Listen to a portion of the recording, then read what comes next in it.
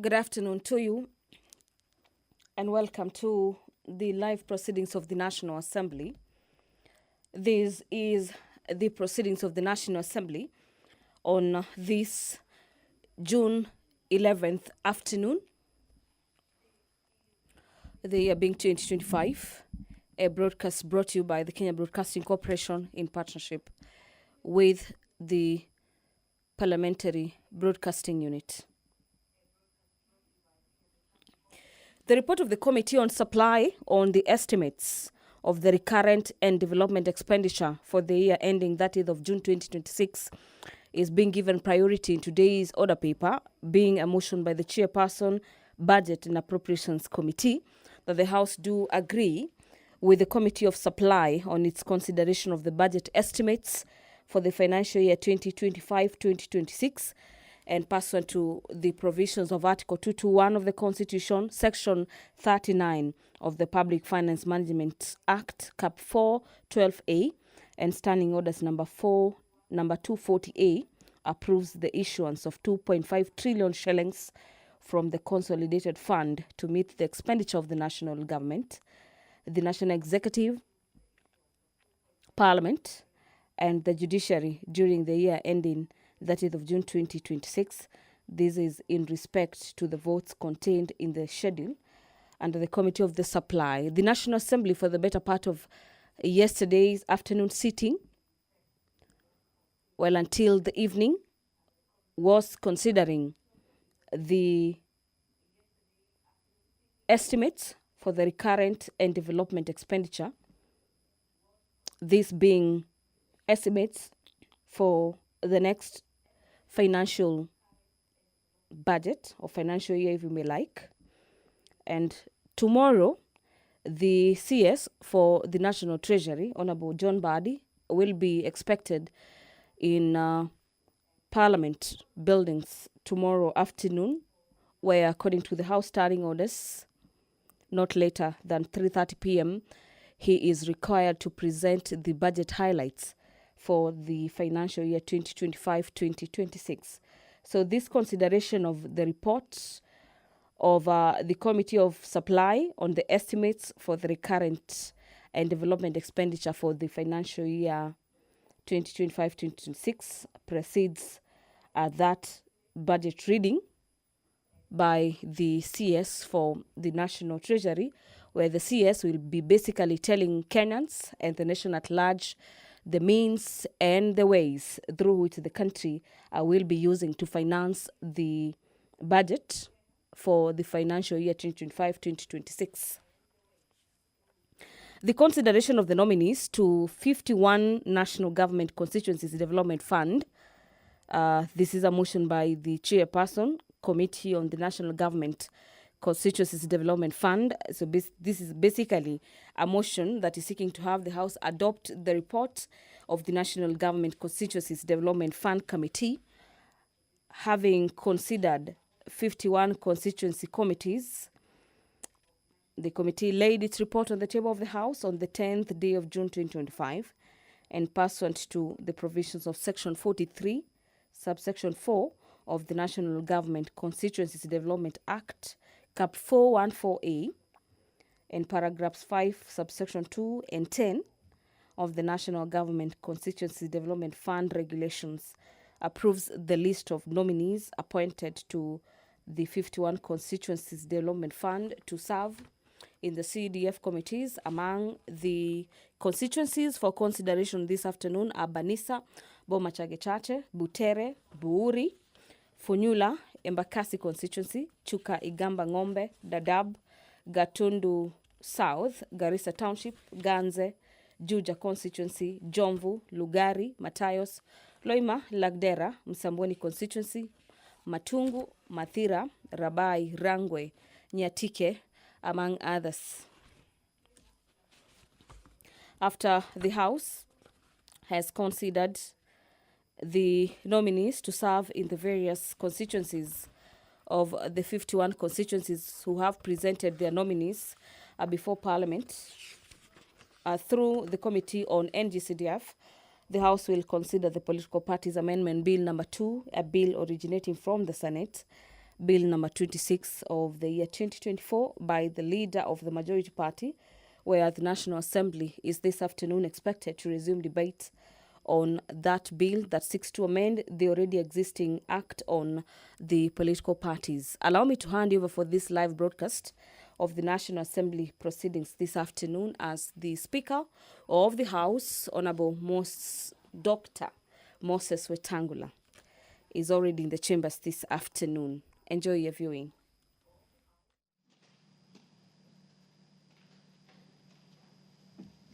Waheshimiwa, tuombe.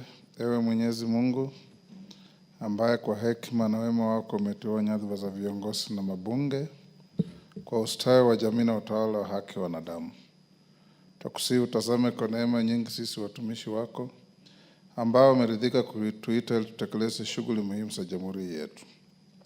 Tunakuomba uteremshie baraka zako sisi tuliokutanika hapa na utujalie tuyatende na kufikiria mambo yote yatakayofikishwa mbele yetu kwa njia ya haki na uaminifu, ili utukufu na sifa zako siendelezwe, na ili kustawisha amani, ufanisi na heri ya nchi yetu na wale ambao haja zao umezikabidhi mikononi mwetu. Amen.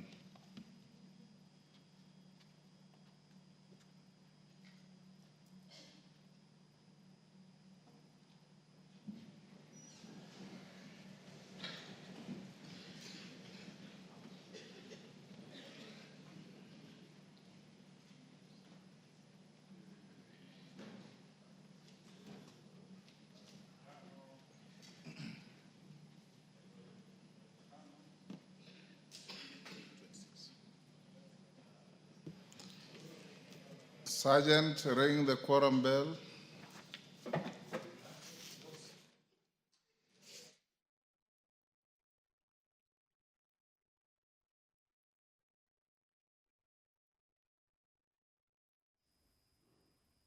Just a few minutes after the commencement of business this afternoon, the Speaker of the House, Honorable Moses Wetangula, has directed the sergeants to ring the quorum bell for members who are yet to make their way into the chamber this afternoon to do exactly that, to necessitate the attainment of 50 members present in the chambers to commence with the business before the National Assembly this afternoon.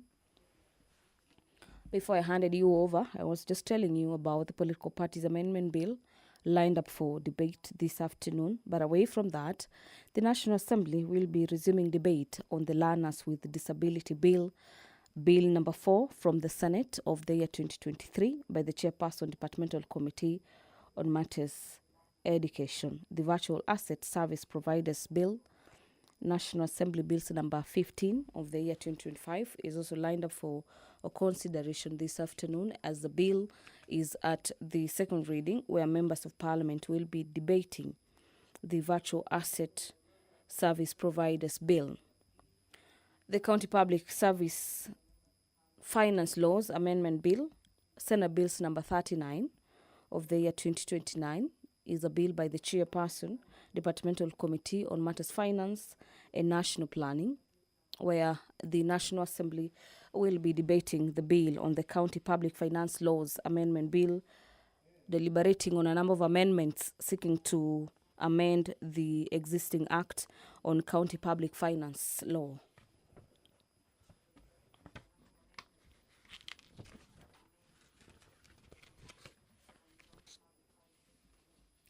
Under the Committee of the Whole, the National Assembly will be considering the Value Added Tax Bill, Bill number 11 of the year 2025, and with all indications from the chamber is that the quorum has been achieved. So allow me to hand over back to the chamber. Okay, so you can see me tomorrow. What time? In the afternoon. Okay. Around midday. Yes. Thank you.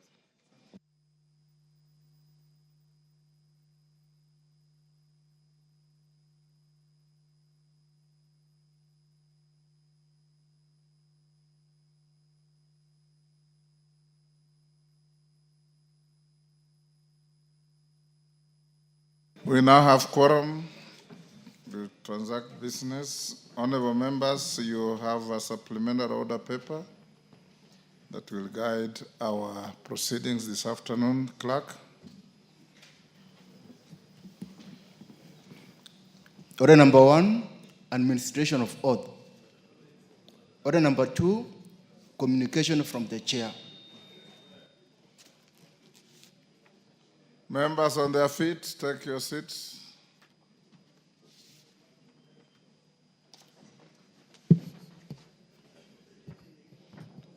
Honorable members, I have a short communication.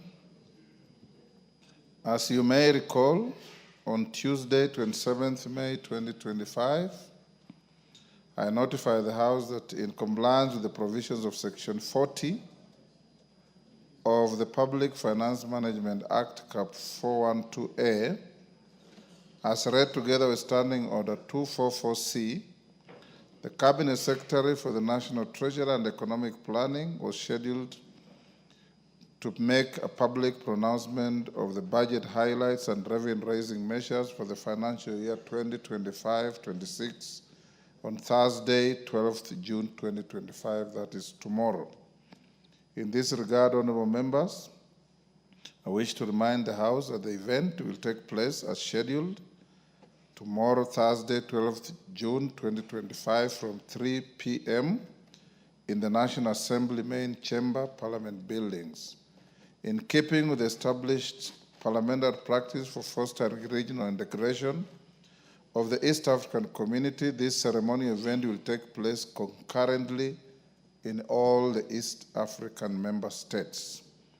Honorable members, the pronouncement of the budget highlights and revenue-raising measures by the Cabinet Secretary is a critical function of the National Assembly in the budget-making cycle. Indeed, various dignitaries and invited guests are expected to attend and observe the proceedings. I therefore urge all members to prioritize and attend this significant event. Thereafter, there will be a reception at the Parliament Courtyard, hosted by the Minister of the National Treasury and Economic Planning. Consequently, honorable members, the parking spaces at the Parliament Courtyard will not be available for use tomorrow, Thursday, 12th June 2025. Honorable members will be dropped at the main entrance, following which drivers will be guided by Parliament security officers and sergeant-at-arms to alternative parking spaces within Parliament Square. To this end, I urge honorable members to clear the parking area at the Parliament Courtyard as from today, 4 p.m., to allow arrangements for the reception to be undertaken. The House is accordingly guided.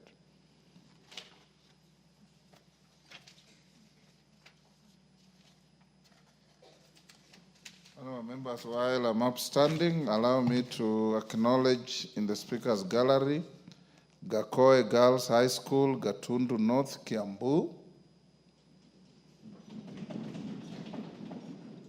Migwani Boys High School from Mwingi West, Kitui, and in the public gallery, Karangare Secondary School, Mbere North, Embu,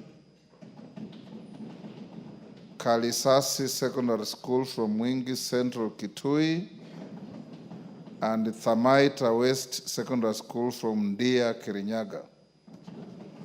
On my behalf and on behalf of the House, we welcome the students, their teachers, and those accompanying them to the House of Parliament. Next. Order number 3, messages. Take the nearest seats, members.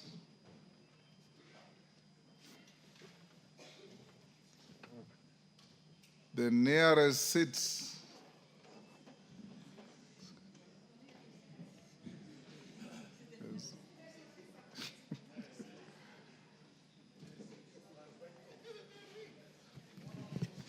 Honorable members, I have a message from the Senate on appointment of senators to the Mediation Committee on the Division of Revenue Bill, National Assembly Bill number 10 of 2025.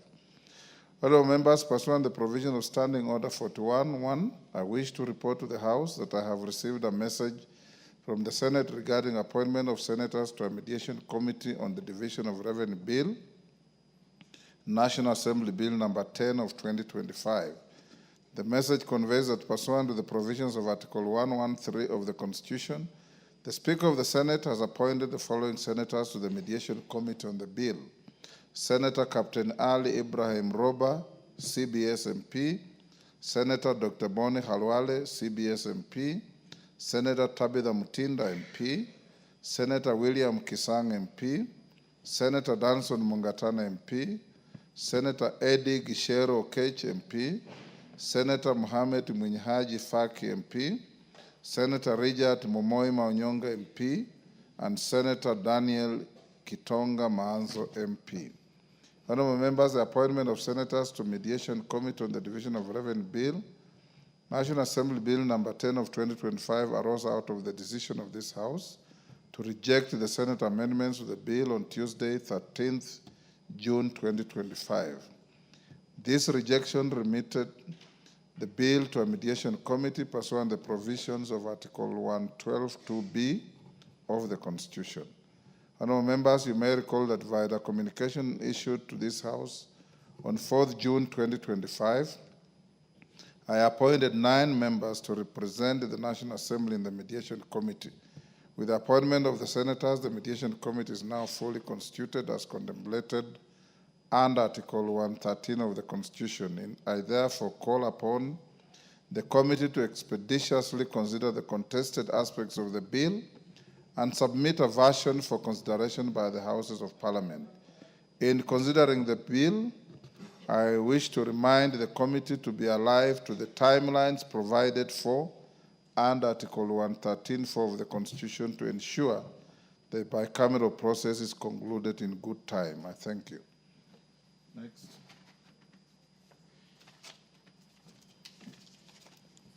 Order number 4, petitions. Order number 5, papers.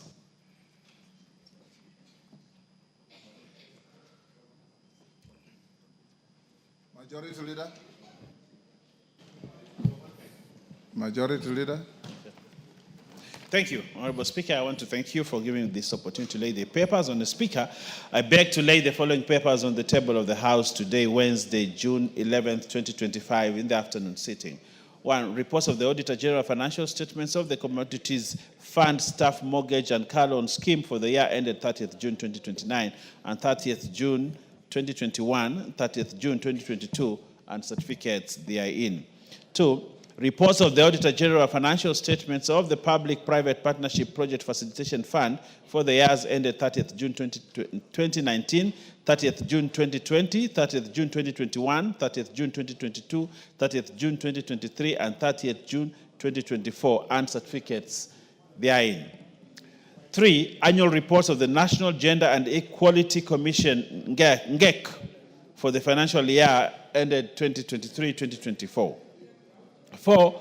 Reports of the audit accounts of the Pest Control Products Board, PCPP, for the year ended 30th June 2024 from the Ministry of Agriculture and Livestock Development. 5. Reports of the National Government Budget Implementation Review for the first 6 months, first half for financial year 2024-2025 from the Office of Controller of Budget. 6. Quarterly Economic and Budgetary Review Report, third quarter for the financial year 2024-2025 for the period ending 31st March 2025 from the National Treasury. 7. The County Government's Budget Implementation Review for the first quarter for the financial year 2024-2025 from the Office of the Controller of Budget. 8.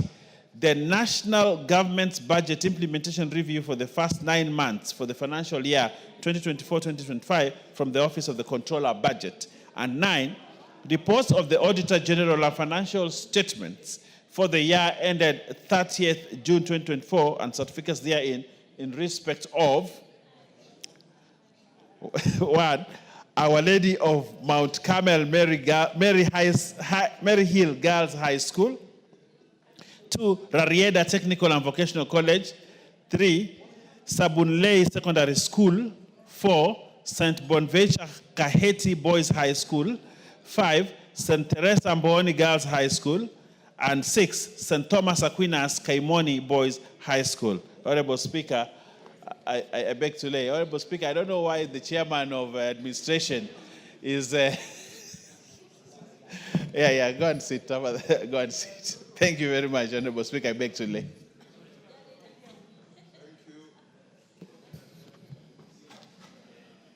Honorable members, call the next order. Order number 6, notices of motion.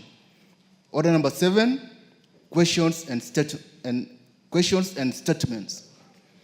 Honorable members, before we go to order number 7, let's have a short rearrangement so that we dispose of orders number 8 and 9 before we go to order number 7.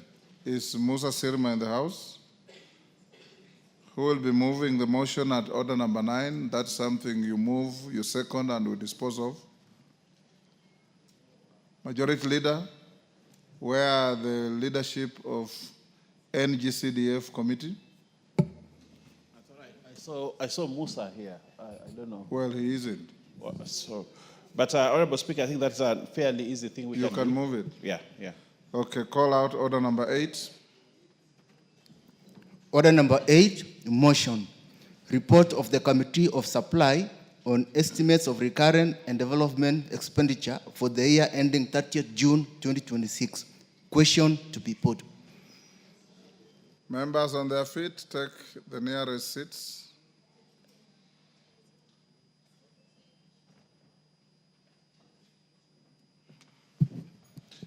Honorable members, we'll now put the question at order number 8, which is that this House do agree with the report of the Committee of Supply on its consideration of the budget estimates for the financial year 2025-26, and pursuant to the provisions of Article 221 of the Constitution, Section 39 of the Public Finance Management Act, Cap 412A, and Standing Order 240A, approves the issuance of a sum of Kenya shillings 2,549,543,978,440 from the Consolidated Fund to meet the expenditure for the National Executive, Parliament, and the Judiciary during the year ending 30th June 2026 in respect of the votes as contained in the schedule. As members of that opinion say aye. Aye. Will those on the contrary opinion say nay? Nay. The ayes have it. Honorable members, I must congratulate those who painstakingly remained in the chamber yesterday to prosecute the committee of supply. I know some of you had retreated to elsewhere, but I saw members like Kajwang, Keinan, Owen, Bowen, and others, Oundo, who remained here from 2:30 to the end of the day, and we must salute their industry. Next order. Order number 9, motion. Consideration of nominees to 51 National Government Constituencies Development Fund committees. Yes, Owen.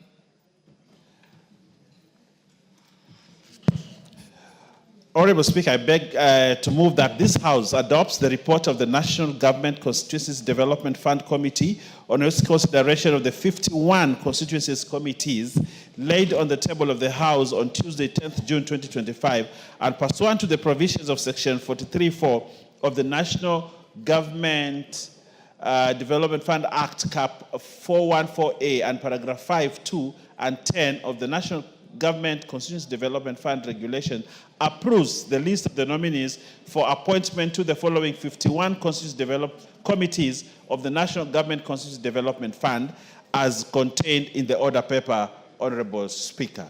Honorable Speaker, having done that, I think this is a straightforward matter. I would request the Honorable Jamatia. Oh, she's here. She's walking out. Look for she's somebody walking else. out. I should request it. But I want to request my counterpart on the other side, the Honorable Mbui, to second for approval. Thank you. I second. Order, Chamatia, take a seat, the nearest seat, or complete your walkout. Thank you.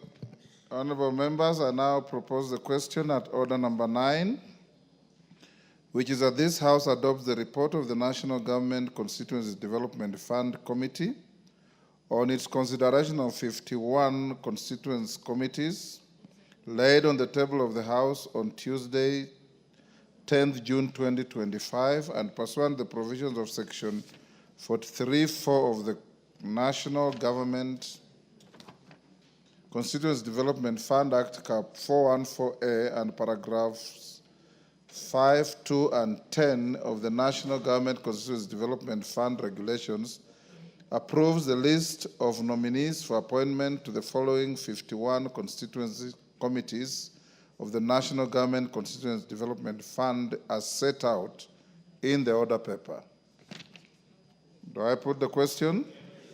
I now put the question, honorable members, at order number 9, which is that this House adopts the report of the National Government Constituency Development Fund Committee on its consideration of 51 constituencies committees laid on the table of the House on Tuesday, 10th June 2025, and pursuant to the provisions of Section 43(4) of the National Government Constituencies Development Fund Act, Cap 414A, and paragraphs 5, 2, and 10 of the National Government Constituencies Development Fund Regulations, approves the list of nominees for appointment to the following 51 constituencies committees of the National Government Constituency Development Fund as set out in the order paper. As members of that opinion say aye. Aye. Will those of the contrary opinion say nay? The ayes have it. Let's go back to order number 7. Order number 7, questions and statements. Honorable members, we have several requests for statements. I will start with the Honorable Farah Yakub. Is Farah Yakub in the house? Member for Fafi. Request dropped.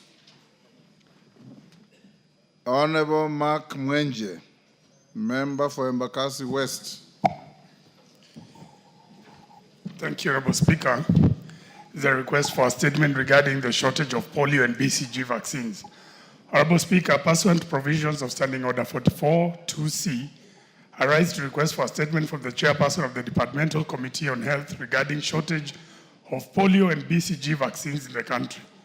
Honorable Speaker, vaccines of newborns is essential for development of immunity and elimination of infant mortality by protecting infants against severe and life-threatening diseases, particularly the various forms of tuberculosis, including TB, meningitis, and miliary TB. The BCG vaccine is one of the oldest immunizations still in use globally and is a cornerstone of childhood vaccination programs. Administered shortly after birth, these vaccines offer crucial early life protection when infants are at their most vulnerable stage of development. Honorable Speaker, recent reports indicate that 12 out of 47 counties in the country have completely exhausted the stocks of key vaccines, particularly tuberculosis, BCG, and polio vaccines, is therefore alarming. Even more concerning is a statement issued on 6 June 2025. The PS, the Principal Secretary for the State Department for Medical Services, warning that the national stockpile of the BCG and polio vaccines were projected to last for only 2 weeks, while the rotavirus vaccine will run out within a month. The resultant delays in administration of these critical vaccines can leave children unprotected, significantly exposing them to the risk of severe illness, long-term disability, or premature death. Honorable Speaker, it is against this background that I request for a statement from the chairperson of the Departmental Committee on Health on the following. The immediate measures the Ministry of Health is taking to address the current shortage of polio and BCG vaccines in the country, including the specific timelines, the logistical arrangements for quick distribution of the vaccines across all counties, including plans to reach remote and regions that face logistical barriers, a report on coordination between the Ministry of Health and National Treasury to secure timely disbursements of funds for vaccine procurement through Gavi Kenya and the steps taken to meet financial commitments to Gavi Kenya to avert future disruptions. And finally, the long-term strategies put in place to strengthen the national vaccine supply chain so as to build resilience against future disruptions in vaccine availability. Thank you, Honorable Speaker. Thank you, Honorable Mwenje. Dr. Nyikal, before you tell us when you can bring the statement, when you brought me this statement yesterday, I felt alarmed because the BCG vaccinations are as old as all of you here. There is none of you who doesn't have a mark on your arms of BCG vaccination. So I did pick up the phone and call the PS for Health, Dr. Oluga. He confirmed that there was a shortage, but that the vaccines had arrived at JKIA and they will be distributed immediately to all hospitals, because I found this not only alarming but dangerous for the country. And we thank you for bringing the request. Dr. Nyikal, in view of the importance of this, I direct you to bring a response on Tuesday next week. I'll not give you the luxury of 2 weeks.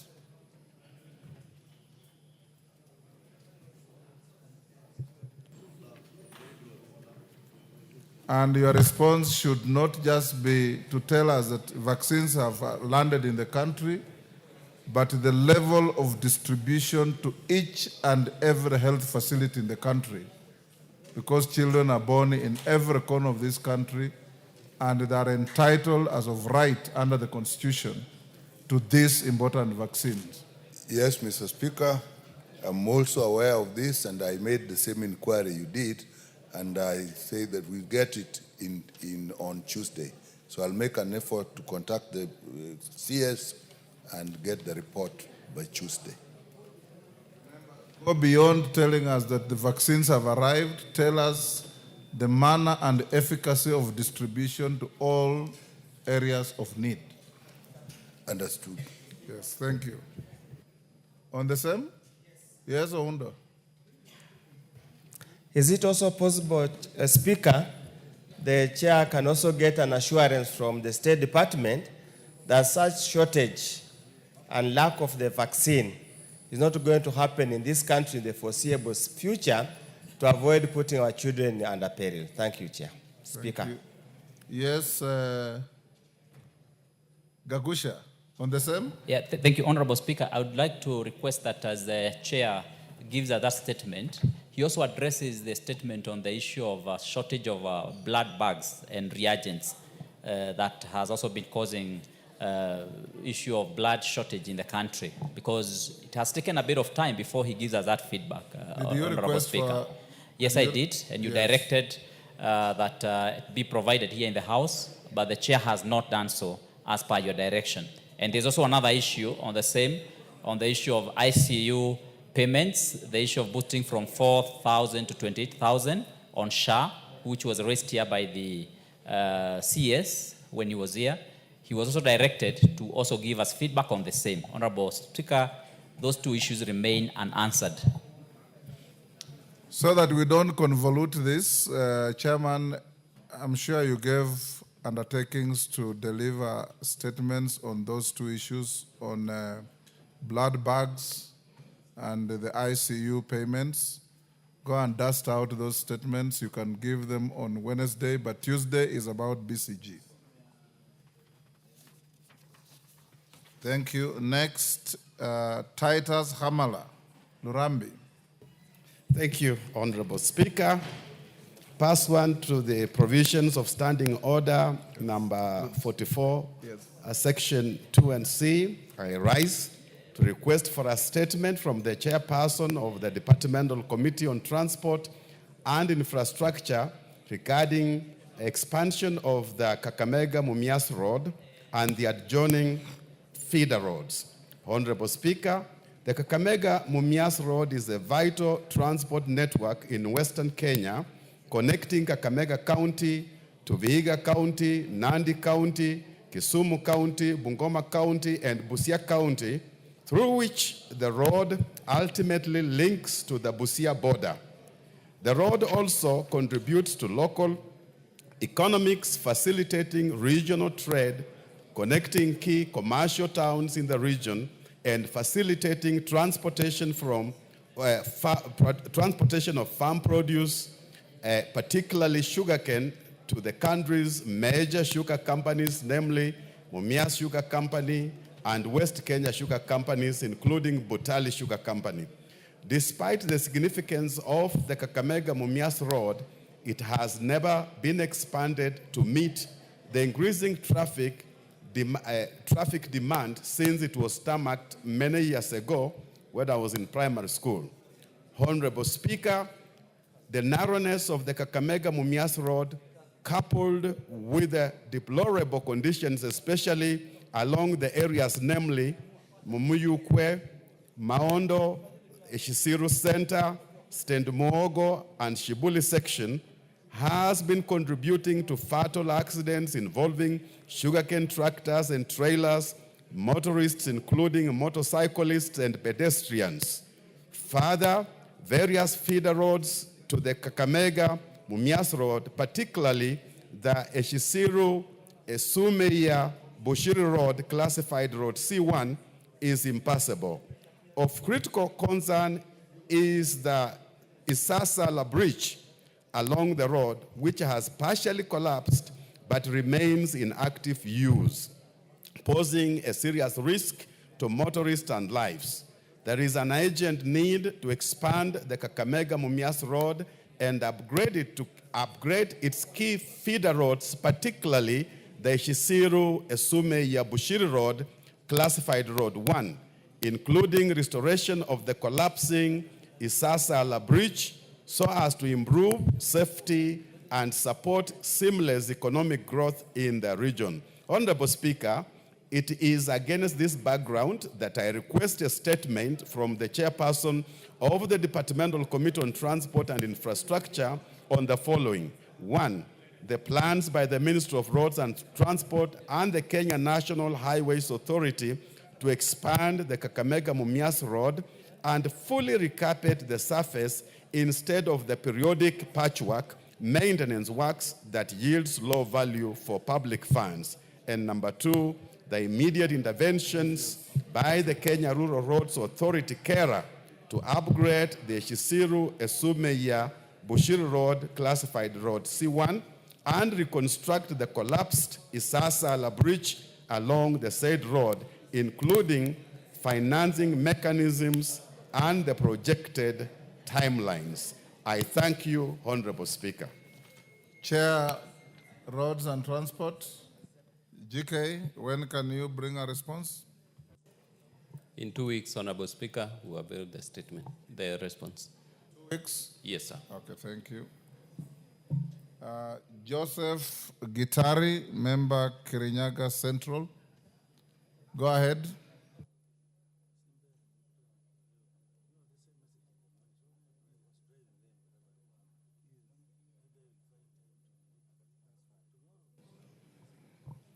Thank you, Mr. Speaker. Request for statement regarding the status of rehabilitation of roads in Kaguma Town, Kirinyaga Central constituency. Honorable Speaker, pursuant to the provisions of Standing Order 44-2C, I wish to request for a statement from the chairperson of the Departmental Committee on Transport and Infrastructure regarding the status of rehabilitation of the roads in Kaguma Town in Kirinyaga Central constituency. Honorable Speaker, the road in Kaguma Town, especially Gateway and Trojan area in Kirinyaga Central constituency, experience high volume of traffic due to tea transportation, health services, activities, and market centers located within the said area. As a result, there is a need of rehabilitation of the roads within the area, including installation of speed bumps and zebra crossing to ensure the safety of residents and road users. This will prevent road accidents and enhance economic growth in the area. Honorable Speaker, it is against this background that I wish to request for a statement from the chairperson of the Departmental Committee on Transport and Infrastructure on measures being put in place to rehabilitate the poor roads and install speed bumps and zebra crossings on the roads around Gateway Trojan area in Kaguma Town, Kirinyaga Central Constituency. I thank you, Honorable Speaker. DK, when can you bring a response? Honorable Speaker, in about 2 to 3 weeks, should 2 be able weeks. to respond. We'll give you 2 weeks. Thank you. Honorable members, allow me to acknowledge the following. In the Speaker's Gallery, we have Njiri School. Is it called Njiri or Njiris? Njiri. Njiris. Njiri School from Kigumo, Muranga. In the public gallery, we have Nyabondo Boys Junior from Nyakach, Kisumu, and Narok High School from Narok North, Narok. On my behalf and behalf of the House, we welcome the students, their teachers, and those accompanying them to the House of Parliament. Member for Kigumo has asked me to welcome Njiri School. You can do so on behalf of all your colleagues from whose jurisdictions we have schools. Go ahead. Give the honorable. All right, thank you, Honorable Speaker. I want to take this opportunity to welcome Jiri and Honorable Speaker, because that school is named after the senior chief, Jiri Wakaraja. That's why it was renamed to Jiri. That is his actual name. So I want to welcome them to Parliament and all the other schools that are attending this session. I'd like them to be inspired so that they can aspire to be members, they can aspire to be great members of this country once they see the session and the people who are contributing and the debate that goes on here. I also want to wish them well as they travel back to school and all the schools here on behalf of Parliament and members of Parliament. Asante, Honorable Speaker. Thank you, Bwana Munyoro. Responses from education. Is the chair education here? To respond to a request by Honorable Robert Mbui. Education. Rebecca, are you ready? Go ahead. Give Honorable Tonkei the mic. There's one next to you. Okay. Yes, thank you, Honorable Speaker. Honorable Speaker, we have a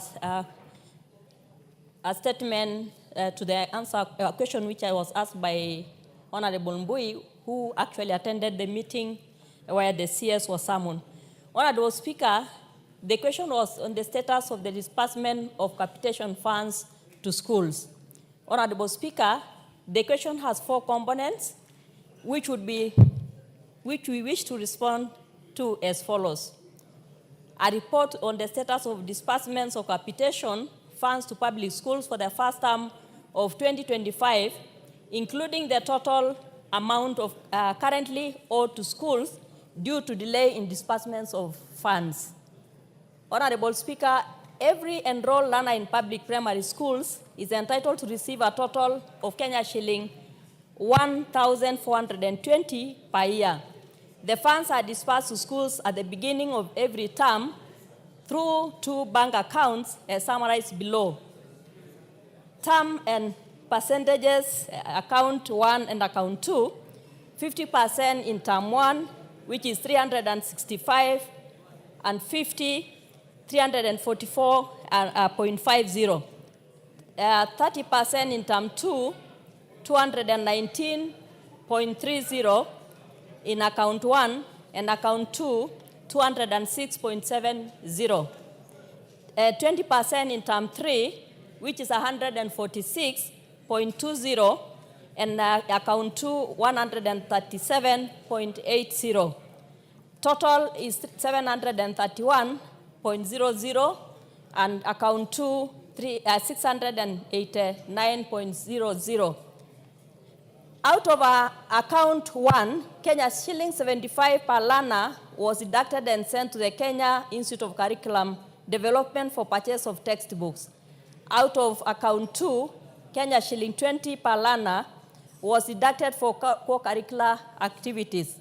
For term 1 of 2025, the ministry disbursed 4,127,304,81 shillings for a total of 5,812,164 learners.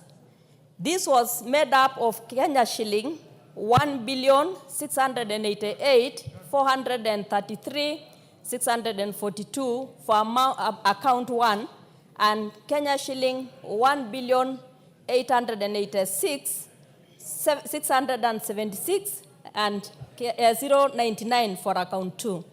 There is no money owed to schools for term 1. All the money was disbursed in January 2025. Honorable Speaker, the approved rate of capitation for junior schools is Kenya shilling 15,043 per learner per year. For term 1 of 2025, Kenya shilling 15,323,832,631.92 was disbursed for 2,994,201 learners in 20,350 junior schools across the country. This amount is 50% of the annual capitation due to the schools. The entire amount was disbursed in January 2025. Honorable Speaker, at the secondary school level, the approved rate of capitation is Kenya shilling 22,244 per learner per year. For term 1 of 2025, the ministry disbursed a total of Kenya shilling 28,824,649,743.76 for 3,268,616 learners across 9,513 schools. Each learner received Kenya shilling 8,816.61. The disbursement was 50% of the budgeted amount in the printed estimates. This was done in 2 tranches. The first Kenya shilling 14,412,324,871.88 was sent in January 2025, with the second of the same amount sent in March 2025. It is important to note that the allocation of Kenya shilling 28,824,649,743.76 reflects a budgetary deficit of Kenya shilling 7,528,897,408.24. The resource requirement at the approved rate of capitation is Kenya shilling 36,353,547.152.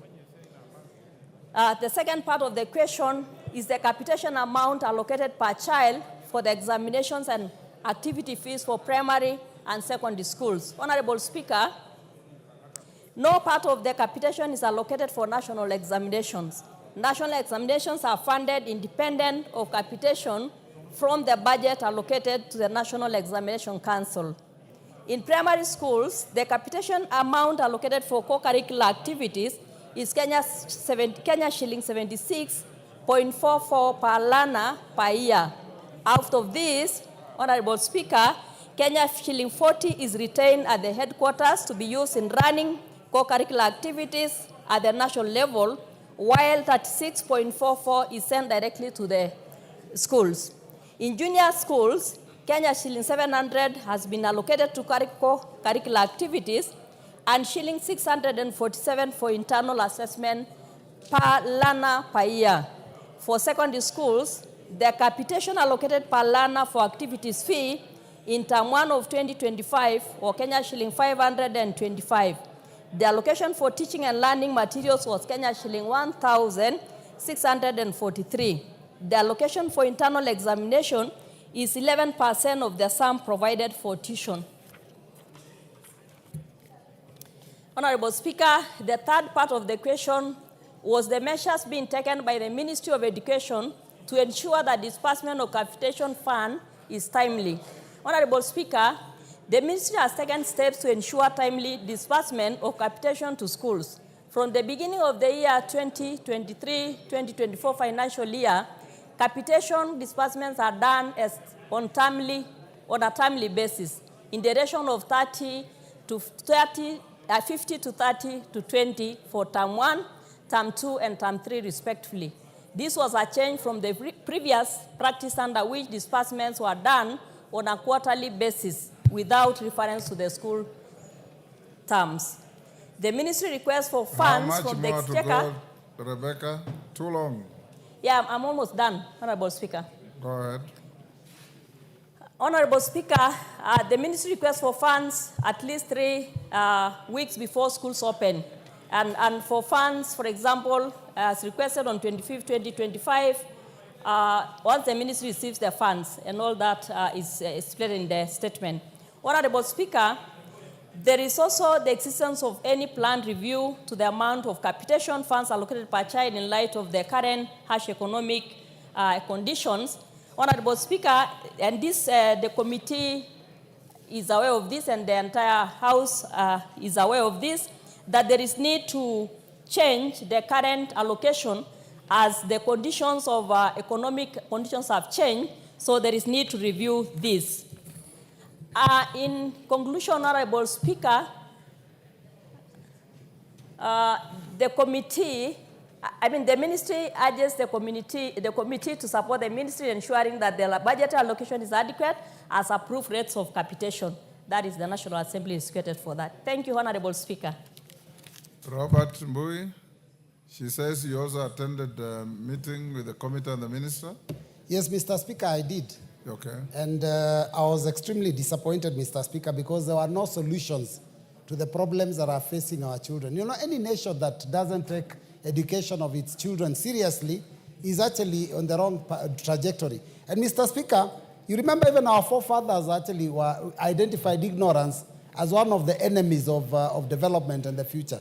Now, Mr. Speaker, the reason I was raising this matter of capitation was to establish whether it is enough for the education of our children. Mr. Speaker, 1,420 shillings per primary school child is what is being offered currently. And Mr. Speaker, that money is supposed to cater for all the activities that go into education. It's supposed to deal with internal examinations. It's supposed to deal with things to do with sports. It's supposed to deal with drama. It's supposed to deal with music. And Mr. Speaker, it really wasn't enough. Now, Mr. Speaker, I was hoping that the CS would have been able to provide a solution. And I was thinking that one of the things that is facing as a problem, Mr. Speaker, is that education as per the Basic Education Act and as per the Constitution of Kenya is free. Basic education is meant to be free. We also even amended the law and made exams also free. So, Mr. Speaker, I wanted him to give us a solution because the Act says that the principals and the head teachers in Kenya cannot be able to levy any charge to the parents. But, Mr. Speaker, every single school in Kenya, actually parents are still paying. Now, unless we come up with a policy to address this matter, what will happen is that some schools will ask for 100, others 200, others 300, others 400, and more. So, Mr. Speaker, a policy would help us to have a standardized amount that is charged for every parent so that if we cannot afford it, then we make it fair. So, Mr. Speaker, I just feel that we need better answers and we need a solution to this problem. Tongai. Thank you, Honorable Speaker. It's true that Honorable Mbui was he attended the committee meeting where the CS was. And we all agree that, Honorable Speaker, it is this House that appropriates money for schools. And we all agree that the CS has no solution to this, but the House has a solution of dispersing funds to the ministry so that they can give our schools money. Because, you know, Honorable Speaker, I was in record asking the CS, how free is education in Kenya? And Honorable Speaker, because, you know, every time our schools, our parents are asked to pay money, it's because the CS has no way to give, he has no money by himself. The parents and the principals need the schools to run. Honorable Speaker, looking at his question, it is true that the questions that were asked are partly answered. But if we could also allocate money for them to be able to give the money that is intended to be given for disbursement, then Honorable Mbui, I think we'd be in a better position. Yes, Mwenje. Thank you, Honorable Speaker. Honorable Speaker, on the same issue, one of the concerns that we have, Honorable Speaker, is that students who are registered on NEMIS, the money comes based on the number of students registered on NEMIS. There's been an intentional deregistration of students on NEMIS so that the ministry sends less money to the schools. Honorable Speaker, one of my schools in Umojawan Primary, I'll just give an example, was sent 59,000, a school that has 3,000 students. How do you send 59,000 as capitation? Honorable Speaker, we also need the Ministry of Education to be clear. There is this notion that they send half the amount and retain the other half. Can they clarify that position so that school heads can understand that this is the amount that is coming? That if they say they are giving 15,000 to JSS students, you're only going to send 7,500 and the rest you're going to retain. Make that clear rather than school heads expecting the full 15,000, which will never come. Thank you, Honorable Speaker. Bowen first, then Owen. Bowen, not Owen. You know, Mr. Speaker, Owen took over my name. Mr. Speaker, in the last supplementary, the chair of education is on record in this house. There was an allocation of 100 million Kenya shillings, if you check in our records, in the supplementary too. And Mr. Speaker, the chair of education told us then that the money was going towards upgrading the NEMIS to make sure that all the students in this country are captured properly so that capitation money, when they are sending from the ministry, they are sending from a point of information and the point of, based on the numbers of students in every school.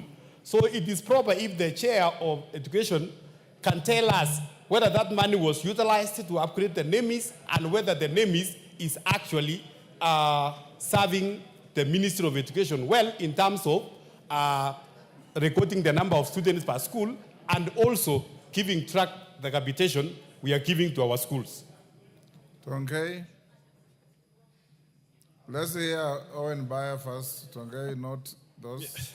Thank you, Honorable Speaker. Honorable Speaker, I want to join, I would like to join Robert Mbui on this matter. Honorable Speaker, I would like to request you to ask the Wamboka-led committee to investigate schools, especially the PAC committee led by Wamboka, to investigate schools, because in my constituency, I have this problem. Money is sent to schools. Immediately that money lands there, a letter comes in from the sub-county education officer saying that now send us this amount of money for this purpose, per student 10 shillings or 5 shillings. After some time, another letter comes from the county education office saying send us 10 shillings per student for every school for games. When the students want to go for games, parents are asked to bring money so that the students can be facilitated to go for games. Secondly, Honorable Speaker, the issue of NEMIS. I have a school that has 1,000 students, but the ministry sends money for only 500 students. You ask, why haven't the other students been given? They will tell you they don't have birth certificate. Honorable Speaker, if you remember, I brought this matter here in this chamber, and the minister then said, no birth certificates will be required.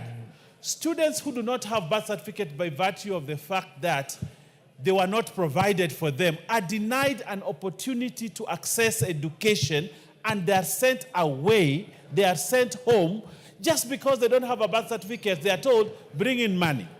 Thirdly, Honorable Speaker, when it comes to examination, if you ask the Ministry of Education, have you sent money for exams? the ministry will say we have sent money per student for exams. The people in the education sector will go and get a person who provides exams at an exorbitant price, and they come back and tell the head teachers, tell each of your students to give money, and the students are sent home to go and collect money for exams. Honorable Speaker, unless this parliament takes a decisive step and requests a special audit, a forensic audit in these schools and the education officers in the counties, we will never get an answer and our students will suffer. Honorable Speaker, what the minister will say here in Nairobi is different from what is on the ground. Parliament must go down, investigate schools. How come Ministry of Education runs some special accounts? You know, they open accounts where they say, KEPSHA, for example, Kenya Primary School Heads Association, are given 10 shillings per student. And that money is sent to a KEPSHA account, and they sit down and share that money among officials of KEPSHA and officials of the ministry at the county levels. Honorable Speaker, this is what happens, and that's why our kids keep on being sent home, so that they go collect money to boost certain kitties in schools. Honorable Speaker, we need to come to the end of this by ensuring that we investigate per county, per constituency, per sub-county, Honorable Speaker, so that the truth comes out. Otherwise, our children will continue to be sent home for exams, for sports, for PTA, for things that are mundane, they are not important to the education of the child. Honorable Speaker, I feel very pained about this because I see every time happening to schools. We must bring a stop. Money sent by government to schools must be used for what it was sent for, not to enrich education officers in the counties and head teachers and other officials. Honorable Speaker. Tongei, you've heard that? I have heard it, Honorable Speaker. What's your response? Honorable Speaker, you know, for the not examination, the one for activity fee, we agreed with the CS that it's time they review the percentages they are sending to schools. Because, you know, leaving 40 shillings here at the headquarters and giving out around 10 shillings to the students at the lower level, Honorable Speaker, that money is too little. And, you know, as students go upward, they are fewer than when they are beginning their activities down there. Honorable Speaker, I still request that this House allocates funds to the Ministry of Education, because the principals and the head teachers have no problem. The problem is the money they are given. Thank you, Honorable Speaker. Tongei, you can't ask for more when the little you are getting is being applied badly. Have you heard what Owen Baya is saying?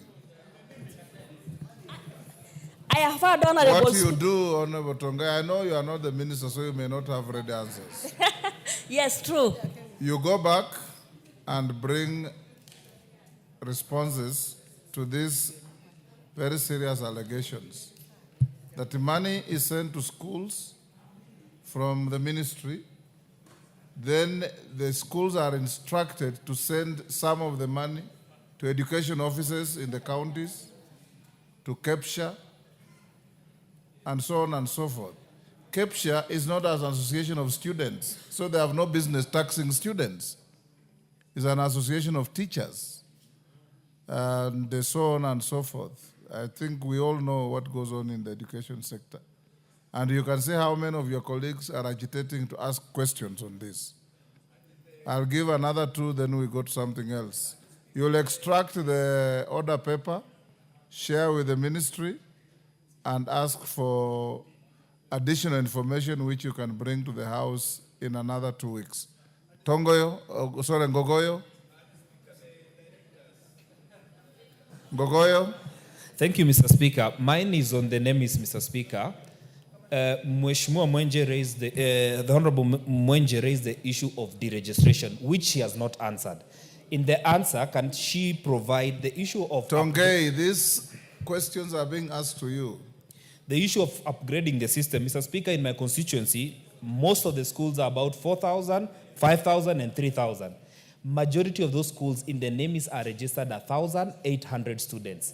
And we have raised the issue of deregistration of people who are already in the NAMIS, and in your answer, you did not provide. I want to request you, Mr. Speaker, can she provide, after the supplementary 2, where we provided 100 million, And the minister himself said you no longer need a birth certificate to register a child in NEMIS, why is it that they do not deliver 100% of the monies for students in a school while it is in their statements that you have 3,000 students in a particular school? And I'll give you Ngata Rongai Primary. It has 4,200. Up to date, they receive capitation for 1,200 students. Mr. Speaker, I would want to know what's the problem with the NEMIS, which we have provided resources. And thank you very much, Owen Bayer, for listening to the ground. Yes, Honorable Gashagwa. Kerema, sorry. Yes, you and the member from Ndaragwa look alike. No. Speaker, I cannot be Wamunyoro in any sense. Thank you. Thank you, Honorable Speaker. It's very unfortunate on what we are discussing about, Honorable Speaker, as pertains to the children whom we have mainly in our primary schools. For when you are driving along a certain primary school in your constituency and you find very young children going home, and when you ask why, you are told is that they have been sent away from school to go and collect some levies which are unconstitutional levies as pertains to the Minister of Education. Speaker, if you look at it, we have directors of education in our sub-counties. We have TSC directors. These two are duplicating work for one another. And if you look at it very well, the Ministry of Education, at the time they are sending the directors at the sub-counties, they should cater for them of how they are going to survive and how they are going to manage their own affairs without necessarily per se asking the primary schools or the heads of the schools for money, that little money which they are sent as capitation money. But if you look at it, is that the money is demanded for all activities for the ministry, which is very unfair, because you will find that a kid is sent home to go and collect some levies, which you cannot find it within the Act of Education 4. It is provided that education is free, basic education is free. We are in a problem whereby the government agreed to have free education, and we are unable to meet that obligation of free education. So I'm praying, Honorable Speaker, that in the duplication of work, which we have created parallel bodies, which are borrowed, be looked upon so that at least we can have children having a free atmosphere of running. Speaker, if it's a secondary school, if it's a principal who has sent a secondary school student home, as an MP, you can be able to raise up your phone, call the principal, tell him that bursary is coming, only the student at school. Yes. But when it comes to primary school, we cannot even give them bursaries. It's a big problem. Point made, Honorable Tongai. 2 weeks, you bring additional information, and those with issues, you will follow up there. Honorable Joseph Tonui's request, Chair Housing, Planning, Works and Urban.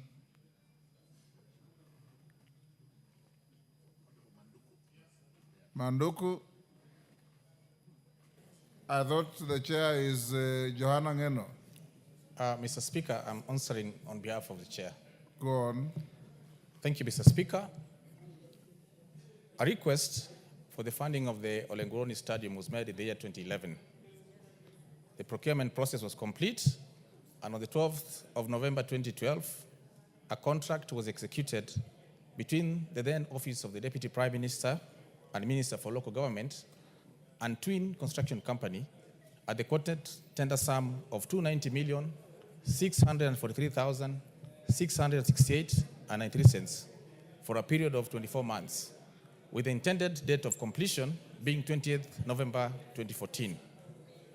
The scope of works entailed the construction of a perimeter fence, boundary wall, retaining walls, soccer pitch, 4-number public dias, pavilions, driveways, parking bays, ablution blocks, and other facilities.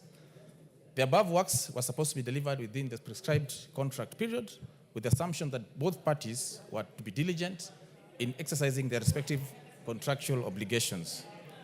However, this was not the scenario because over the entire implementation phase, there were delays by payment.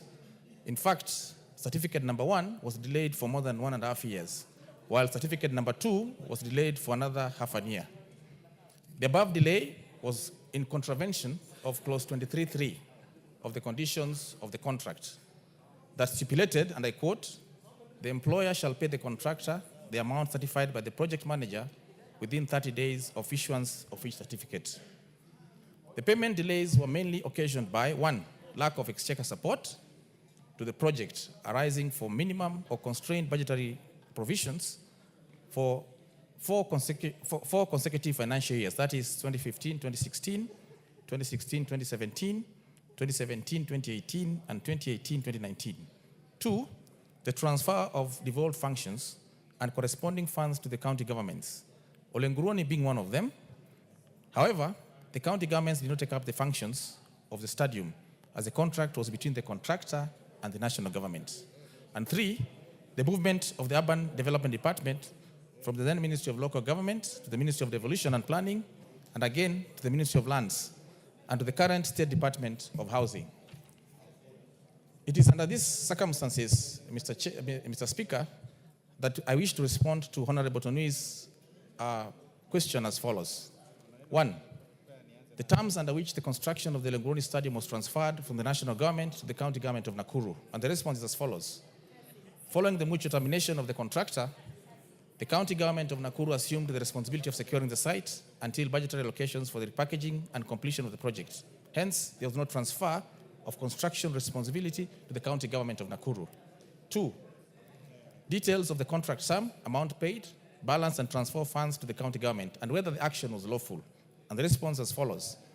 The contract was for Kenya shillings 290,643,668.93 cents. At the time of mutual termination, the contractor had been paid a total sum of 120,446,886.20 cents, thus leaving a balance of Kenya shillings 170,196,782.73 cents. There was therefore no transfer of funds to the county government on this project.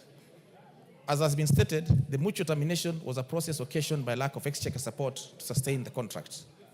Number 3, the reasons leading the contractor abandoning the construction site, having received funds, and what legal action has been taken to enforce compliance with the contract terms or recover misuse of public funds. The response, the contractor was released from performance through mutual termination after it became evident that the contract was untenable given the circumstances. The contractor was paid on the basis of measured works, and hence no public funds were lost. Further, mutual termination was undertaken within the provisions of the contract. And lastly, the specific measures or plans put in place to ensure the completion of the stadium of Olenguruoni. It has been the ministry's desire to ensure that all projects initiated are completed to ensure that there's value for money. However, the main challenge has been lack of budgetary support. Thank you, Mr. Speaker.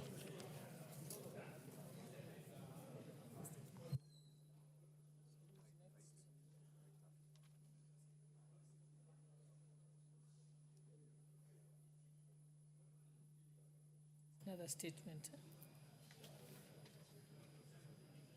The next statement requested was the one by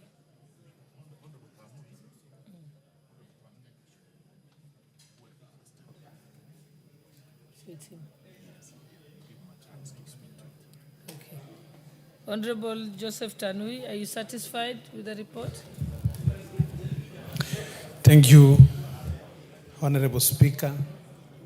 I want to state that I am satisfied with the response. I also want to say, Madam Speaker, that I have information from reliable sources that the construction of Olenguruoni Stadium will be starting very soon. Thank you so much. Now, next we go to the response for the statement requested by Honorable Abdul Haron, member for Mandera South, from the Yeah, from the Chairperson of National Cohesion and Equal Opportunity, Honorable Adan. Are you ready with your statement? Yes. Okay, proceed. Thank you, Honorable Speaker. I have a response which is very voluminous, but I have made I've made the report a little bit short so that we can save also time without interfering with its content.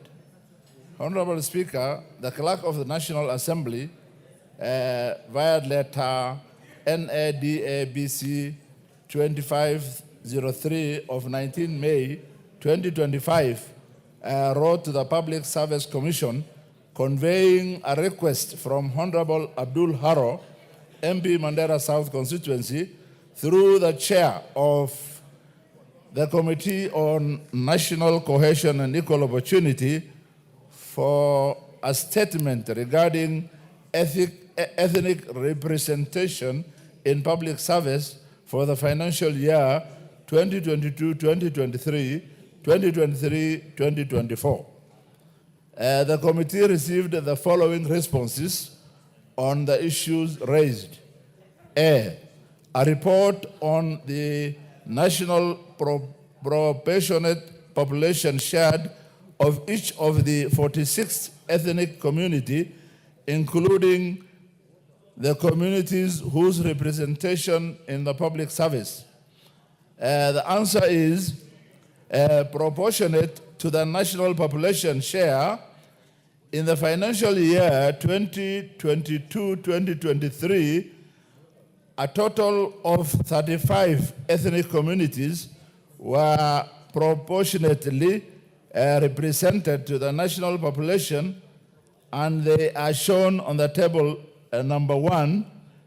And additionally, 2 groups stated as non-Kenyans and not stated were also proportionate to the national population share. These are Aware, Bajun, Boran, Burji, Dashinaj, Ndorobo, Elmolo, Embu, Gabra Goshi, Elchamus, Kamba,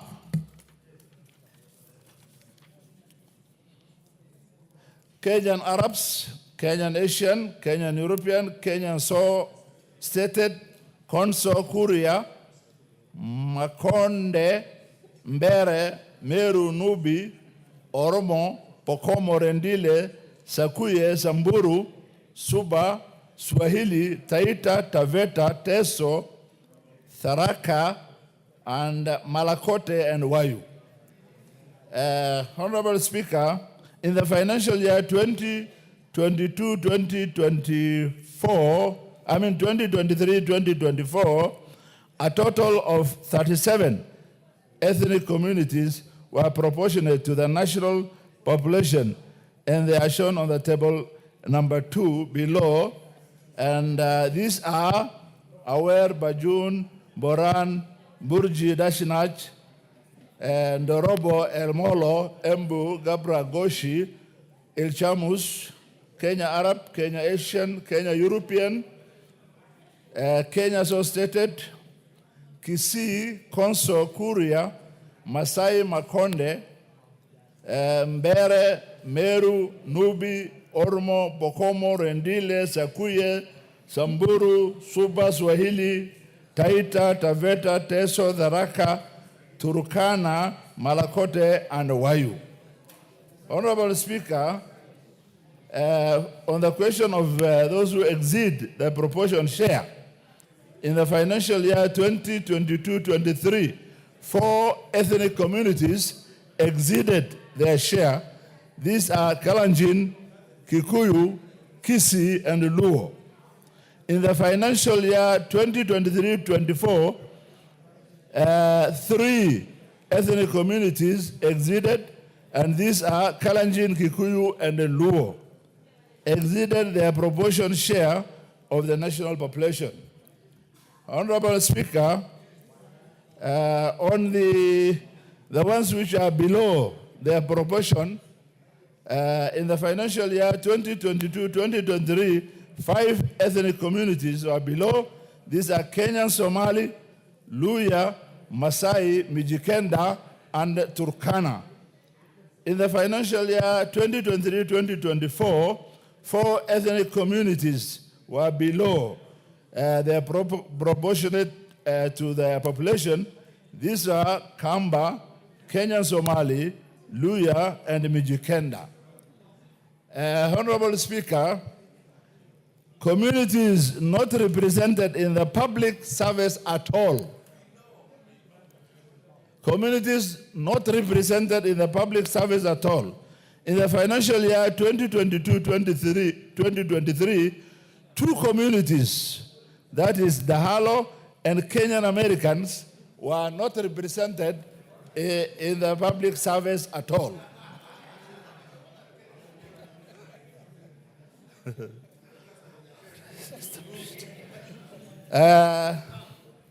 Honorable Speaker, the report on the staff deployed by Public Service Commission detailing designated and job group or job scale and the ethnicity.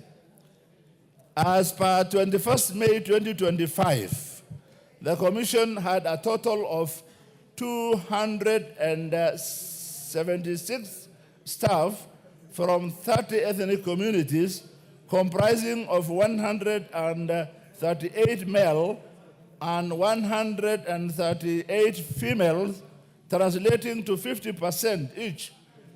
And in the post at the Commission are against approved staff establishment of 491, indicating a variance of 215. The 30 ethnic communities represented in these scales are Bajun, Boran, Embu, Gabra, Garre, Kalenjin, Kamba, Kikuyu, Kisii, Kuria, Luya, Luo, Masai, Mbere, Meru, Mijikenda, other Kenyans, Bokomo, Bokot, Rendile, Sabot, Sakuye, Samburu, Somali so stated, Suba, Swahili, Taita, Teso, Tharaka, and Turkana. Honorable Speaker, Honorable Chairperson, how much longer is your report? Because if you have an executive summary, you can go through it and then members can be given copies.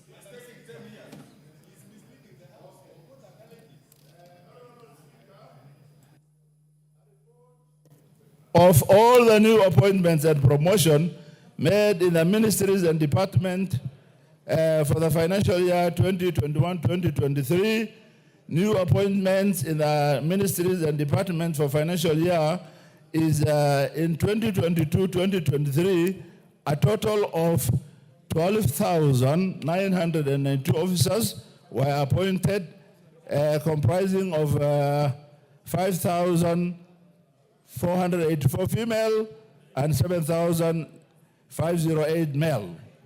The list is as indicated below in terms of their clans or in terms of their ethnicity. Finally,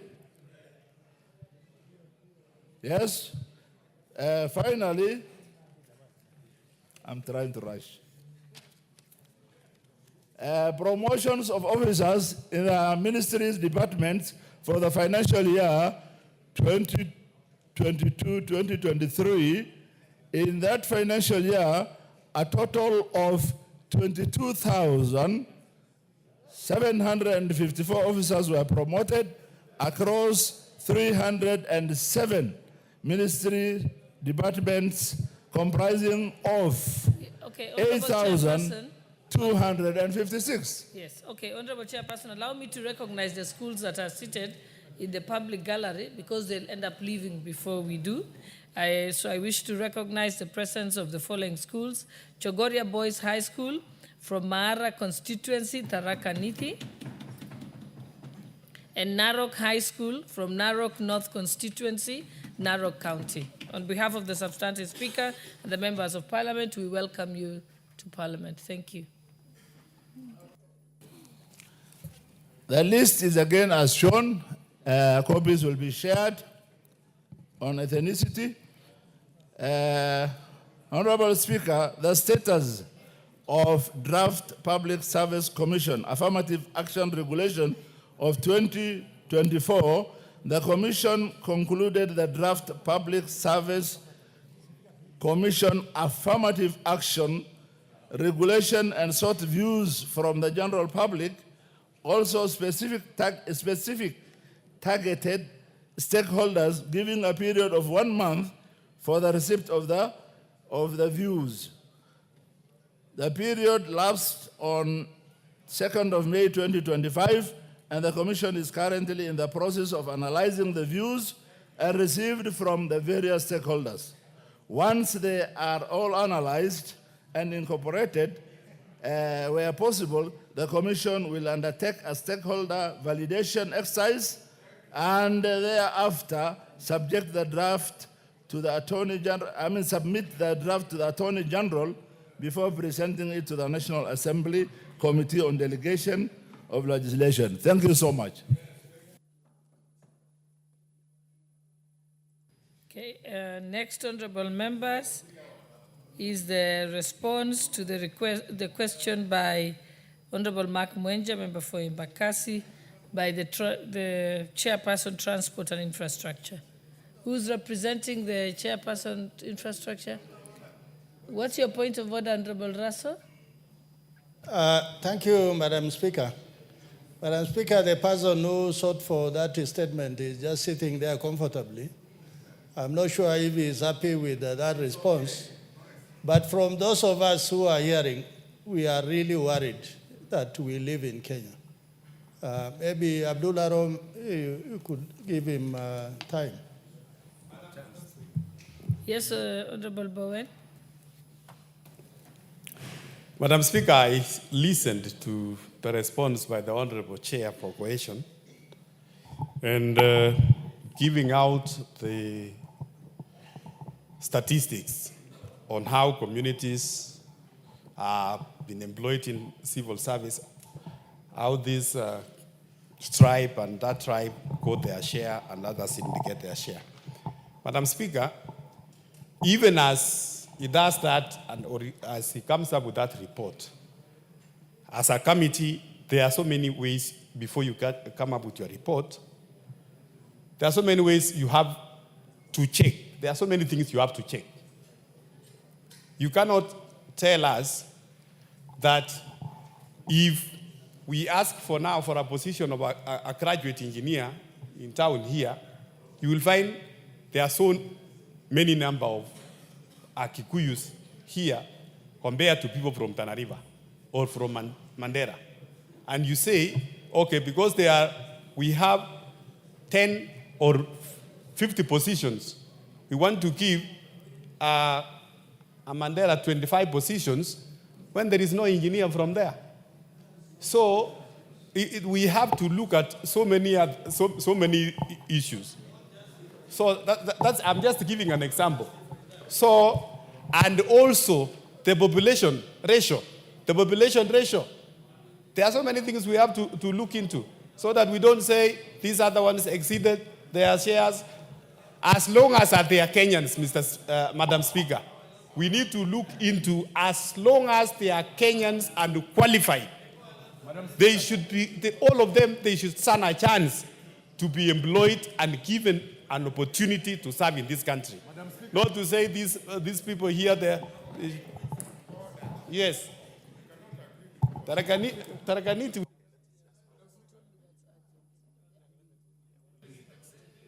I think this debate, the most important thing is that members already have this, the report will be circulated, and members can always raise the issue.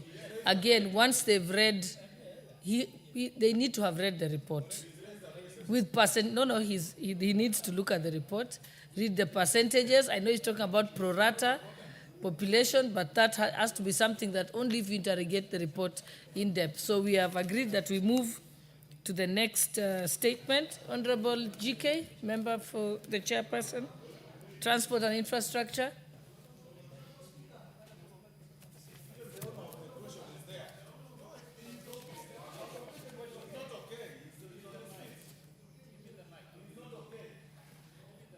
No, the honorable member is stopped from contributing because he was sitting next to the chairperson.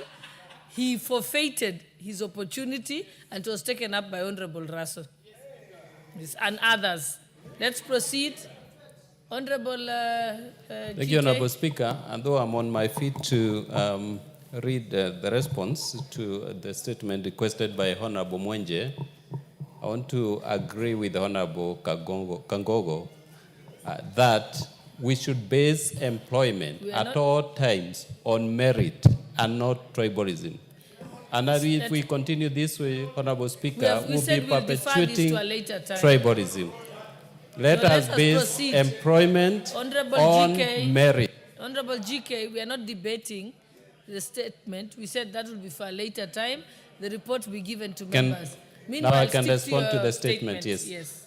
Honorable Speaker, Honorable Mark Mwenje requested for a statement from the chairperson of the Departmental Committee on Transport and Infrastructure regarding the status of 24-25 work plan for the Kenya Rural Roads Authority and Kenya Urban Roads Authority. Honorable Speaker, Honorable Mwenje sought to, among other things, establish measures being taken by the government to ensure the work plan tendered for the financial year 24-25 are not suspended due to lack of funds. Measures being taken to ensure that the delay does not occasion pending bills and other charges that may result from breach of tender agreements. And 3, actions being taken to implement or being implemented by KERA and KURA to ensure that roads under their jurisdiction which are due for maintenance are not affected by the delay in disbursement of funds.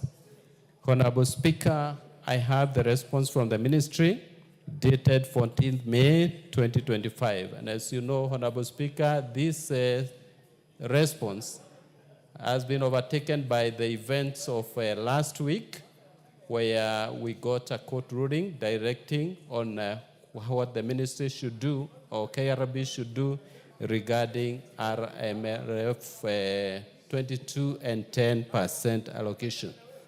So, Honorable Speaker, I want to request that Honorable Mwenje allows me or should allow me to give a more current statement. Order, Honorable Murugara and Honorable next Bowen. week. You can do the shouting match outside the chambers. Proceed. Honorable Speaker, I want to request Honorable Mwenje to allow that I give a more current response next week, Wednesday or Thursday, because what I have here has been overtaken by the events last week. Thank you. Thank you. The Honorable, is the Honorable Susan Kiamba, member for Makueni here? He's already said that his report that he has is overtaken by events, so you'll only be speculating. You're having another chance next week when he comes. Yeah, member for Makueni, are you present? Okay, so we can proceed. Can the chairperson, Transport and Infrastructure, respond to that? Because we only respond if you are present. Thank you, Honorable Speaker. Honorable Speaker, the member for Makueni County, the Honorable Susan Kiamba, MP, requested for a statement from the chairperson of the Departmental Committee on Transport and Infrastructure regarding the status of Emali Ukia Road. Honorable Speaker, the Honorable Kiamba sought to, among other things, establish 1, a report on the current status of the Emali Ukia Road, including any maintenance of improvement works undertaken on the road and when they were undertaken. 2, the reason why tarmacking of the said road, which is of significant economic importance, has been delayed for decades despite repeated government commitments. And 3, specific plans by the government to prioritize the tarmacking of Emari-Ukia Road to ensure its long-term usability, including budget allocation and timelines for upgrading the said road. Honorable Speaker, regarding the current status of the Emari-Ukia Road, including any maintenance of or improvement works undertaken on the road and when they were undertaken, the ministry submitted that Ukia Emari Road section is in motorable condition. The road recently underwent a 9-month routine maintenance contract that was completed in November 2024. A new routine maintenance contract is currently under procurement and works were expected to commence in May this year for the section between Ukia Dudune Center. The scope of works include 1, grading the carriageway for the full road length, that is 2 cycles within the contract period of 12 months, and B, spot graveling, and C, gabion protection works, and 3, culvert installation. 3, Kera has constructed 4.1 kilometers and done spot improvement of 1.64 kilometers. 4, regarding the reason why tarmacking of the said road, which is of significant economic importance, has been delayed for decades despite repeated government commitments, the ministry submitted that the road section has not been tarmacked due to unavailability of funds.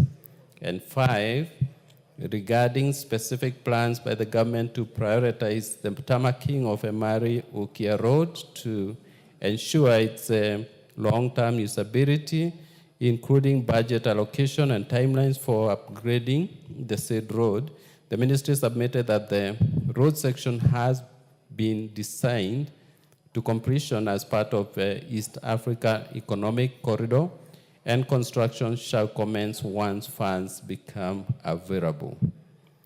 And finally, Honorable Speaker, the routine maintenance contract for Ukia Emari Road has not yet been signed or commenced, and therefore no payments have been made to any contractor. Honorable Speaker, I submit. Member for Makueni, are you happy? Thank you, Honorable Speaker. I think on the first bit, I'm satisfied with the input. However, I'm wondering whether the chairman is not aware that in today's paper, it is already in the advert that the road is going to be tarmacked and we are in the procurement process. Is this a hog? Or are you aware that this process has reached? Or the money you are talking about, is it now there? Thank you, Honorable Speaker. Yes, Honorable GK, you can just Honorable Speaker, thank you for that information. Unfortunately, I don't read newspapers. So, but I'm happy that you have informed us.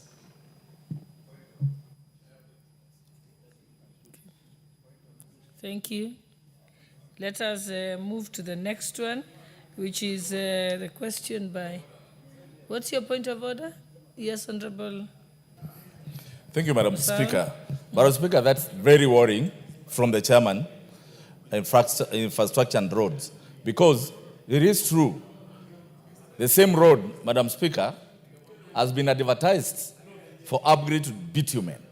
Yet, when you listen to his answer, he says there is no funds. Madam Speaker, why am I worried? Because in the supplemental one, we put money in roads.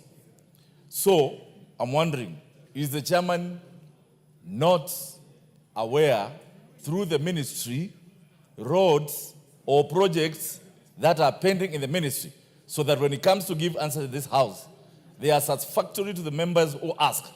Because, Madam Speaker, members in this House don't ask questions for themselves. We are being listened by all Kenyans, by our constituents, and it's important for a chairman to give a satisfactory answer that a member can convey to the people who send to this august House. I thank you, Madam Speaker. Okay. The assumption is that the chairperson gets the information from the ministry, then conveys it to Parliament. So because they seem to be conflicting facts, maybe we give the chairman again to get back to the ministry and give another update next week. Then that way we can make progress. Then he can explain about the advert and what exactly is being done. So it will be your duty, Honorable GK, to get that information and bring it to the House. Thank you, Honorable Speaker. Thank you, Honorable Speaker, for your guidance. Next, Honorable Faisal Bada, are you here? Msambweni? Okay, so Transport and Infrastructure Chairperson, you can proceed to respond to that issue. Honorable Kareke, you're distracting the chairperson. He has a state report to make to the House on the issue of the frequency of road accidents along Likoni-Lungalunga Highway by member for Msambweni. Thank you, Honorable Speaker. Thank you, Honorable Speaker. Honorable Speaker, on Wednesday, 9th April 2025, the member from Msambweni, the Honorable Faisal Banda MP, requested for a statement from the chairperson of the Departmental Committee on Transport and Infrastructure regarding the high frequency of road accidents along the Likoni-Lungalunga Highway.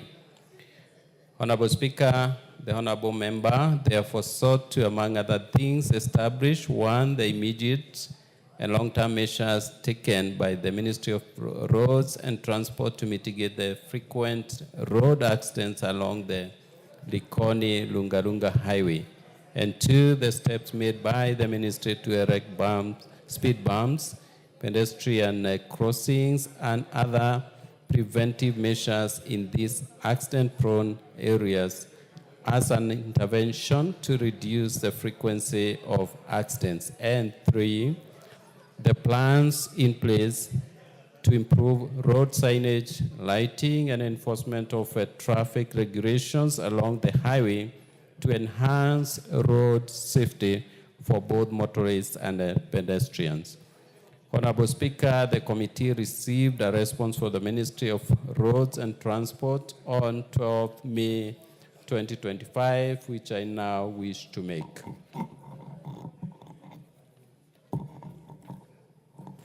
Regarding road safety concerns along the said road, the ministry submitted that it is taking short and long-term measures to address them. In the long term, the ministry plans to comprehensively redesign and upgrade the road to meet safety standards. The procurement process for the design consultancy is currently underway under the multinational Bagamoyo Horohoro Rungarunga Malindi Road Project funded by the African Development Bank. In the short term, the road is currently under performance-based contract that, among other things, incorporates road safety features like road markings and road signs in the scope of works to be implemented. On the measures taken by the ministry to reduce the frequency of accidents, the ministry, through the Kenya National Highway Authority, has identified locations along the road as priority areas for road safety enhancements based on reported accident trends, and the maintenance contractor has been directed to implement appropriate interventions, including the installation of rambo strips and/or standard speed bumps, markings of pedestrian crossings, and erection of road signs. 6, with regards to the plans to improve road signage, lighting and enforcement of traffic regulations along the highway to enhance road safety for both motorists and pedestrians. The ministry emphasized that enhancing road safety requires a collaborative approach that integrates engineering solutions, public education, and enforcement of traffic regulations. While the ministry, through its road agencies, primarily focuses on engineering interventions, it works closely with other government agencies to support public awareness and enforcement efforts. Additionally, Kenya has been progressively installing road signs through maintenance contracts. However, vandalism of these signs remains a significant challenge, particularly in the coastal region. To address these, the agency has started using signage made from non-steel materials to help mitigate vandalism. Honorable Speaker, I submit.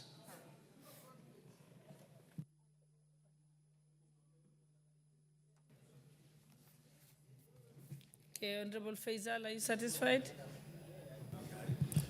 Thank you, Madam Speaker. The response is satisfactory, though I'm requesting the chair at least to give timelines on the short-term interventions by Kenya. Thank you. I think that's duly noted by the chairperson. Shall endeavor to give you the short-term interventions.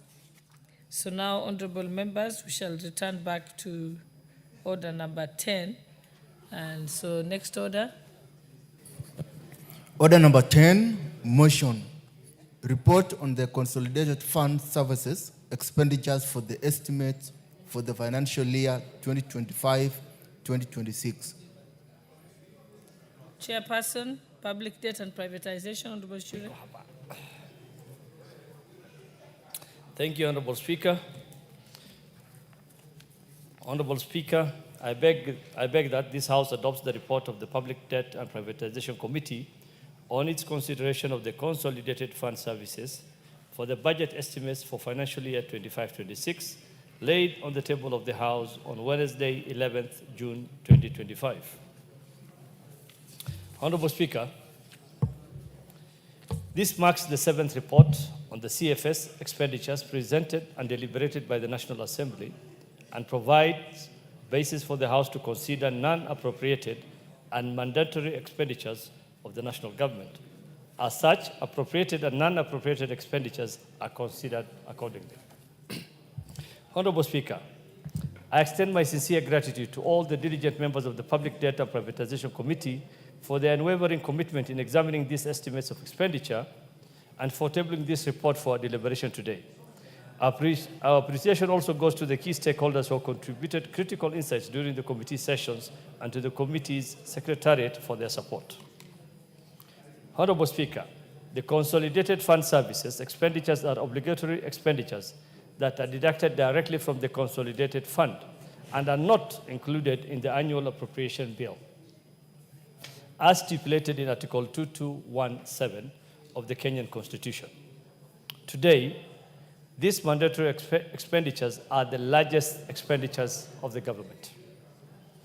Honorable Speaker, CFS expenditures financial year 25-26 will amount to Kenya shillings 2.14 trillion, thus indicating a decrease of Kenya shillings 148 billion from Kenya shillings 2.28 trillion in the financial year 24-25.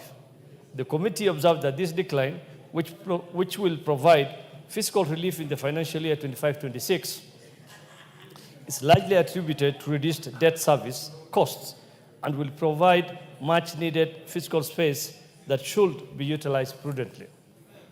Honorable Speaker, the financial year 25-26 CFX expenditures constitute of 1. Public debt service expenses at Kenya shillings 1.9 trillion. 2. Pension expenditures at Kenya shillings 234.9 billion. And 3. Salary allowances, and miscellaneous expenditures at Kenya shillings 4.7 billion. Honorable Speaker, the review of the CFS expenditures for the financial year 25-26 presents a timely opportunity to realign our fiscal management strategies towards a long-term sustainability and growth. While debt service remains the dominant component, accounting for 89% of the CFS expenditures, a projected 7% decline offers a short-term fiscal reprieve. This window, though narrow, should be strategically leveraged to improve budget execution, invest in growth-enhancing sectors, and reduce the burden of non-discretionary expenditures. Honorable Speaker, in the financial year 25-26, public debt servicing is projected at Kenya shillings 1.9 trillion, comprising of Kenya shillings 1.3 trillion in domestic debt service and Kenya shillings 586.4 billion in external debt service.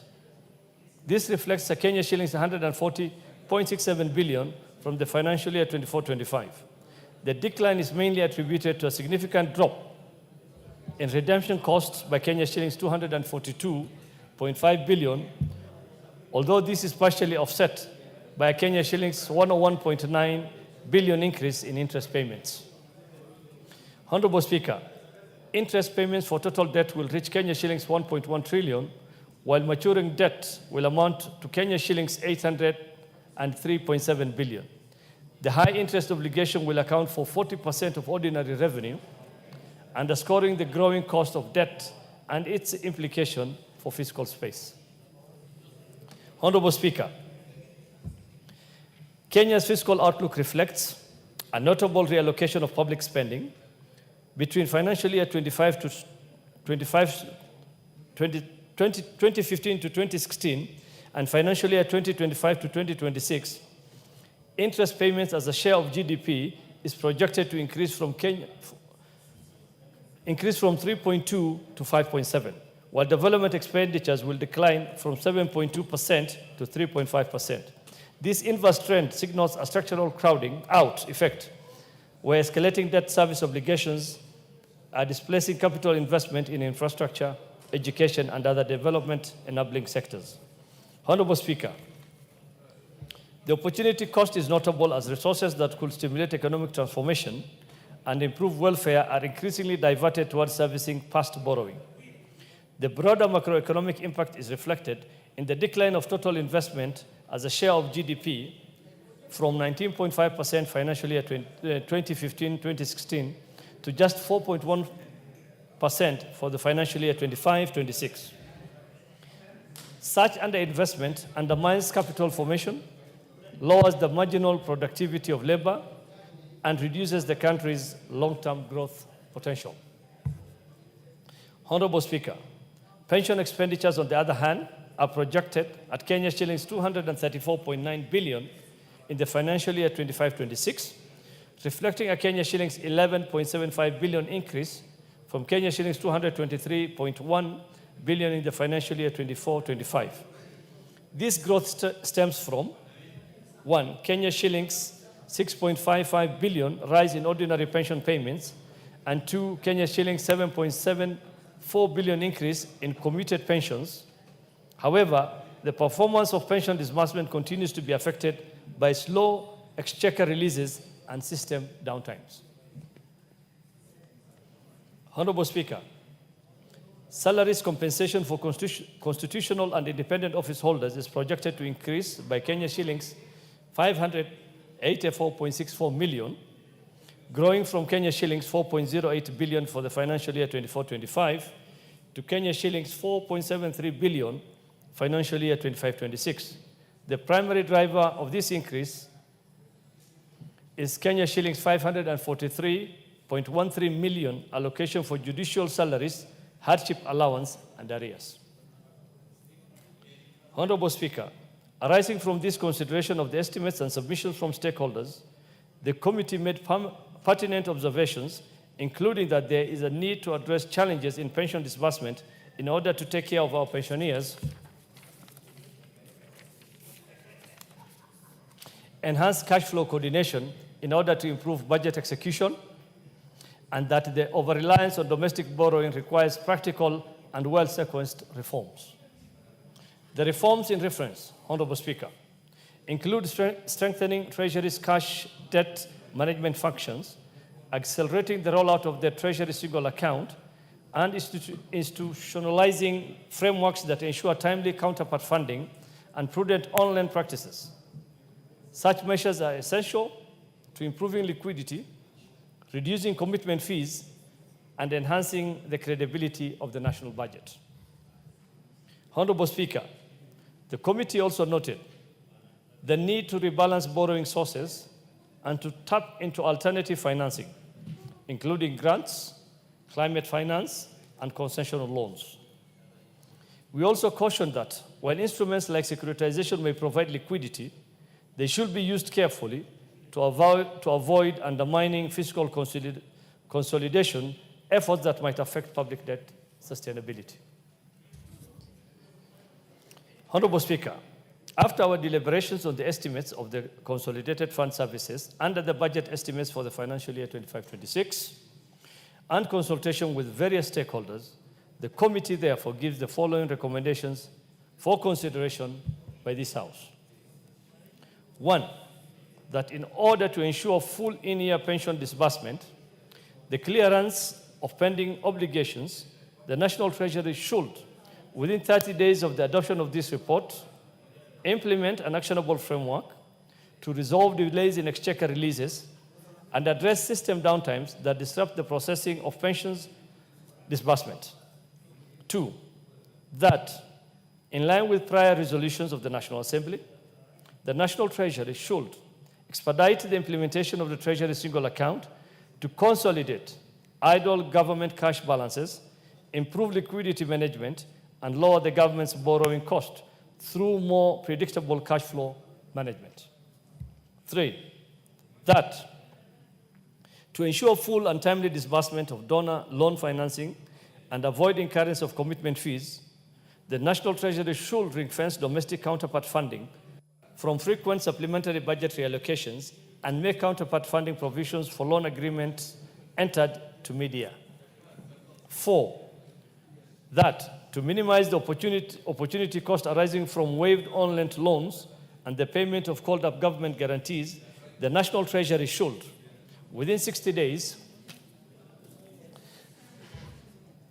formulate a standardized framework for determining interest rates on on-lent funds and the repayment of called-up guaranteed loans. This framework should be aligned with the market benchmarks on interest rates and credit worthiness. 2, formulate enforcement mechanism to ensure timely repayments and reduce the risk of defaults by institutions benefiting from government financial support. 5, that the National Treasury should adopt and enforce performance-based benchmarks and disbursements readiness protocols to prevent the accumulation of undrawn external loans, which continue to attract costly commitment fees. No new loan agreement should be executed without full compliance with the performance-based benchmarks and disbursement readiness protocols. 6, that to reduce reliance on debt and enhance access to alternative financing, the National Treasury should, within 60 days of adoption of this report, develop and publish a comprehensive national strategy for mobilizing non-debt financial resources, that is including grants, climate finance, and other concessional funding. Honorable Speaker, this report is not only a reflection of the current fiscal pressures, it is also a call to action. With coordinated effort, strengthened institutions, and adherence to the fiscal discipline, Kenya can navigate the present constraints and lay a firmer foundation for inclusive and resilient economic growth. Honorable Speaker, with that, I beg to move, and I request Honorable Irene, the Vice Chair of the committee, to second. I thank you, Honorable Speaker. Thank you so much. Yes, proceed. Give her the mic. Thank you, Honorable Speaker. I rise to second the motion on the consideration of the expenditures under the Consolidated Fund Services for the financial year 2025-2026, as ably moved by our chairperson. Honorable Speaker, the report before us is a product carefully analysis guided by our constitutional obligation to provide oversight of our public finances, including discretionary expenditures that are not subject to annual appropriation. I commend the chairperson and the committee members for the rigorous scrutiny applied to these estimates. Honorable Speaker, this year's CFS allocation stands at 2.14 trillion, a slight reduction from the previous year, Kenya shillings 2.2 trillion, largely due to a decline in debt service cost. This presents a small but strategic window for fiscal relief, which should be used wisely to ease liquidity pressures and boost priority development investments. Honorable Speaker, public debt service at Kenya shillings 1.9 trillion remains the single largest expenditure, constituting 89% of the CFS. While the decline in service cost is welcome, it is temporary. The underlying growth in debt stock still possesses a long-term risk to fiscal sustainability. Honorable Speaker, the committee's recommendation, including reforms in fast-tracking the establishment of the Treasury single account, timely pension disbursement, and strengthened control over counterpart funding, are aimed at improving fiscal efficiency, liquidity, and credibility. Further, Honorable Speaker, we support calls for diversifying our fiscal deficit financing options by tapping into non-debt sources such as grants, public-private partnerships, and climate finance to reduce the cost of debt service. Kenya's development path must not be derailed by over-reliance on expensive debt. In conclusion, this report lays out a clear path to strengthen fiscal governance and reduce structures, rigidities that undermine budget execution. I urge this House to adopt the committee's recommendation. With those few remarks, I second. Honorable members, I now propose the question that this House adopts the report of the Public Debt and Privatization Committee on its consideration of the Consolidated Fund Services for the budget estimates for the financial year 2025-2026, laid on the table of the House on Wednesday, 11th June 2025. Honorable members, I think I'll give an opportunity. Those who want to contribute, please press the intervention button. Okay, I'll give a chance to Honorable Quayer. Thank you, Speaker, and thank you for this opportunity to support this report from our committee that is on Consolidated Fund Services. And Madam Speaker, just for purposes of bringing to attention of members, CFS expenditures that are not appropriated in this House, but then that are brought to the attention of the House for passage and adoption. And Mr. Speaker, you realize that CFS expenditure consists of pensions, repayment of debts, and salaries that go to independent commissions, and the salary of the president, the deputy president. And Madam Speaker, the biggest expenditure of the government is CFS. You realize that we have a budget of about 4.4 trillion, but half of it is going to repayment of debts, and of course pensions, and payment of salaries of independent commissions and the offices, the constitutional offices. Madam Speaker, this brings the million-dollar question to this House as to how we are managing our finances and our debts. You realize that a chunk of our revenue is going to repayment of debt. And in this, Madam Speaker, 1.9 trillion, the largest component is going to repayment of interest rates and commitment fees, loans that have been signed but have not been uptaken simply because either the entities that are expected to appropriate or to absorb the same have not been in a position to uptake And therefore, we get up to a place whereby we are paying commitment fees to our lenders that has become now quite a critical expenditure in CFS. Madam Speaker, something else that we were able to look into as we were engaging the National Treasury is that one of the loans that has been taken over by the government of Kenya on behalf of an entity that the government guaranteed, and that is Kenya Airways, is that loan has been novated to the extent that now the government of Kenya has taken up to pay that loan. But Madam Speaker, we engaged as a committee and asked very pertinent questions. Why would the government of Kenya be paying debts on behalf of profit-making entities like Kenya Airways because they are now making profits? Yet, their burden is being passed over to Kenyans to pay at a premium rate. Madam Speaker, it is not just unacceptable, but something that maybe we need to interrogate further as to why members or investors in Kenya Airways would be enjoying dividends and pays, yet they cannot meet their obligation to pay up for loans that they took. Madam Speaker, well, it has not been captured in this CFS as a standalone loan that has been taken over, but of course we know that that has happened. And maybe in the near future, I believe that this committee will be bringing a report on the same.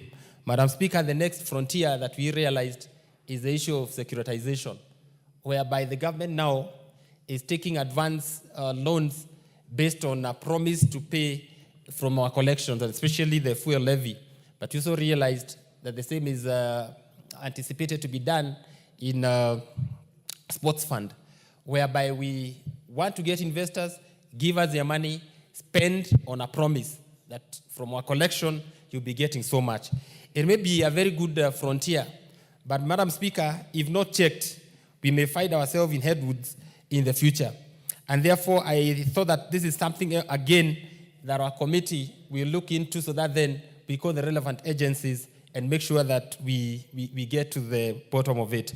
Madam Speaker, in conclusion, the issue of pensions, many pensioners are not getting their pensions in time because we appropriate money here, but the exchequer releases are not coming in time. And therefore, we have so many pensioners, many people who've retired, but they cannot access their pay simply because Treasury has not released exchequer or the monies that they so badly need. Therefore, Madam Speaker, I wish to support the report and just I request that members give support so that then we make way forward. Thank you, Madam Speaker.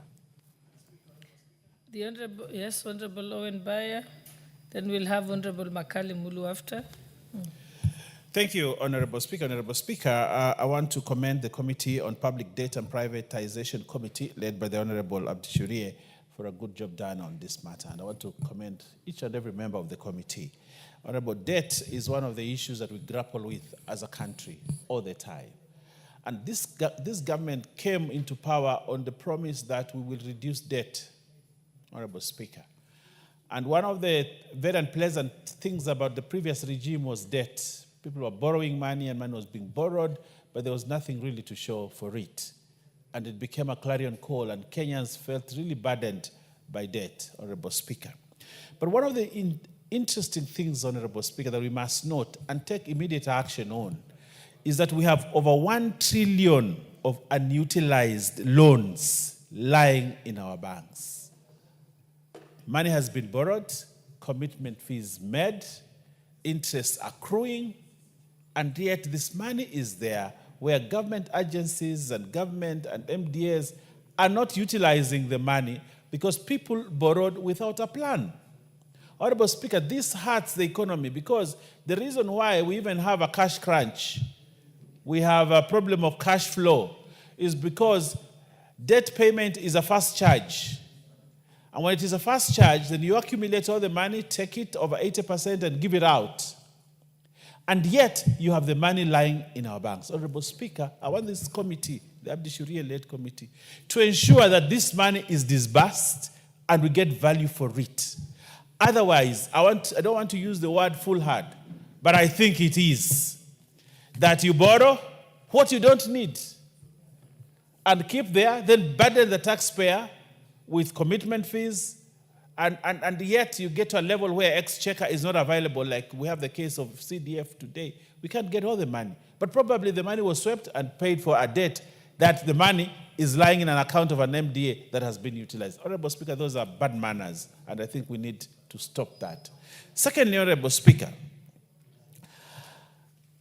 89% of the Consolidated Fund services is projected to increase.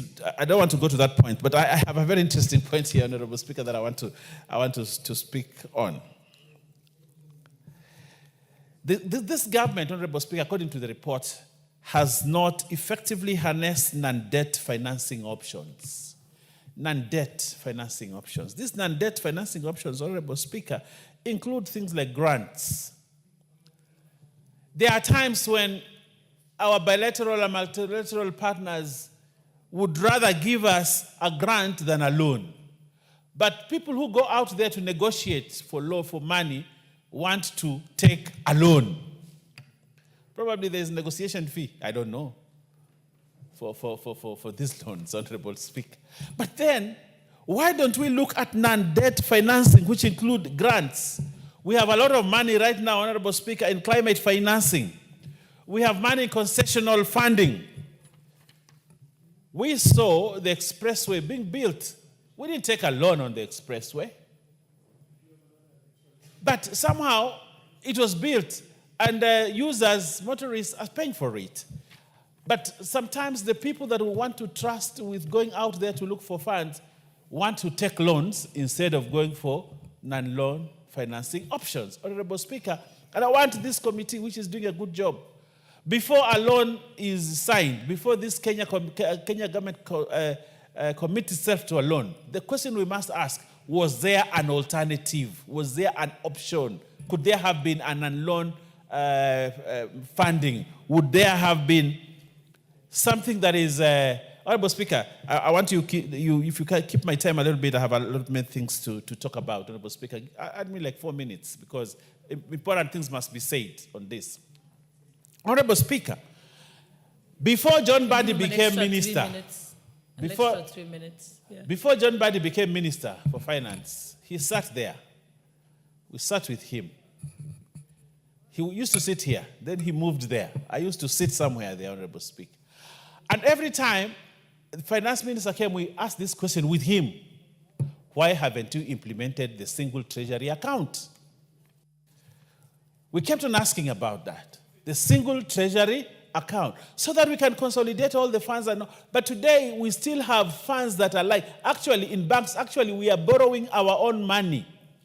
Borrowing our own money to pay and pay interest on it. Because you have money in this bank, you have money on this bank, and that other bank, this account. When you go to KCB and say, we want an overdraft, they actually give you your own money that is lying there from another MDA. Honorable Speaker, this government must ensure that we have the single treasury account. I do not know the experts here. I know Makali Muli is an expert on this thing. He might tell us. Why is it very difficult to establish a single account, treasury account? Why is it so difficult? What are the interests? What are the interests, Honorable Speaker? I want to speak like the Member of Parliament for Kilifi North.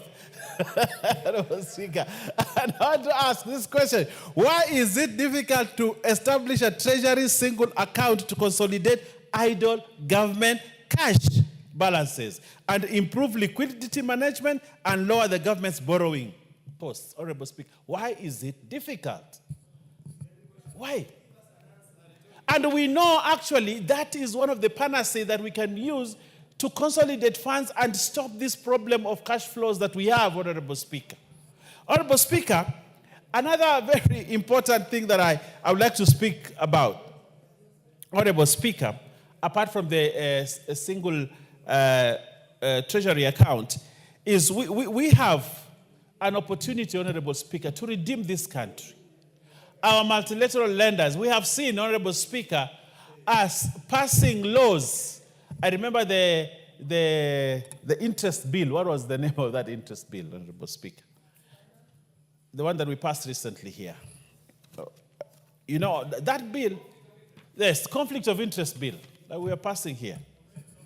Most probably some multilateral or bilateral lenders were pushing this bill in our throat because of funding.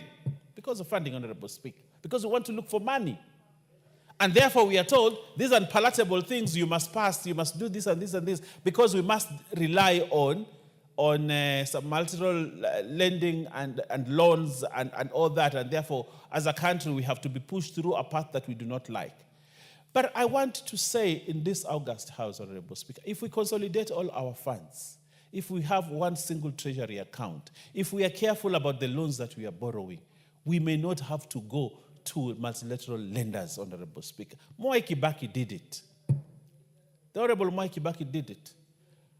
And I think it can still be done. I think we can still run this economy, the 6th largest in Africa, on funds that are available and not even raise single tax with, if we do all these things, Honorable Speaker, we can bring down the tax, we can bring down VAT, we can bring down payslip taxes and all those kind of things and still manage this economy. I believe, Honorable Speaker, it is very possible. The only problem is we are careless in our borrowing.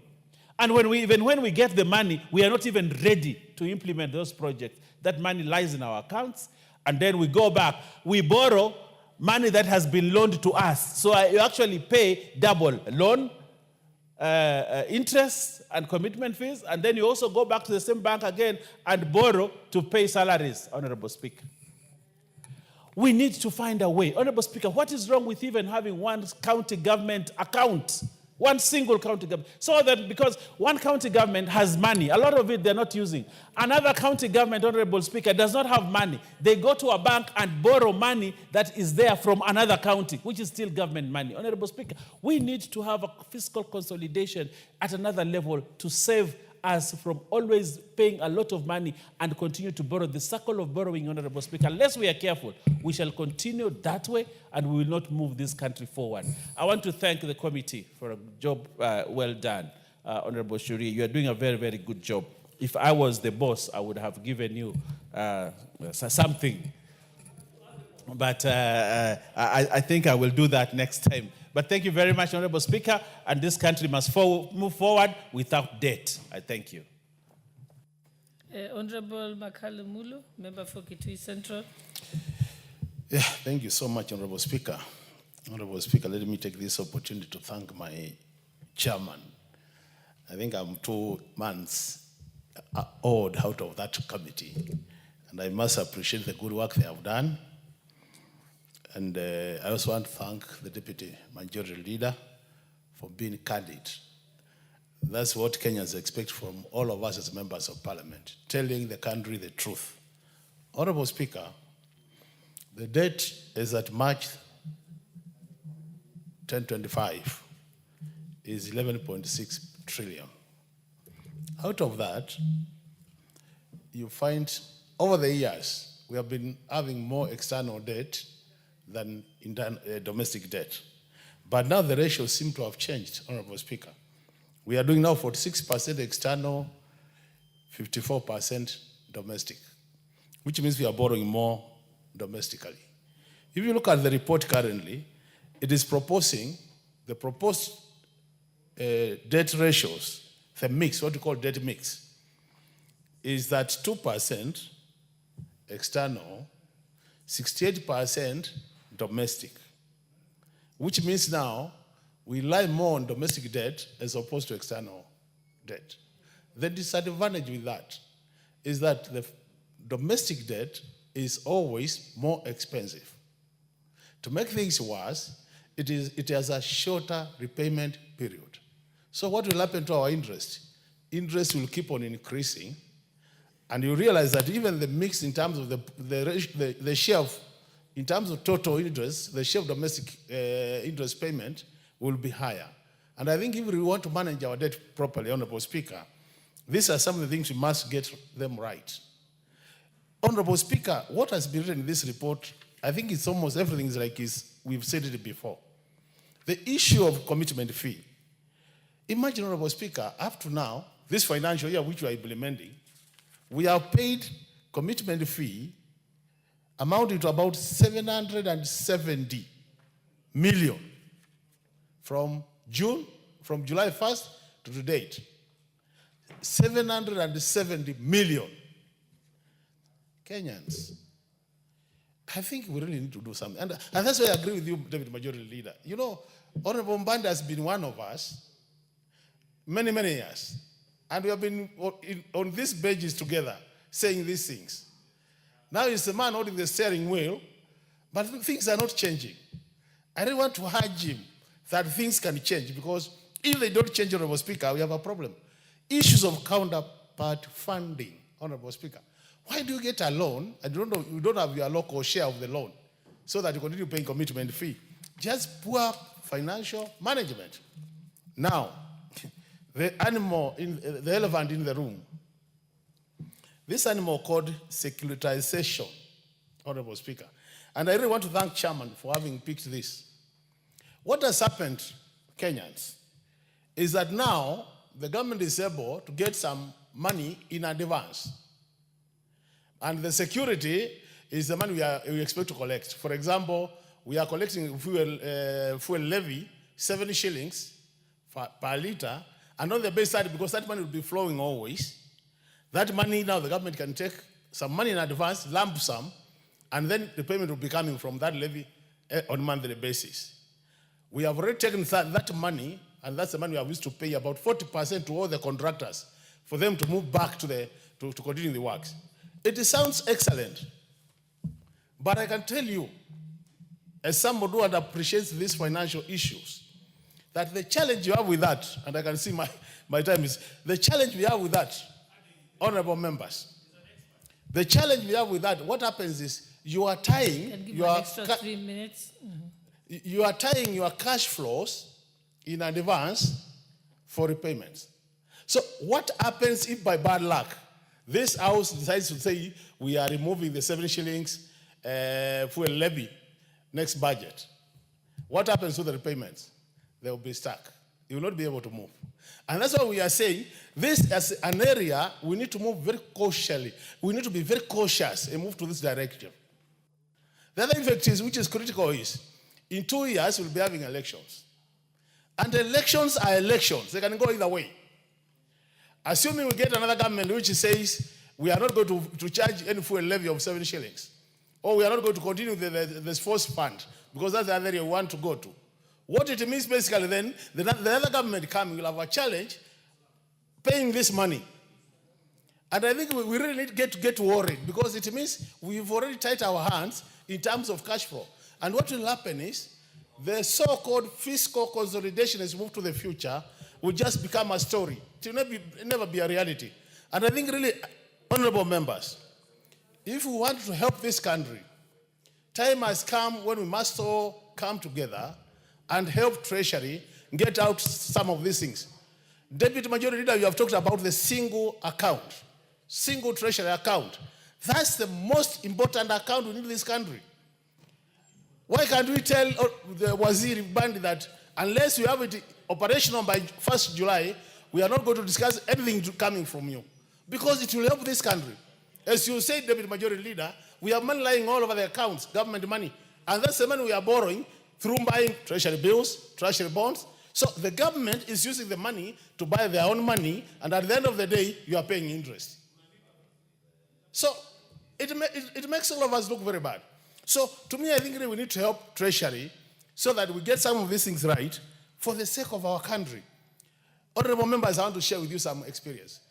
About 2 weeks ago, we had a serious conference on debt transparency, aligning legal frameworks to good practice. And in that meeting, we had the former finance minister from Ghana. You are all aware Ghana has restructured their public debt.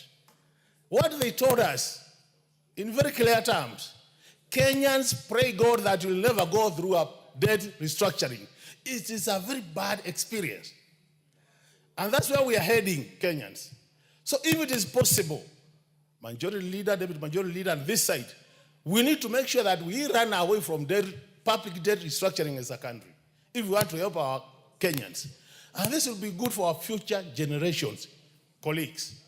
So there are some things we must do for public interest and put our political interests aside. And by doing that, we'll be helping ourselves, we'll be helping our children, and we'll be helping our future generations, so that when they come to this country, they will be saying, we are honorable members of the 13th Parliament who set the right foundation for financial management of this country. If we go that direction, honorable members, I can tell you we'll be helping this country. So even when I look at this report, and this one I've seen my majority leader coming in. Majority leader, allow me just to address you, please. This House has made such important recommendations, but they're never implemented. Can you help us get these things implemented? For sure, if they are implemented, we'll never talk about borrowing. We'll have enough money in this country to do our things. But as Honorable Shuri has said, bad financial manners are taking us the wrong direction. So can we work as a team and say, whatever recommendation we make here as a House, let's implement them. If we do that, it will be good for this country. With those many remarks, Honorable Speaker, I submit, and I want to thank you for that additional 2 minutes so that I make my submission. Thank you so much. The Honorable Member for Tharaka Nithi. Thank you very much, Madam Speaker. Madam Speaker, Tharaka is my constituency, Tharaka Nithi is my county.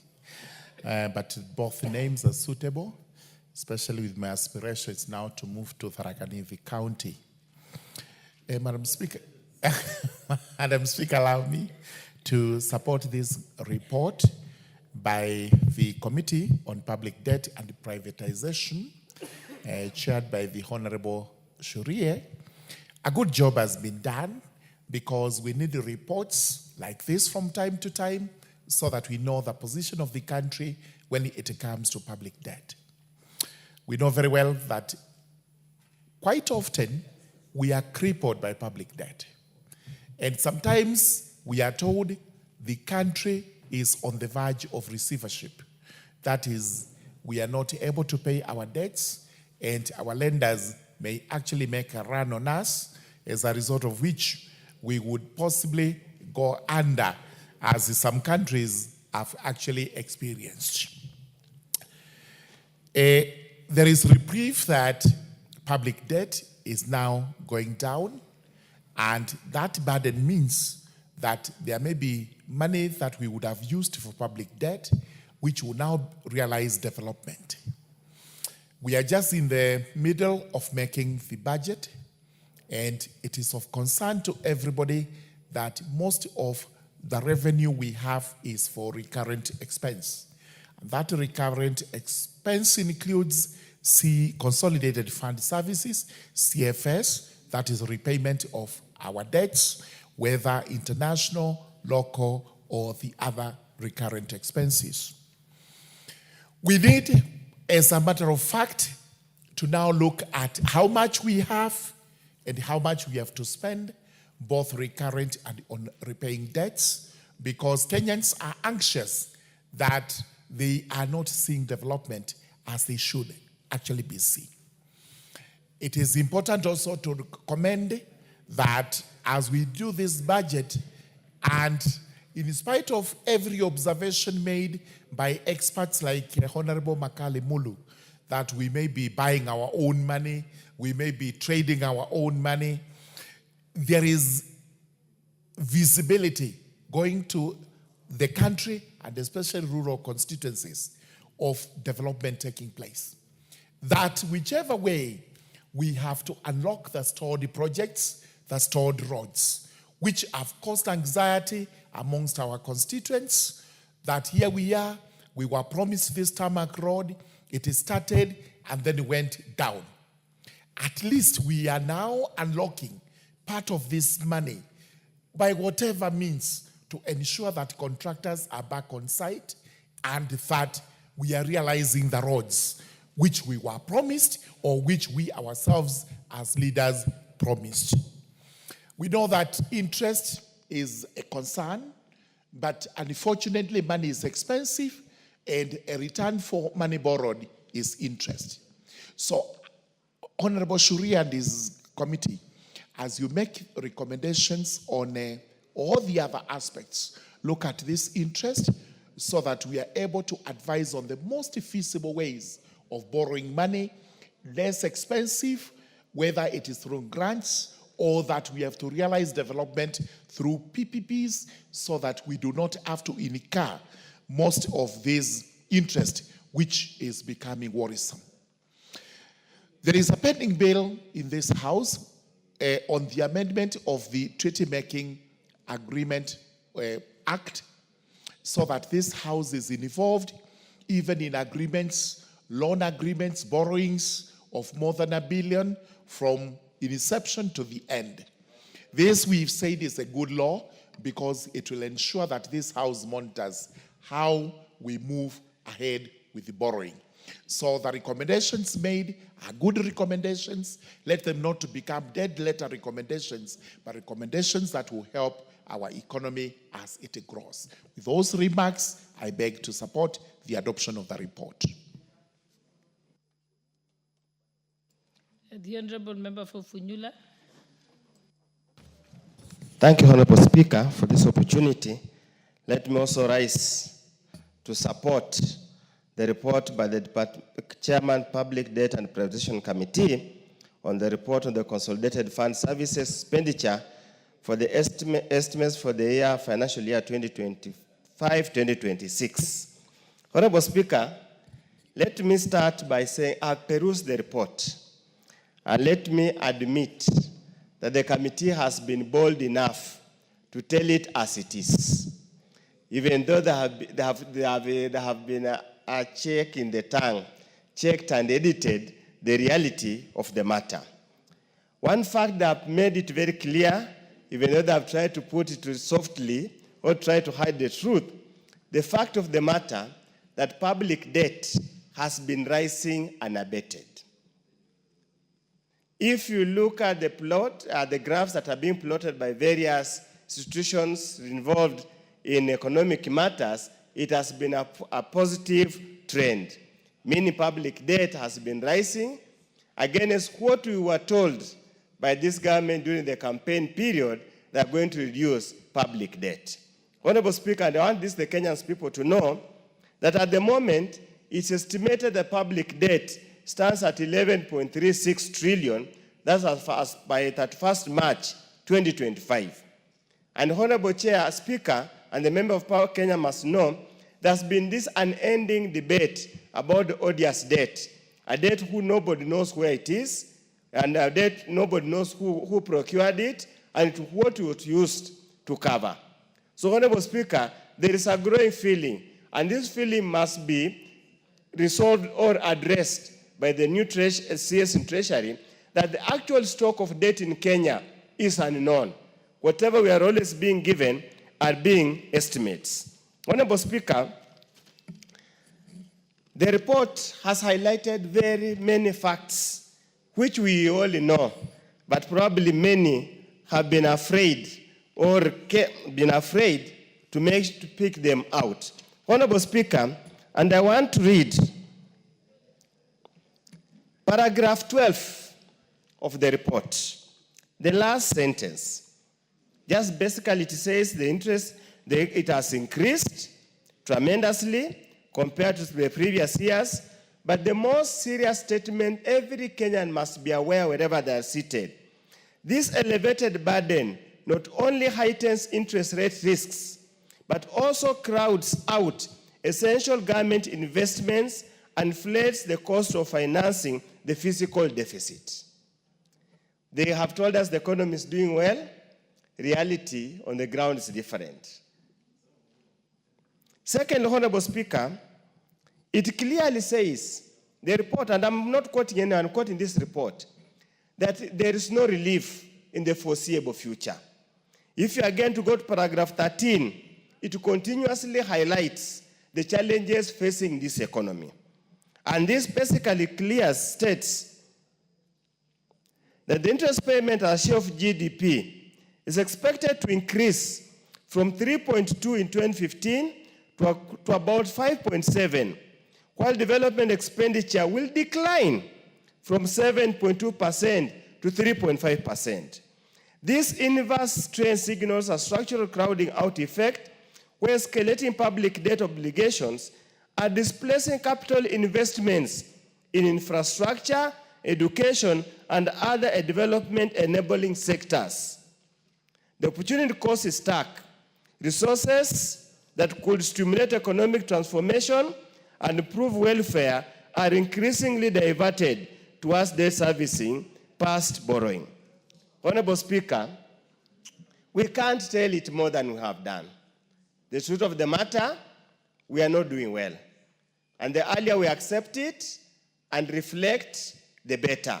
And I think the committee must continuously be bold enough and tell it all to avoid this sugarcoating that we have been fed all over, the rhetoric we have been fed all over.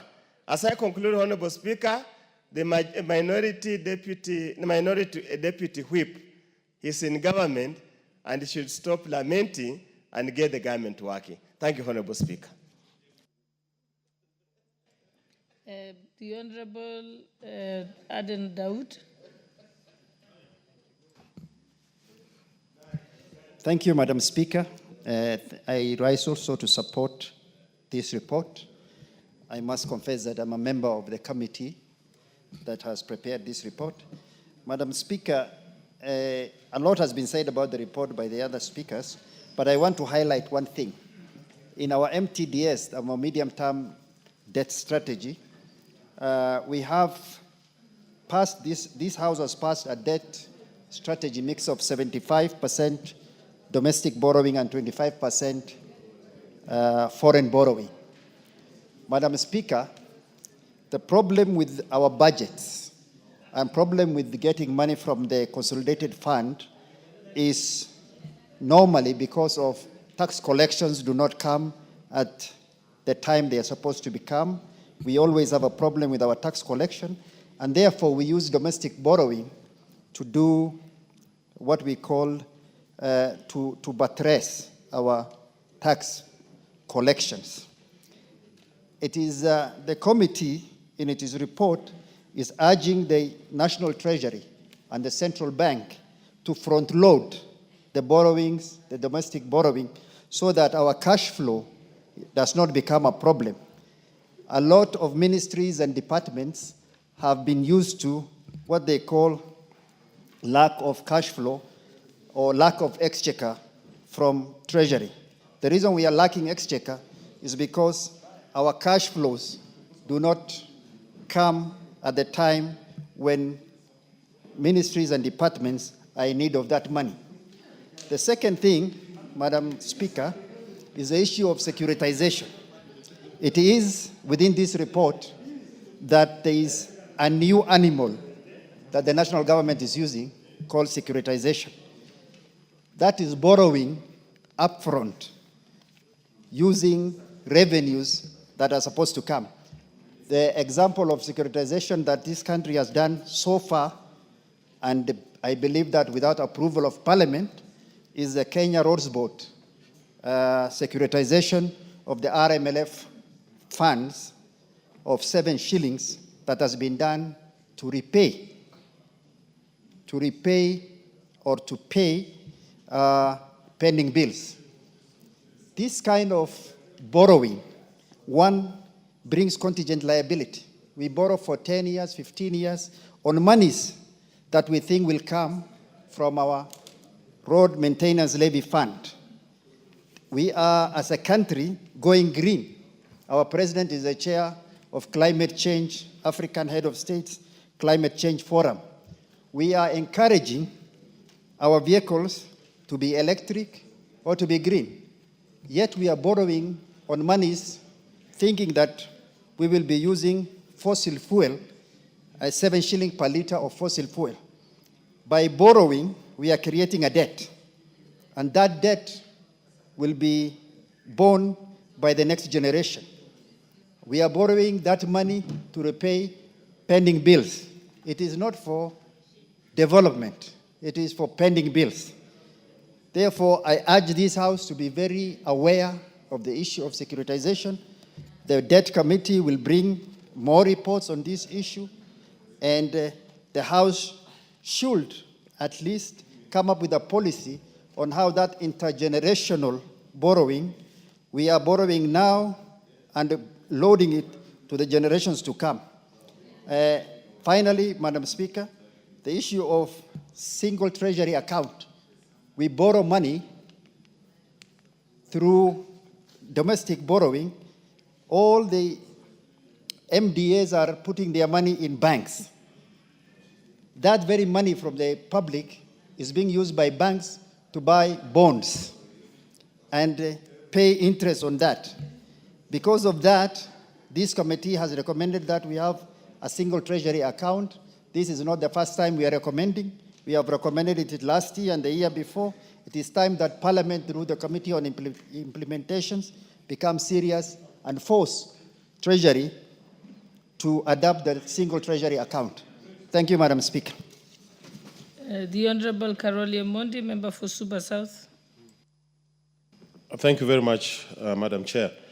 I just want to raise a few issues as to accuracy of some of the statements in this report, but also to invite the committee to inform the House as to why probably they cannot report on additional matters that I think are pertinent to enable this House to deliberate effectively. Honorable Chair, I have noted under paragraph 90, 91 and 92 that the securitization of the road maintenance levy fund is ongoing. The way it is reported here, it appears that this is a process that is ongoing. But I think over 65 billion has been raised under this securitization program and actually disbursed to the contractors. So it is not clear to me whether this additional 175 billion is additional to the 65 billion that has already been raised. It would be important to get some clarification on this, Honorable Chair. And I share the same sentiments as members of the committee. Securitization is just consuming what you don't have ahead. And all countries that have gone that route, Angola is a classic example, that used its oil revenues to securitize and invite Chinese to build 600, 700 kilometers of roads for them and apartments that nobody has ever occupied. It always ends up in tears. But nonetheless, I think this committee would do us more justice if in future they give us a flavor of what the debt sustainability framework for Kenya is. In other words, there's a lot of numbers here and narratives, but we are not seeing a debt stress analysis, a cash flow stress analysis. I think we need to see something like that.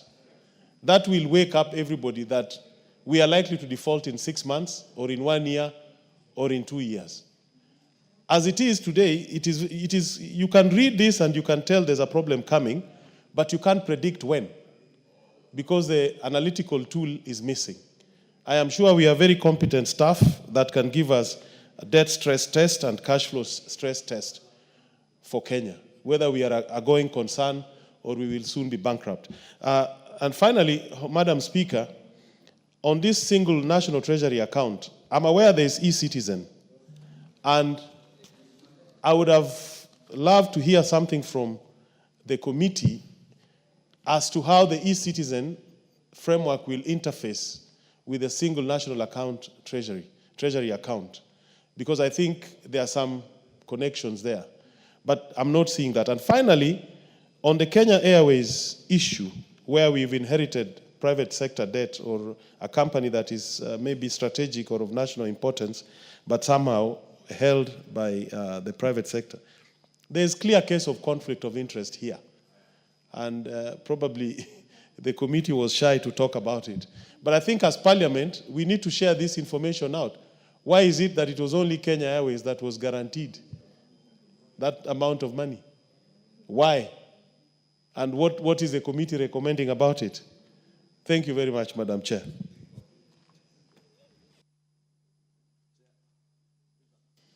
Yeah, the Majority Leader.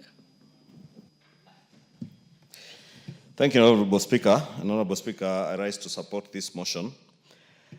Honorable Speaker, as my good friend Dr. Makali Mulu was saying, if you go through the recommendations of this committee's report, indeed, we will need to do very little if all these recommendations are adopted, or rather, since we are likely to adopt them, if they are implemented by the National Treasury. Honorable Speaker, allow me to pick up from where the member for from Homa Bay, the Honorable Karoli Omondi, has stopped on the single treasury account. And I remember, Honorable Speaker, last year, during debate of this same report, we had this recommendation. And I think the danger is that we only put it as a recommendation with no timelines. And I was wishing, how I wish the committee had put specific timelines. But this also points to a problem also with the House Implementation Committee. Because once the House resolves, we cannot be doing things in vain here. And we purpose to have a committee of implementation, not to just hold meetings in rooms up here and wait for allowances, but to hold meetings and follow up on all House resolutions. And I don't think there's any other resolution that is as important as the resolutions we make on finance matters, and especially around the issue of debt. Because, Honorable Speaker, this single treasury account, and I remember about 6 or so years ago, saying in this House, there are bureaucrats in government who will never allow, at their own volition, the implementation of the single treasury account, because they are minting hundreds of millions by holding money in bank accounts, getting kickbacks from commercial banks. And that is how it is, Honorable Speaker. And I have no fear of contradiction when I say that, because I know. I have been an auditor in this country. I have worked in the financial services sector. I know what happens. And therefore, Honorable Speaker, it is up to the implementation committee of this House to ensure that this particular recommendation on the single treasury account is actualized. And how I wish that even as we move, Honorable Chair, you would insert a small amendment to put a timeline on the implementation of this treasury single account. Give them probably 30 to 45 days. To Honorable Speaker, because like the society we are in, Honorable Speaker, we as a House and as a country, we all live in the same country. Last year, during the State of the Nation address, none other than President William Ruto pronounced himself right in this House and asked the National Treasury that by the first quarter of 2025, everybody must be on e-procurement. We must ask ourselves, are we now towards the tail end of the second quarter, are we on e-procurement in all sectors of government? Because, Honorable Speaker, if there is no follow-through to these pronouncements, if there is no action being taken by those who ought to be taking action, and that is none other than committees of this House that must ensure that whatever is pronounced in this House is implemented, Honorable Speaker, then we will go through the motions every year saying have a single treasury account. The president will pronounce himself on the question of e-procurement, but it will never be done because people are eating heavily from the manual procurement processes that exist, Honorable Speaker. And I've seen, Honorable Speaker, in some of these government parastatals, interestingly, you find a procurement process that is tailored or skewed in a way that it will only go to one contractor or one service provider. PPRA jots down an opinion and attempts to stop that procurement. 2-3 weeks later, the same agency, PPRA, gives a go-ahead for that procurement process. Then you wonder, why in the first place then do you seek to stop that procurement process? And all these things can only be brought to an end if we go to e-procurement, Honorable Speaker, and that is why we must support what the President pronounced himself on the question of e-procurement, because it has a bearing on our debt levels. The huge amounts of pending bills emanate from procurement processes that take forever. And people procure towards the end of the financial year like now. incur expenditure, but you don't pay, and they are rolled over to July in the new financial year, they end up accumulating into pending bills, Honorable Speaker. And therefore, we must be the ones to assist the president. We must be the ones to assist, not the president, but the country, because ensuring the implementation of a single treasury account is helping Kenya. Implementation of e-procurement by the National Treasury is helping Kenya. And I hope the Cabinet Secretary and National Treasury and his Principal Secretary are listening. And if they are, because they are coming here tomorrow, I hope to hear in his statement tomorrow an update on where the National Treasury is on implementation of e-procurement across all sectors in government, Honorable Speaker, including the National Assembly and Parliament as an institution. Because, Honorable Speaker, you also chair the Parliamentary Service Commission, and it is also an arm of government. Honorable Speaker, moving on to some of the other recommendations on the opportunity cost that is arising from interest being waived, and especially for the case example that were given, or rather I have gone through, seen in the report of Kenya Airways, that government borrows money from T-bills at a rate of 9 or 10%, then you lend the same money to KQ at 3% or 5%. Why? Why can't Kenya Airways go and borrow from the market at 10%? Because you're basically subsidizing a private company as much as government as a shareholder in that company. And therefore, we must be careful that if we are borrowing money to on lend to another government agency or a government parastatal, then it must be lent to that parastatal at an equivalent interest or probably at a small premium. Kenya Airways, if they couldn't get a commercial loan at 15%, why can't they pay that loan if we borrowed at 9%, at 10 or 11% or 12%, like in Asako? And it will still be at a discount compared to the commercial loans that they would otherwise have gotten, Honorable Speaker, because this is where we lose money. And as the chair and the vice chair, Honorable Makali, were saying, or rather the immediate former vice chair and a diligent member of this committee, Honorable Makali, were saying, we continue to lose money that way. Two, Honorable Speaker, is a question of commitment fees that we are paying for loans. And again, the committee has rightly noticed, I noticed in the observations, that, Honorable Speaker, this is emanating largely from loans that we have committed to, but we do not allocate or give adequate money, appropriate adequate money to pay the counterpart financing or the financing that ought to come from the government of Kenya. And it's in all sectors, especially the water sector. I have seen many, many projects in the water sector, in the energy sector, and a few in the road sector where you need counterpart funding. And because money during budget making process is not appropriated, adequate money to pay for the counterpart funding, then you end up not having these loans disbursed. You have paid commitment fees. At times you have even paid insurance against those loans. And that is money lost because you are not deriving what you ought to have derived from the money you ought to borrow, Honorable Speaker.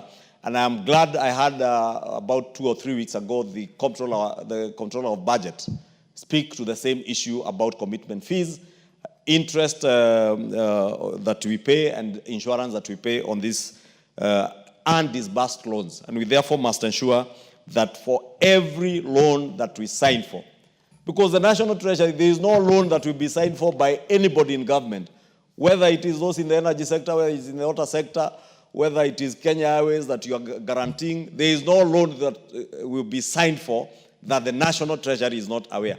And if one hand in the National Treasury is the one signing for these loans, and the other hand is the one preparing the budget estimates, what is so difficult to ensure that you have provided adequate resources to pay for the counterpart funding and commitment fees so that we don't continue incurring costs? And therefore, that's why I want to agree with Honorable Makali and the committee that if we implement all the recommendations of this committee, and now that I see Honorable Makali just walked back in, I was saying, Honorable Makali, if there is somebody who has let us down as a house and as a country, is our own implementation committee, the Committee on Implementation.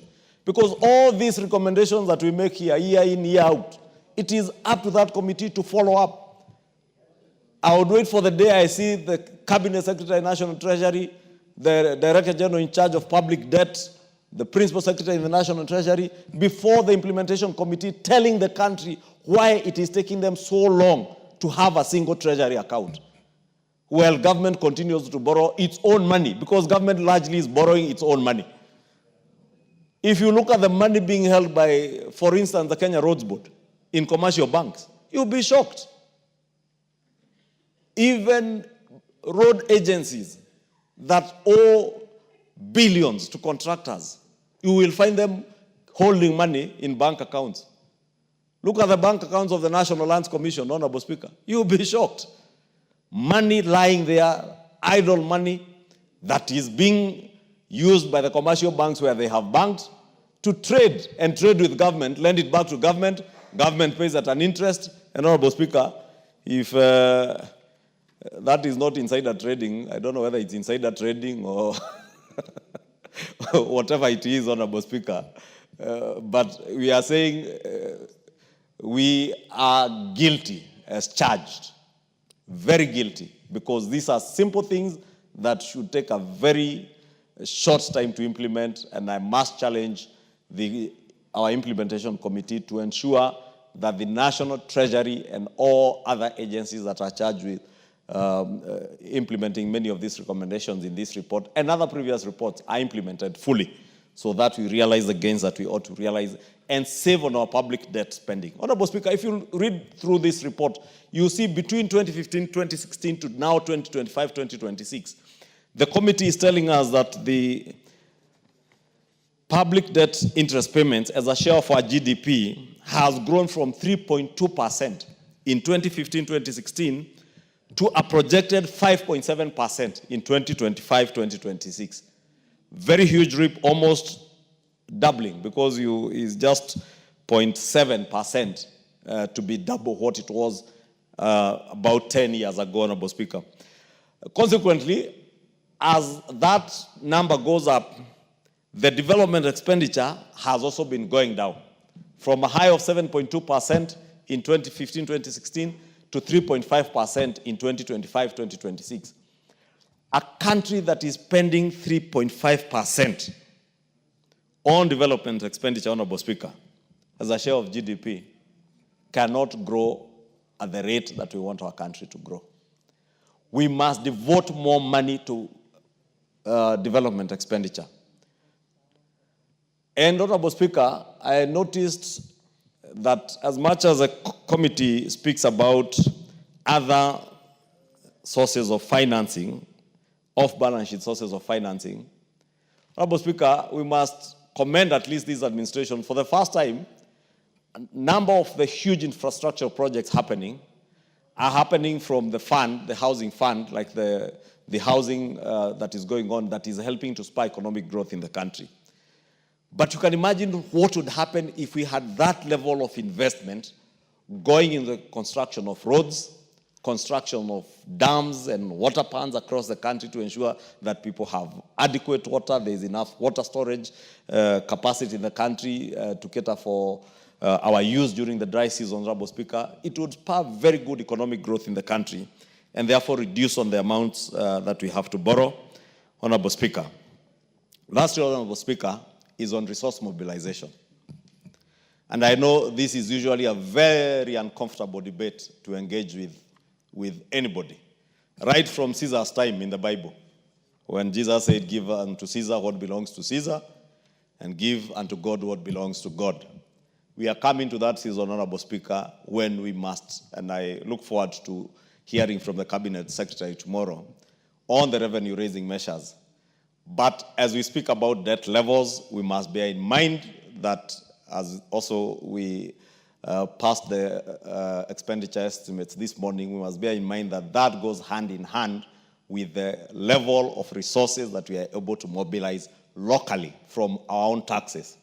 Because unless and until we are able to mobilize adequate resources to cater for our expenditure, then we will continue to expand on our fiscal deficit, and that expansion of the fiscal deficit ends up with a lot of public debt borrowing or increased borrowing from our public coffers, or rather to finance our public expenditure. And therefore, Honorable Speaker, in the interest of time, allow me to end there, but close by again appealing to the chair to ensure that they have ensured that all these recommendations in this committee's report are implemented fully. And particularly, Honorable Speaker, I have a very keen interest on that single treasury account and, of course, other issues that I have mentioned, especially around e-procurement to save on government expenditure. Thank you, Honorable Speaker.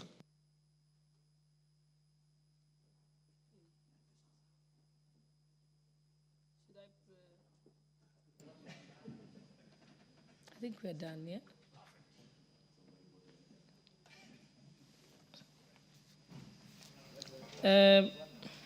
The Honorable Kainan.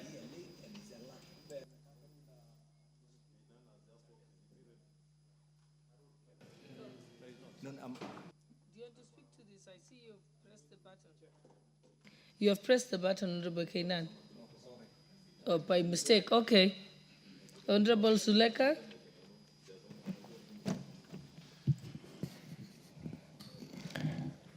Thank you, Honorable Speaker, for this opportunity to contribute to this debate. On the onset, let me congratulate the members of this committee, which I am also a member. We've worked tirelessly and exceptionally well to produce this report, and this committee is a good representation of the House in undertaking its oversight mandate. Honorable Speaker, even though the public debt service is projected at 1.9 trillion in the financial year 2025-2026, this will be the lowest debt service level over the medium term. This gives us a short-term relief that must be used wisely. We should also take this opportunity to improve how we execute the budget and redirect towards investment that grow the economy in the long term. Honorable Speaker, we've also seen a steady rise in non-discretionary spending, especially on debt service and pensions. This puts a lot of pressure on the cash flow. To ensure the budget rise smoothly, we must also improve on our cash forecasting systems and coordinate better between dates and cash management teams. This will also help us manage the short-term liquidity pressures. Honorable Speaker, there is also a serious concern that was raised. That was on the wasteful spending, particularly on the commitment fees. In the first 9 months of the financial year 2024-2025, the government paid over Kenya shillings 770 million in commitment fees. We must also stop this by ensuring development partners fully disburse funds. This means we must honor our counterpart funding obligations. What happens is we usually sign contracts, we look for funding that we don't have the co-funding ready. So in the long run, we will be unable to meet our obligation in funding those projects. Then the donors will refuse to release the funds, thus leading to this huge payment of commitment fees. Honorable Speaker, we also need to increase on the investment in development. Development spending plays a big role in supporting public debt repayment in the long term, and also improving the debt sustainability for the country. However, the investment share of the GDP has dropped sharply from 19.5 from the year 2015-2016 up to 2025-2026, we are at 4.1%. We also need to change this percentage by putting more capital projects, diversifying the economy and creating jobs for our youth. And finally, Honorable Speaker, the issue of single treasury account is very critical and very important for this country. We are losing a lot. Ministries, government agencies, and departments have cash lying in their accounts. And at the end of the day, we end up borrowing more money. That means we also need to put a lot of pressure on Treasury to make sure that we have this single Treasury account in the long run that is going to solve all our liquidity problems and is going to solve most of our investment and development projects in this country. Thank you, Madam Speaker.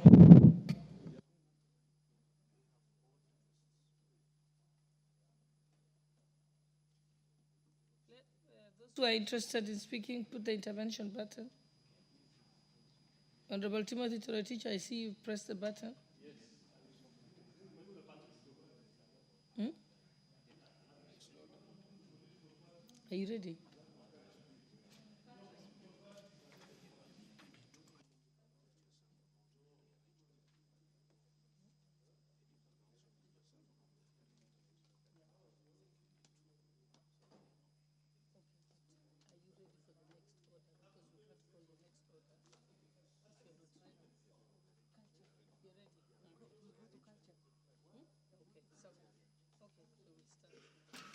So, honorable members, with your permission, we are going to rearrange it as rearrange the order paper as follows.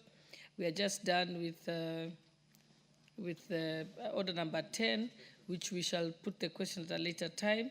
We shall now move to order number 15, which we have now renamed as order number 11.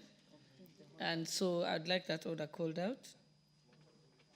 And then after that, we shall move to order number 12. What was number 12 will remain as number 12. And then we shall move to what is number 16 becomes order number 13. And thereafter, what is order number 11 will become order number 14. So now you can call the next order.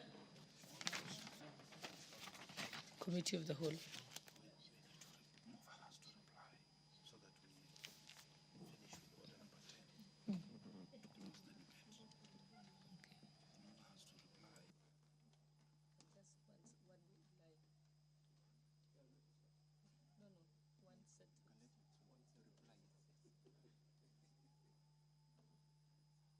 Okay, Honorable Shuria, you may reply. Then we can move to the next order. Thank you, Honorable Speaker. Honorable Speaker, I wish to thank members for supporting the report, and we truly appreciate their support and their views and where we need to improve on, and we sincerely thank them. And Honorable Speaker, on that note, I beg to reply. Thank you. Thank you. We shall put the question at a later time. Next order. Order number 11, Committee of the Whole House, the Culture Bill, National Assembly Bill number 12 of 2024.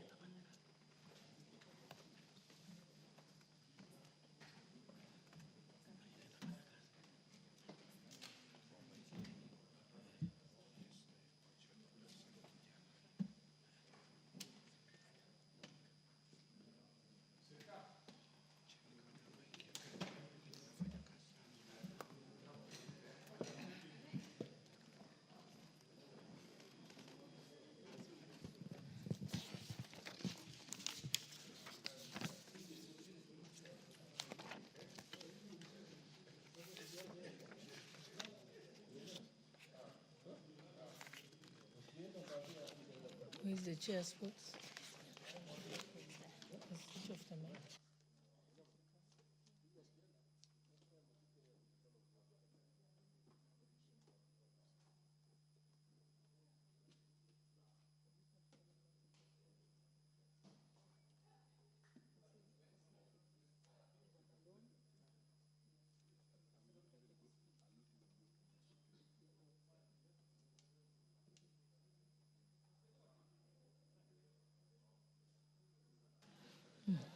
Honorable members, we are now in the Committee of the Whole when the Culture Bill, National Assembly Bill number 12 of 2024.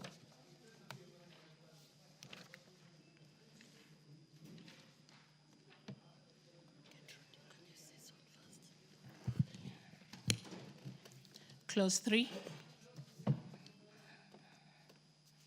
Chairperson, I propose the question that clause 3 be part of the bill. Mover of the amendment.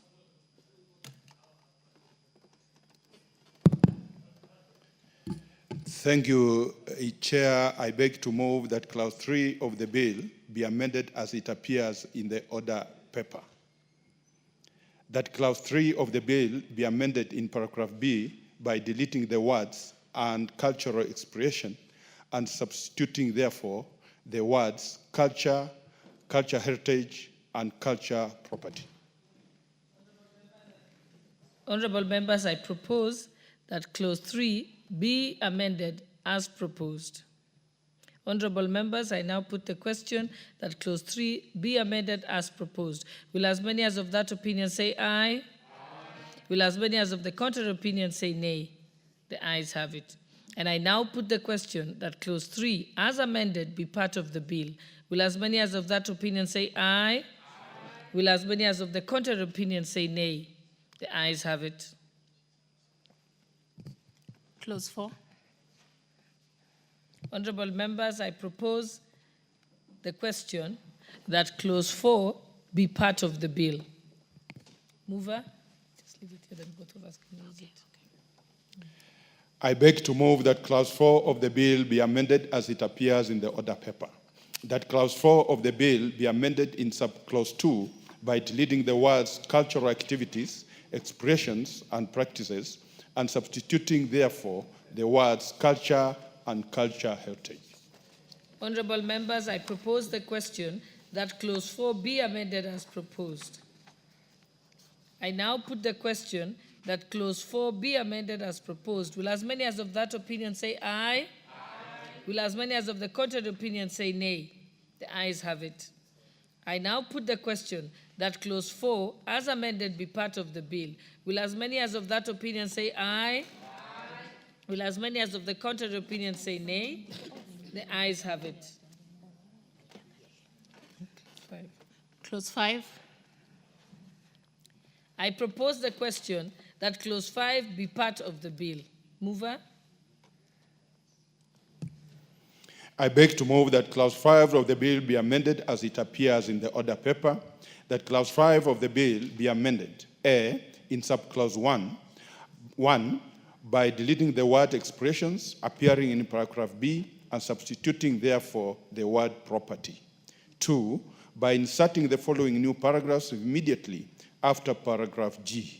GA, in consultation with institutions specializing in statistics, collecting, processing, and maintaining national statistics data on cultural heritage.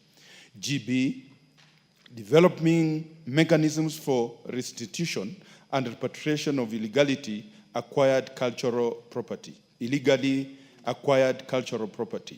GC, establishment of linkages with institutions undertaking research on Kenya's cultures and cultural heritage. GD, establishment of National Cultural Center for promotion of cultural participation and fostering of creativity.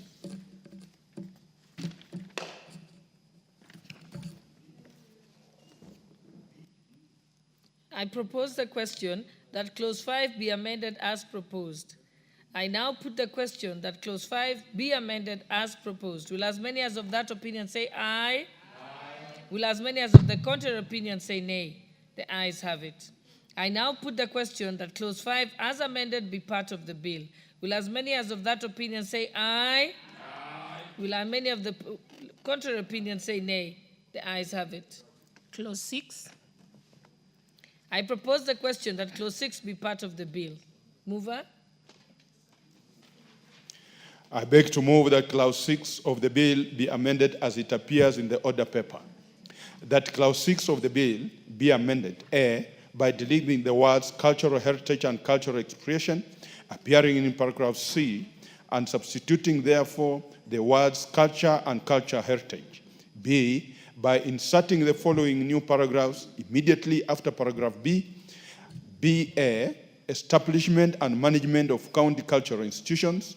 BB, in consultation with institutions specializing in statistics, collecting, processing, and maintaining county statistical data on cultural heritage.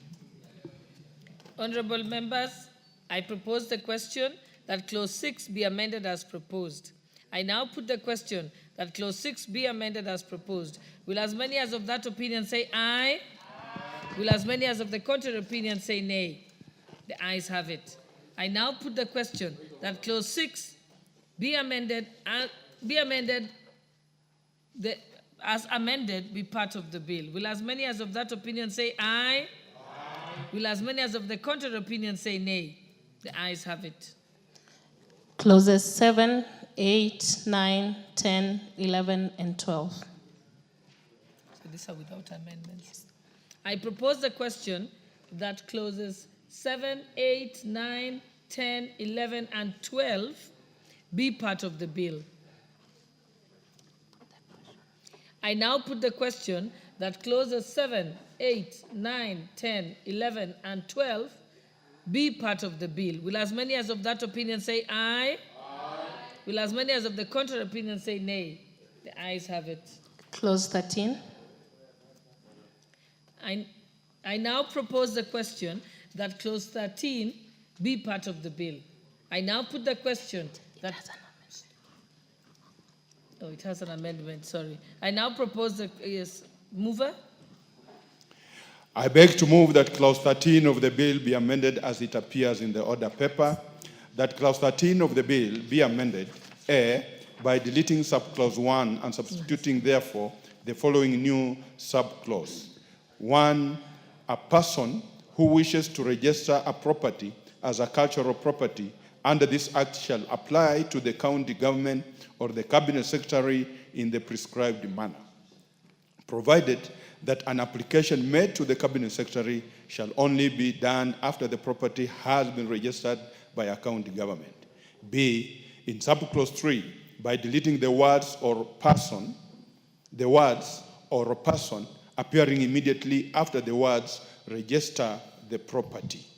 C, in subclause 5, by deleting the words or a person, and D, in subclause 6, by deleting the words or a person. Honorable members, I propose the question that clause 13 be amended as proposed. I now put the question that clause 13 be amended as proposed. Will as many as of that opinion say aye? Aye. Will as many as of the contrary opinion say nay?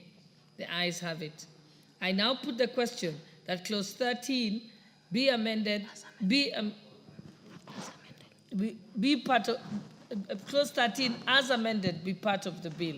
Will as many as of that opinion say aye? Aye. Will as many as of the contrary opinion say nay? The ayes have it. Clauses 14, 15, and 16.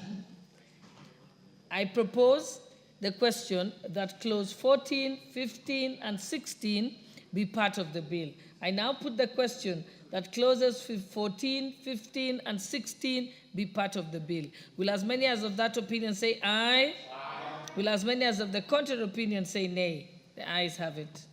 Clause 17. I propose the question that clause 17 be part of the bill. Mover? I beg to move that clause 17 of the bill be amended as it appears in the order paper. That clause 17 of the bill be amended, A, in the marginal note by deleting the words cultural expressions and substituting therefore the words culture, culture heritage, and culture property. And B, by deleting the words cultural expressions as national expressions and substituting therefore the words culture, culture heritage, and culture property. Honorable members, I propose the question that clause 17 be amended as proposed. I now put the question that clause 17 be amended as proposed? Will as many as of that opinion say aye? Aye. Will as many as of the contrary opinion say nay? The ayes have it. And I now put the question that clause 17, as amended, be part of the bill. Will as many as of that opinion say aye? Aye. Will as many as of the contrary opinion say nay? The ayes have it. Clause 18. I propose the question that clause 18 be part of the bill. Mover? I beg to move that clause 18 of the bill be amended as it appears in the order paper, that clause 18 of the bill be amended A, in the marginal note by deleting the words cultural heritage and expressions and substituting therefore the words culture, heritage, cultural heritage, and cultural property. B, in the subclause 2 by deleting the words cultural heritage and expressions and substituting therefore the words culture, cultural heritage, and cultural property. And C, in subclause 4 by inserting the word it, by inserting the word it immediately after the words where there is or might be a cultural heritage if. I propose the question that clause 18 be amended as proposed. I now put the question that clause 18 be amended as proposed. Will as many as of that opinion say aye? Aye. Will as many as of the contrary opinion say nay? The ayes have it. And I now therefore put the question that clause 18 as amended be part of the bill. Will as many as of that opinion say aye? Aye. Will as many as of the contrary opinion say nay? The ayes have it. Clause 19. I propose the question that clause 19 be part of the bill. I now put the question that clause 19 be part of the bill. Will as many as of that opinion say aye? Aye. Will as many as of the contrary opinion say nay? The ayes have it. Clause 20. I now propose the question that clause 20 be part of the bill. Mover? I beg to move that clause 20 of the bill be amended as it appears in the order paper, that clause 20 of the bill be amended A, in subclause 1, I, by deleting the words a cultural expression appearing in paragraph F and substituting therefore the words cultural property. 2, by deleting paragraph H and substituting therefore the following new paragraph. H, conducts an activity or development at a cultural property or cultural heritage site without the requisite permit or license. 3, by deleting the words cultural expression appearing in paragraph I and substituting therefore the words cultural property. B, by deleting subclause 2 and substituting therefore the following new subclause. 2, a person who commits an offense under this section shall be liable on conviction to a fine not exceeding 1 million shillings or to imprisonment for a term not exceeding 5 years or to both. I propose the question that clause 20 be amended as proposed. I now put the question that clause 20 be amended as proposed. Will as many as of that opinion say aye? Aye. Will as many as of the contrary opinion say nay? The ayes have it. I now put the question that clause 20 as amended be part of the bill. Will as many as of that opinion say aye? Aye. Will as many as of the contrary opinion say nay? The ayes have it. Clause 21. I propose the question that clause 21 be part of the bill. I now put the question that clause 21 be part of the bill. Will as many as of that opinion say aye? Aye. Will as many of the contrary opinion say nay? The ayes have it. Clause 22. I propose the question that clause 22 be part of the bill. Mover? I beg to move that clause 22 of the bill be amended as it appears in the order paper, that clause 22 of the bill be amended by deleting the word 10 and substituting therefore the word 2. I propose the question that clause 22 be amended as proposed. I now put the question that clause 22 be amended as proposed. Will as many as of that opinion say aye? Aye. Will as many as of the contrary opinion say nay? The ayes have it. I now put the question that clause 22, as amended, be part of the bill. Will as many as of that opinion say aye? Aye. Will as many as of the contrary opinion say nay? The ayes have it. Clause 23. I propose the question that clause 23 be part of the bill. I now put the question that clause 23 be part of the bill. Will as many as of that opinion say aye? Aye. Will as many as of the contrary opinion say nay? The ayes have it. Clause 24. I propose the question that clause 24 be part of the bill. Mover? I beg to move that clause 24 of the bill be amended as it appears in the order paper, that clause 24 of the bill be amended by deleting the words imprisonment for life and substituting therefore the words a fine not exceeding 5 million shillings or to imprisonment for a term not exceeding 5 years or to both. I propose the question that clause 24 be amended as proposed. I now put the question that clause 24 be amended as proposed. Will as many as of that opinion say aye? Aye. Will as many as of the contrary opinion say nay? The ayes have it. I now put the question that clause 24 as amended be part of the bill. Will as many as of that opinion say aye? Aye. Will as many as of the contrary opinion say nay? The ayes have it. Clauses 25, 26, 27, 28, 29, 30, 31, and 32. I propose the question that clauses 25, 26, 27, 28, 29, 30, 31, and 32 be part of the bill. I now put the question that clauses 25, 26, 27, 28, 29, 30, 31, and 32 be part of the bill. Will as many as of that opinion say aye? Aye. Will as many as of the contrary opinion say nay? The ayes have it. Clause 33. I now propose the question that clause 33 be part of the bill. Mover? I beg to move that clause 33 of the bill be amended as it appears in the order paper. That clause 33 of the bill be amended in subclause 2 by deleting paragraph G and substituting therefore the following new paragraph. G, prescribing the manner of interlinkage with research institutions in regard to research relating to culture. I propose the question that clause 33 be amended as proposed. I now put the question that clause 33 be amended as proposed. Will as many as of that opinion say aye? Aye. Will as many as of the contrary opinion say nay? The ayes have it.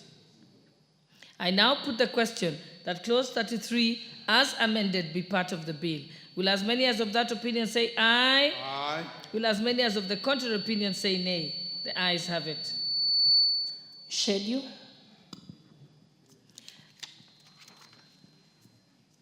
I propose the question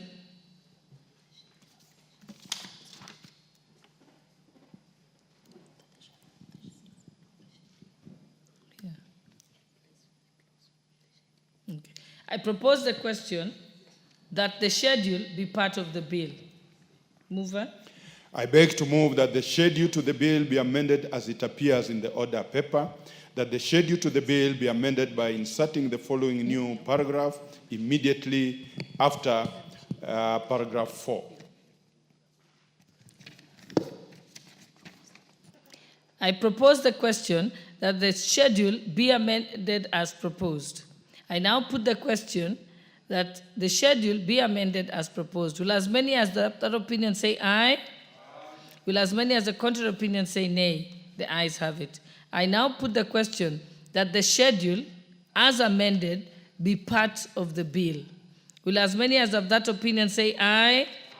Will as many as of the contrary opinion say nay? The ayes have it. Clause 2. I propose the question that clause 2 be part of the bill. Mover? I beg to move that clause 2 of the bill be amended as it appears in the order paper, that clause 2 of the bill be amended in the definition of cultural property by deleting paragraph D and substituting therefore the following new paragraph. D, buildings and architectural designs. B, by deleting the definition of cultural expression. C, by deleting the definition of culture. D, in the definition of protection, by deleting the word expression and substituting therefore the words cultural property. E, by inserting the following new definition in its proper alphabetic sequence. Culture means the set of distinctive spiritual, material, intellectual, and emotional features of a community or a social group, and includes the lifestyle, social interactions, value systems, traditions, beliefs, language, ideas, customs, codes, institutions, works of art, rituals, and ceremonies. I propose the question that clause 2 be amended as proposed. I now put the question that clause 2 be amended as proposed. Will as many as of that opinion say aye? Aye. Will as many as of the contrary opinion say nay? The ayes have it. I now put the question that clause 2 as amended be part of the bill. Will as many as of that opinion say aye? Aye. Will as many as of the contrary opinion say nay? The ayes have it. Title. I propose the question that the title be part of the bill.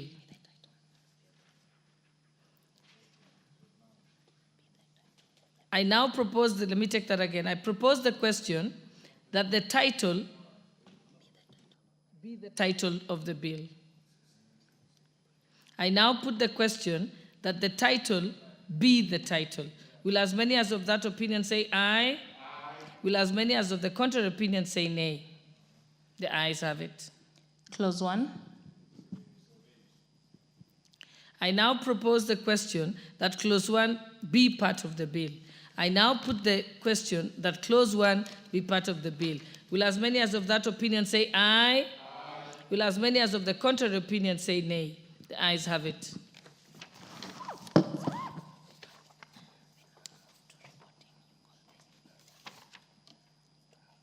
Mover to move the reporting.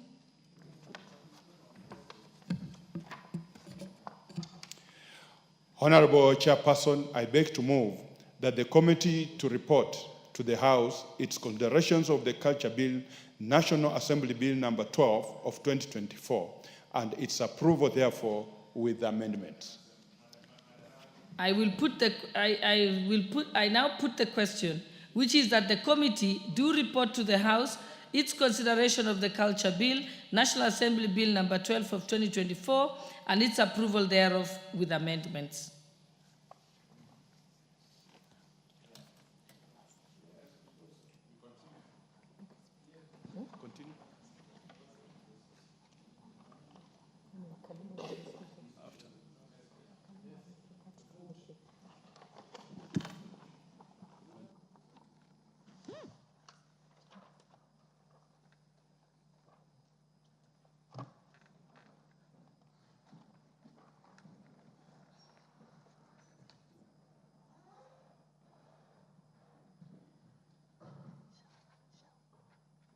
Chairperson?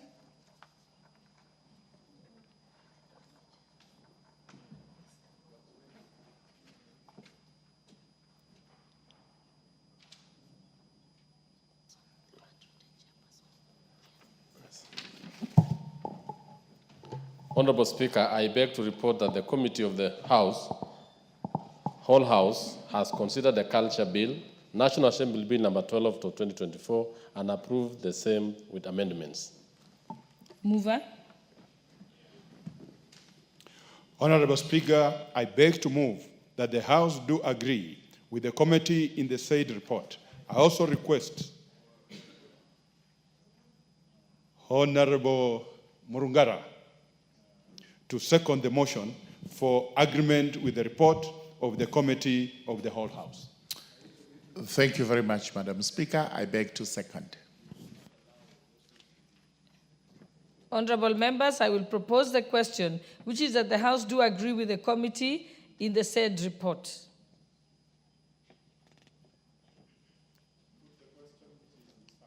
I will put the question.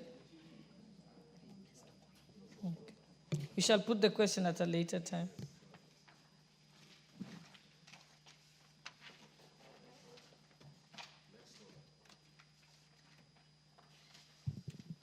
Next order.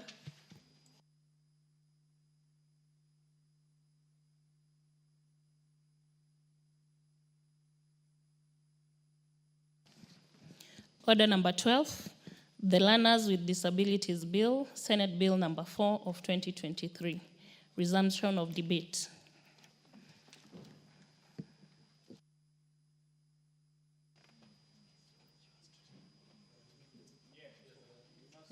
Who was the last person?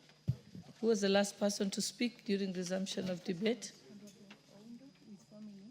Honorable Oundo had a balance of 4 minutes. He's not here.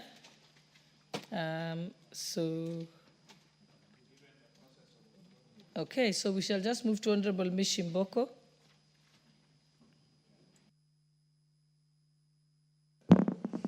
Yeah, thank you, Honorable Speaker. Honorable Speaker, I stand to support the Learners with Disability Bill 2023. Honorable Speaker. Honorable Speaker, when I'm looking to this bill,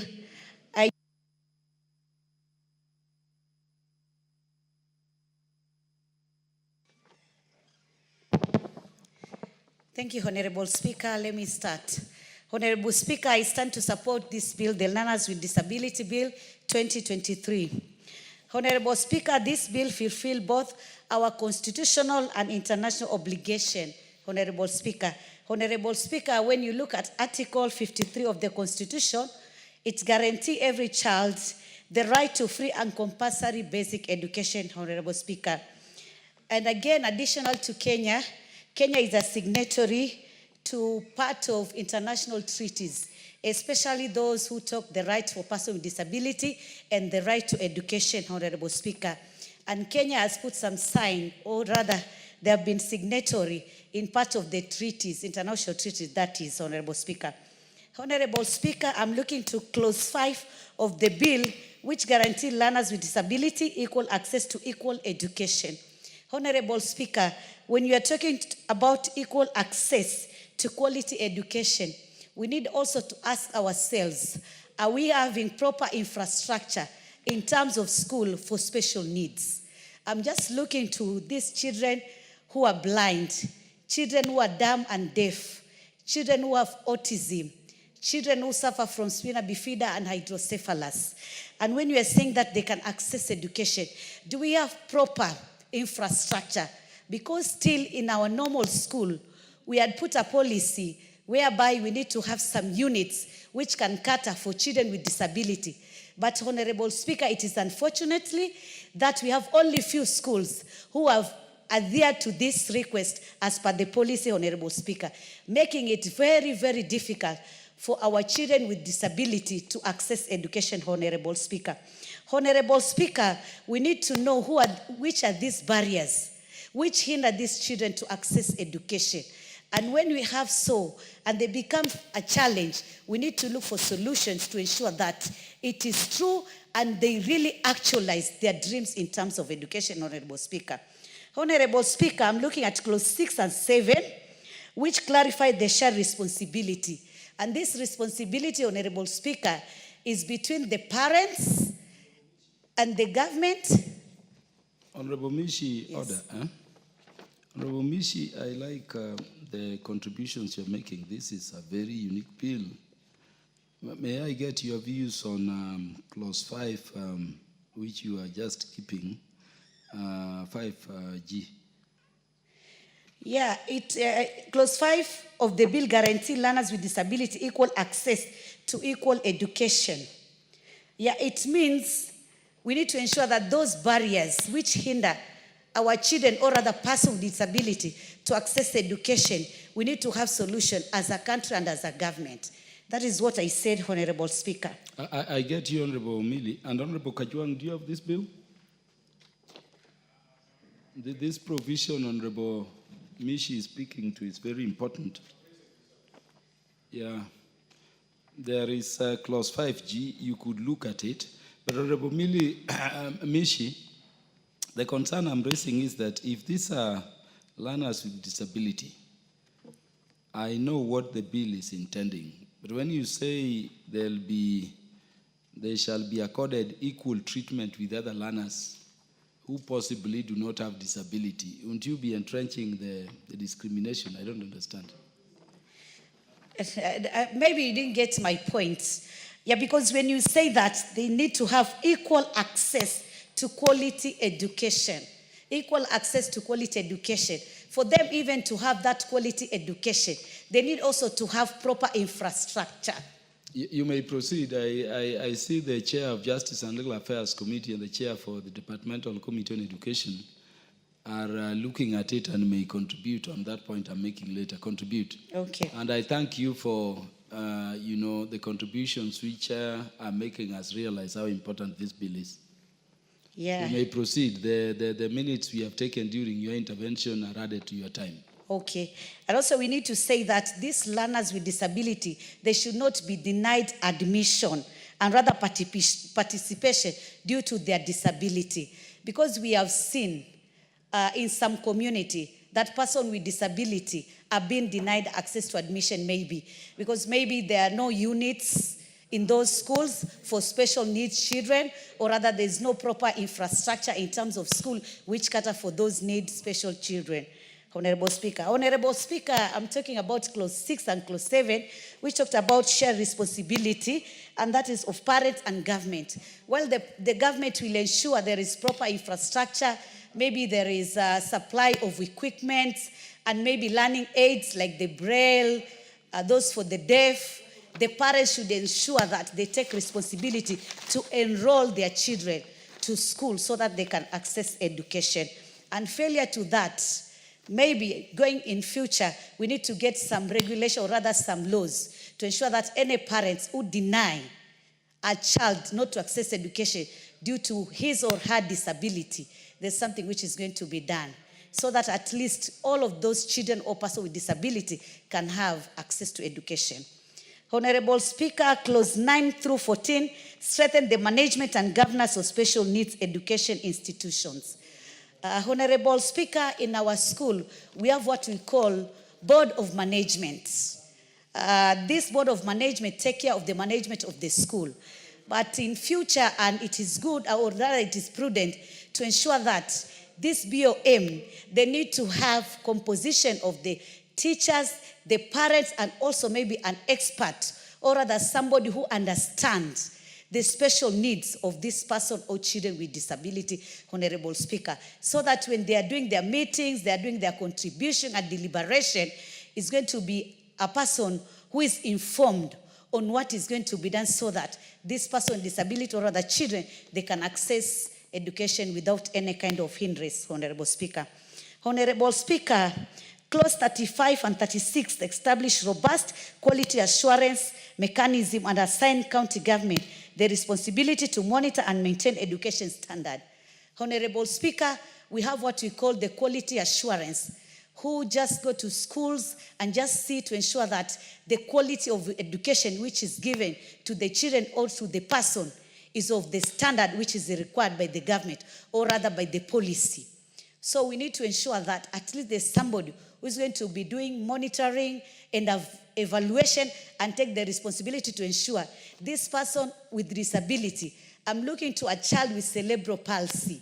A child with cerebral palsy is not just like any other normal child. It's a different child because of the status he is or she is. So we need also to know how do we ensure that such kind of person or children, they have what we call standard and quality education, Honorable Speaker.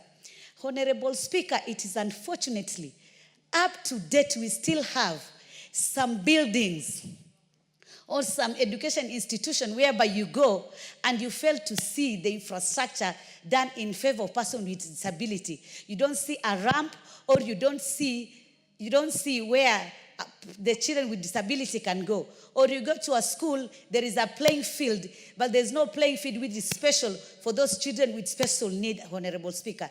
So when we are talking about education, education is so vast and education, it involves a lot.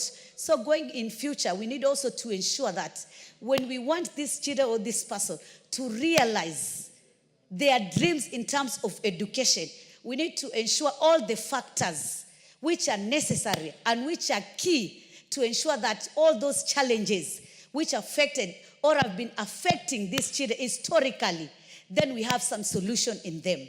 And going forward, even when we are doing our budgeting, we need also to ensure that what are we putting? Where do we add? Like now, I've seen that in terms of social protection, we have added some money for transfer for those persons with disability, for the orphans and other vulnerable groups. So, Honorable Speaker, I think as a way forward, we need to know as a country that we are really putting some priority in those areas which will ensure that the persons or children with disability can access education without any kind of discrimination, without being isolated, or without being hindered or rather denied admission to schools or rather to universities and other training colleges. I thank you, Honorable Speaker.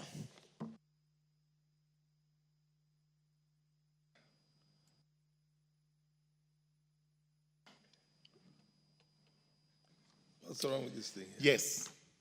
Thank you very much, Mr. Speaker.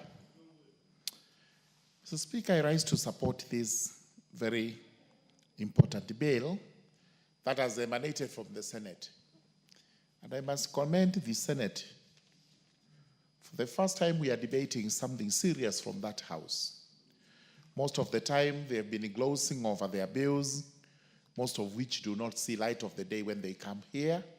But this is an important bill because children living with disabilities and also other human beings, even adults living with disabilities, sometimes they are taken to be a curse to the society. And most of the African societies, especially pre-colonial, were not treating these people with any dignity at all. They thought it was a curse, so the easier thing to do was to cast them out and possibly end their lives. We have moved from that today to embracing these people who are differently enabled. It's not that they got a disability per se, it's the enabling that is different. Because if we looked at all human beings, most of them have a disability of one type or the other. It's only that some are not pronounced, some are not visible, and some of them we do not want to talk about, but they are disabilities. I always look upon Honorable Sankok, David Sankok. He is a member of YALA, who is a person who has lived with a disability since he was a young boy. He took it with a stride, and he has made every possible good thing out of it because he's taken it as an advantage and not a disadvantage. Because differently, people enabled differently have disadvantages which they can exploit to make their lives better. Therefore, today, as we debate how we should educate our children with disabilities, we must look upon this with our two eyes and consider it very important that these children do get an education as equal as any other child whom we treat as a normal child. The bill is very important. If you allow me kindly to gloss over it quickly, and especially we start with a clause 5. After guiding principles, the objects are in clause 3, which objects are good enough. Clause 4 is on guiding principles, and clause 5 is or starts part 2, which has the rights and responsibilities regarding learners with disabilities.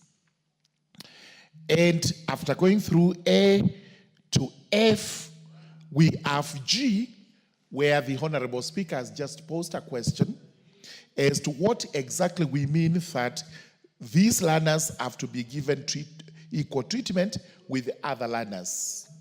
What we are saying is treatment here does not apply to facilities, benefits, and whatever else.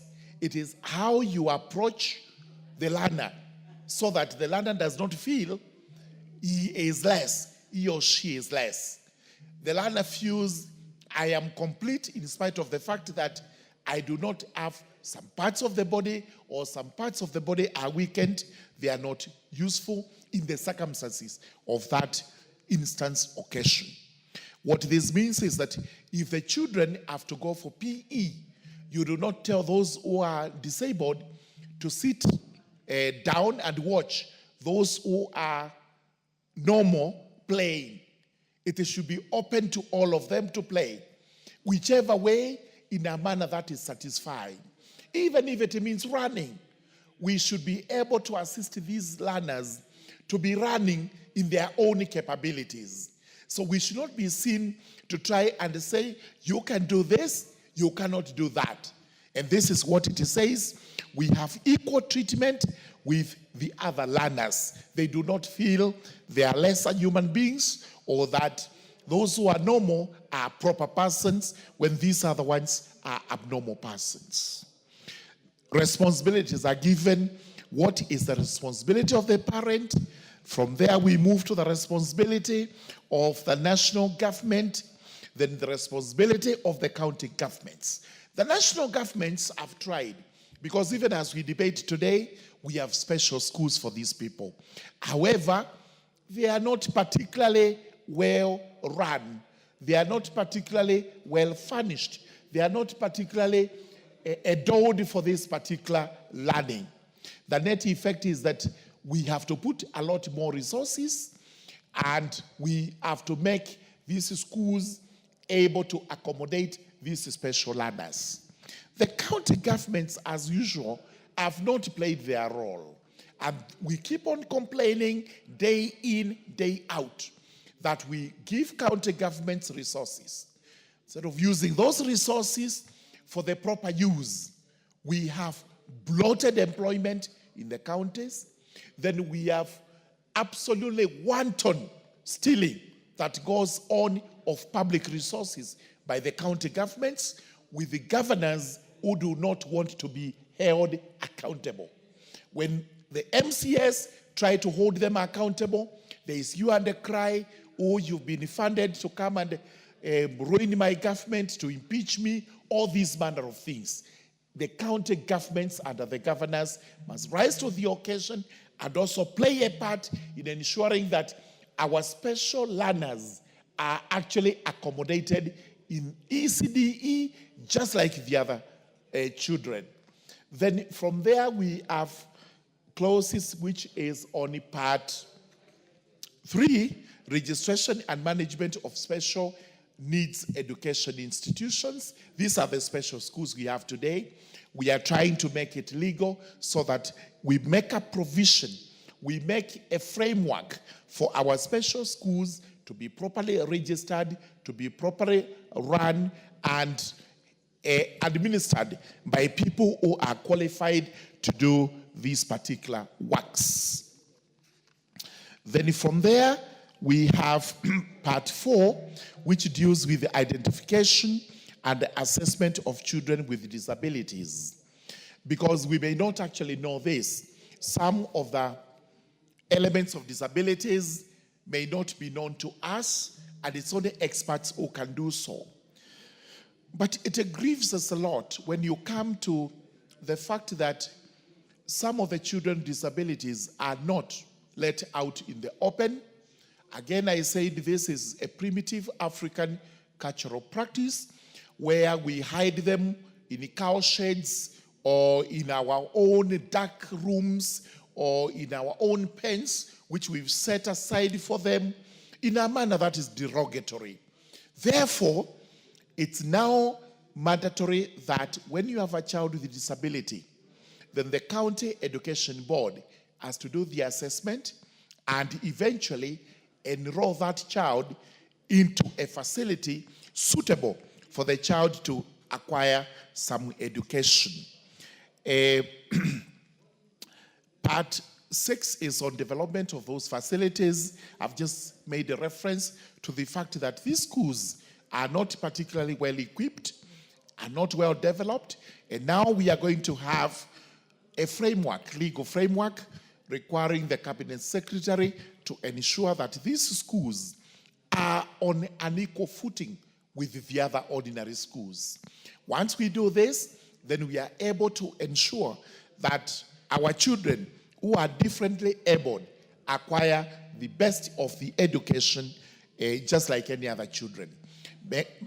Pointedly, which is very important, is that we have seen people who live with disabilities and who get a quality education working very well for this country, and those are the people we should be emulating when the time comes for us to deal with the education of this particular group of persons. So with those remarks, Mr. Speaker, sir, I beg to support. Thank you.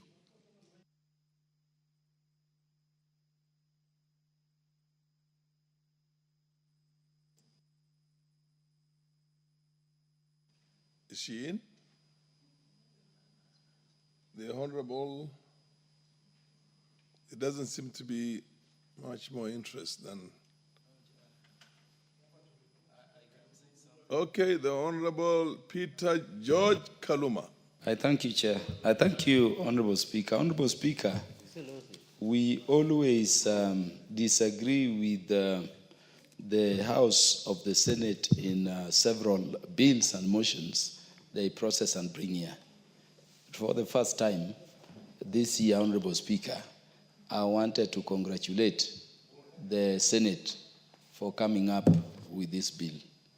Honorable Speaker, until you see a person who was able to suffer disability in the course of their lives, you will not appreciate such a bill. Honorable Speaker, in the 11th Parliament, we had the MP for Migori County, the Honorable Denita Gatti. And Denita was very agile here. When she suffered a road accident, and then there was another road accident, and suffered disability, was treated. A person who was very agile came back before us here on a wheelchair, Honorable Speaker. I had even difficulties approaching her. But what she told me is that we who are enabled differently by God take a lot for granted. She told me she never knew a time would come when even just going to a restroom, you have to first resolve in your mind whether it should be another person helping you. She told me she never knew that even dressing her clothes, number one, the clothes have to change. Number two, it takes another person to assist you. So this is very important. Soon thereafter, Honorable Speaker, my own personal assistant was a guy who was more intelligent than me. Honorable Kajwang was telling you, a guy called Honorable Mr. Kakaji. And I took a guy who had done masters in economics as my personal assistant. Suffered an accident on Limuru Road here. And in that accident, his entire right arm went. And when I saw even something like signing a check, the gentleman had to learn afresh using the left hand. All the documents have to change. The life has to change from a person who was helping others to helping. Then I realized, Honorable Speaker, that it is important we think about these people. I'm one MP who hosts the only school, I think, in the entire of Southern Nyanza, including the Kisii area and I think part of Bomet, who are enabled differently intellectually. And Honorable Speaker, when you see the situation, sometimes we talk about their issue, even the release of their capitation here. I can tell you we should focus more on their situation than other children who are enabled differently. Honorable Speaker, when there is no water, you don't know what to do with the children in Uganda Special School in my constituency. And sometimes the principal has to call me when there is delay, saying, can you even send some money we get a Bowser from Homa Bay Town to get water to the school? Because of their situation, others are autistic, Others are intellectually, gifted in different ways. We are being careful on language. It's a difficult situation. You allow them to go into a river, they will drown. And then they need water a lot.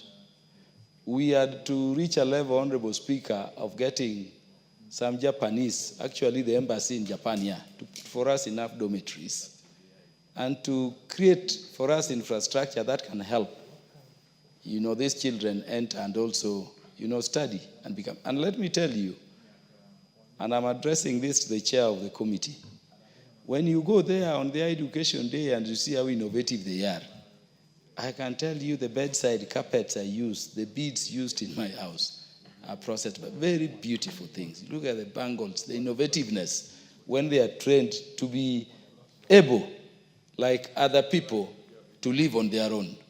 You've seen cases, Honorable Speaker, where persons with disability are being exploited by some Kenyans who are enabled differently on the streets here as beggars. By investing in the learning and skilling of persons with disability, we remove such abuses.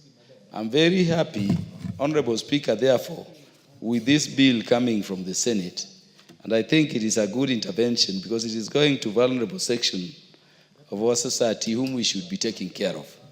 But I wanted to urge that this is important because when we are supplying resources to these institutions, we are being alerted that you must always have those resources in time. Honorable Speaker, I've spoken to the absence of water in these institutions at times. What of chair education, where there is no capitation, and therefore they don't have, food? And remember, sometimes people just drop them there, people who are not even related to them. And sometimes these schools, having learners with the various disabilities, are just used the manner we used to use them in the traditional sense of somewhere you drop people and you forget about them.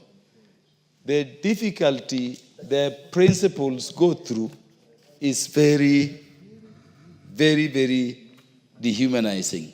And so I agree with this bill that for once, the infrastructure accommodating persons with disability will be adequate, that the training and the skilling will be relevant to make them have a meaningful life beyond being, people who can be neglected. And I know, Honorable Speaker, we are coming from old tradition.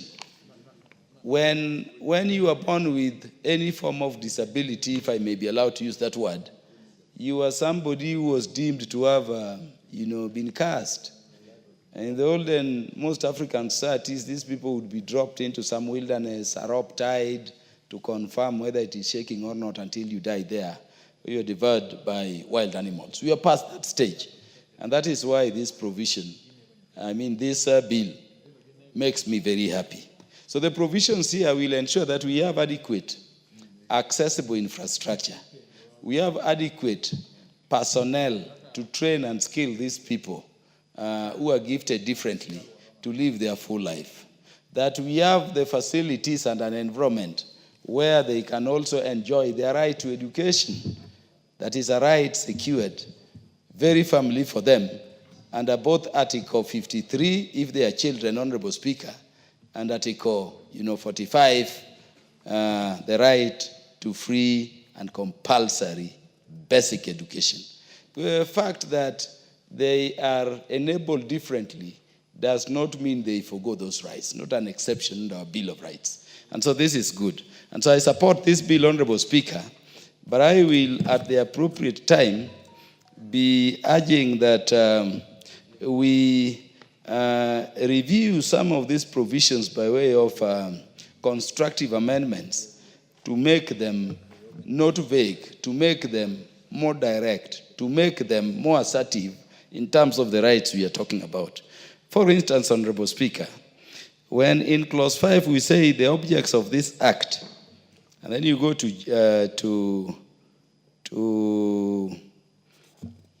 sorry, I'm not on clause 5, sorry, Honorable Speaker.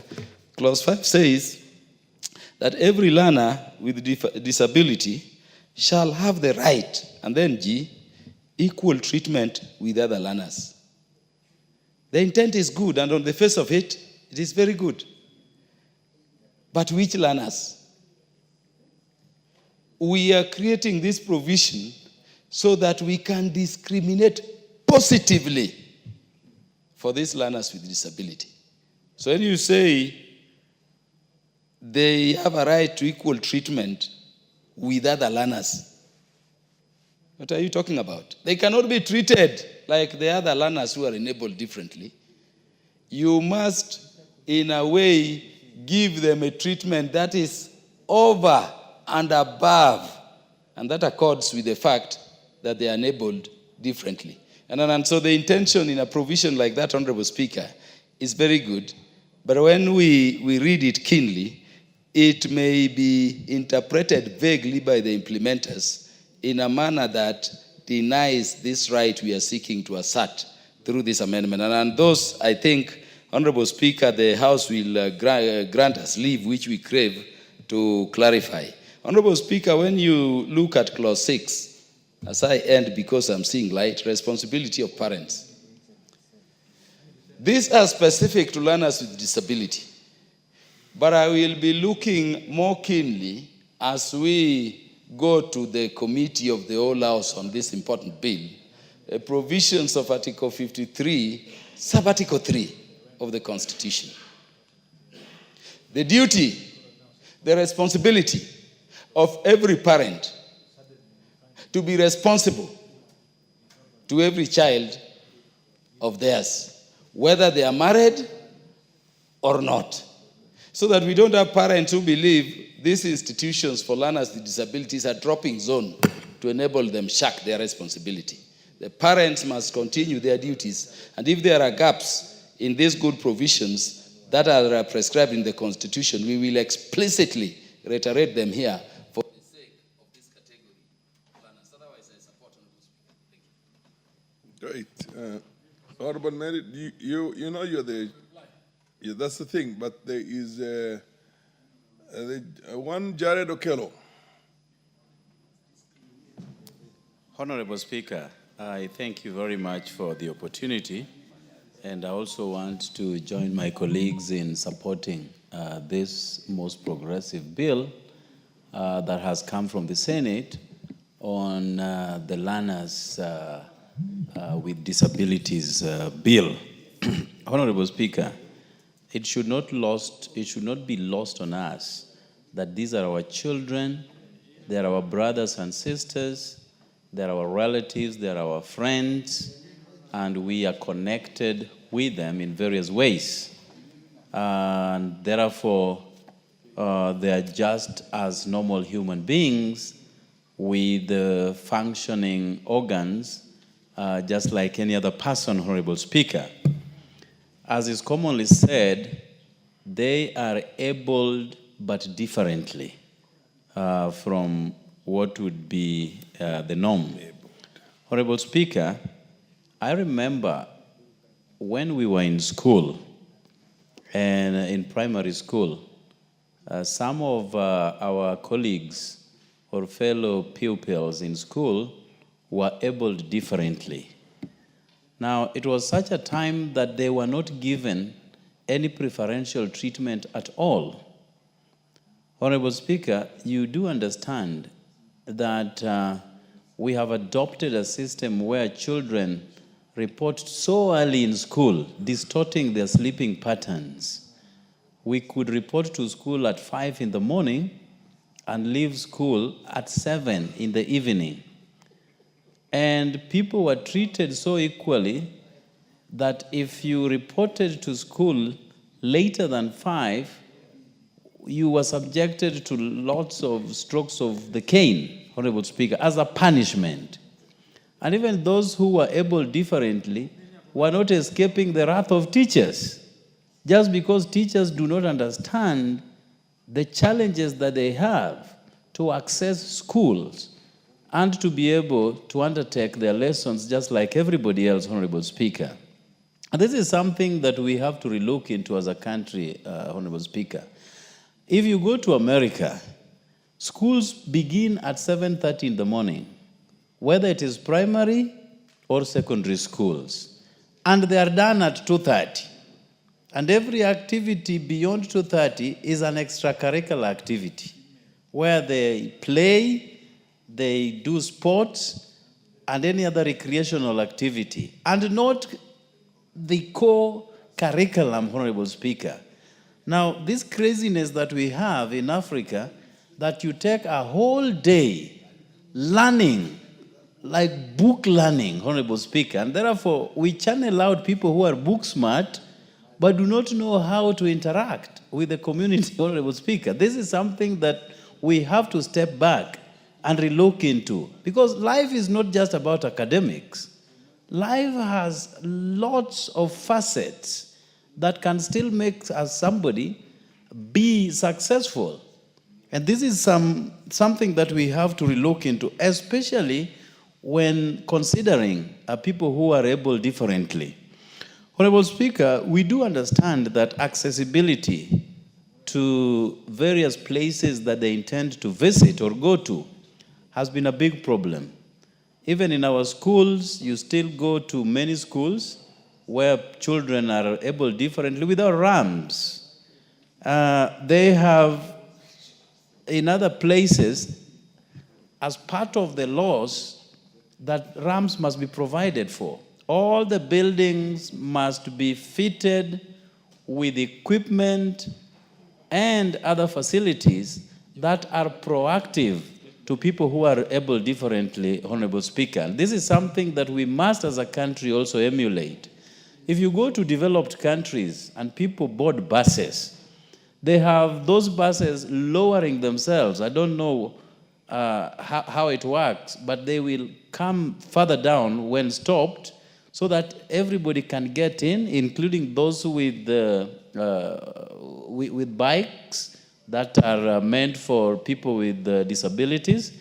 And then the bus will lift itself and continue with the journey. These are things that we need to embrace as a community, because disability is not unique to a particular country. It is humankind, and it transcends nations, Honorable Speaker. We need to have reclining seats for those who are able differently, so that a level of comfort can be provided to them, Honorable Speaker.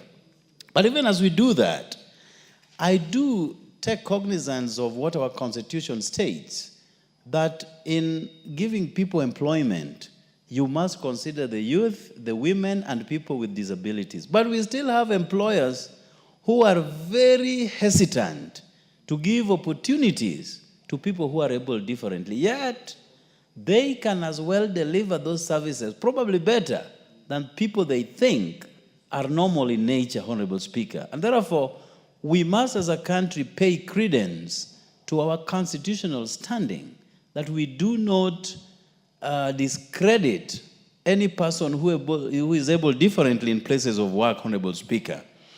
It has to be the norm to provide interpretation of sign language, Honorable Speaker. You have people who do not hear, they're deaf, in a crowd, and people are speaking and they are present, but no one bothers about them.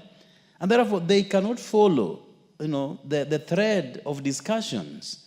So I think we also need to infuse more stringent rules that accommodate people of this nature, Honorable Speaker. We, as I've said about giving employment, Honorable Speaker, even teachers who teach in various institutions with people who are able differently, they have to also be included, Honorable Speaker, so that you have a teacher who connects with these people because they suffer the same fate. But you have people who have absolutely no knowledge about disabilities, given the task to teach them and to guide them in various ways over problems that they do not properly understand, Honorable Speaker.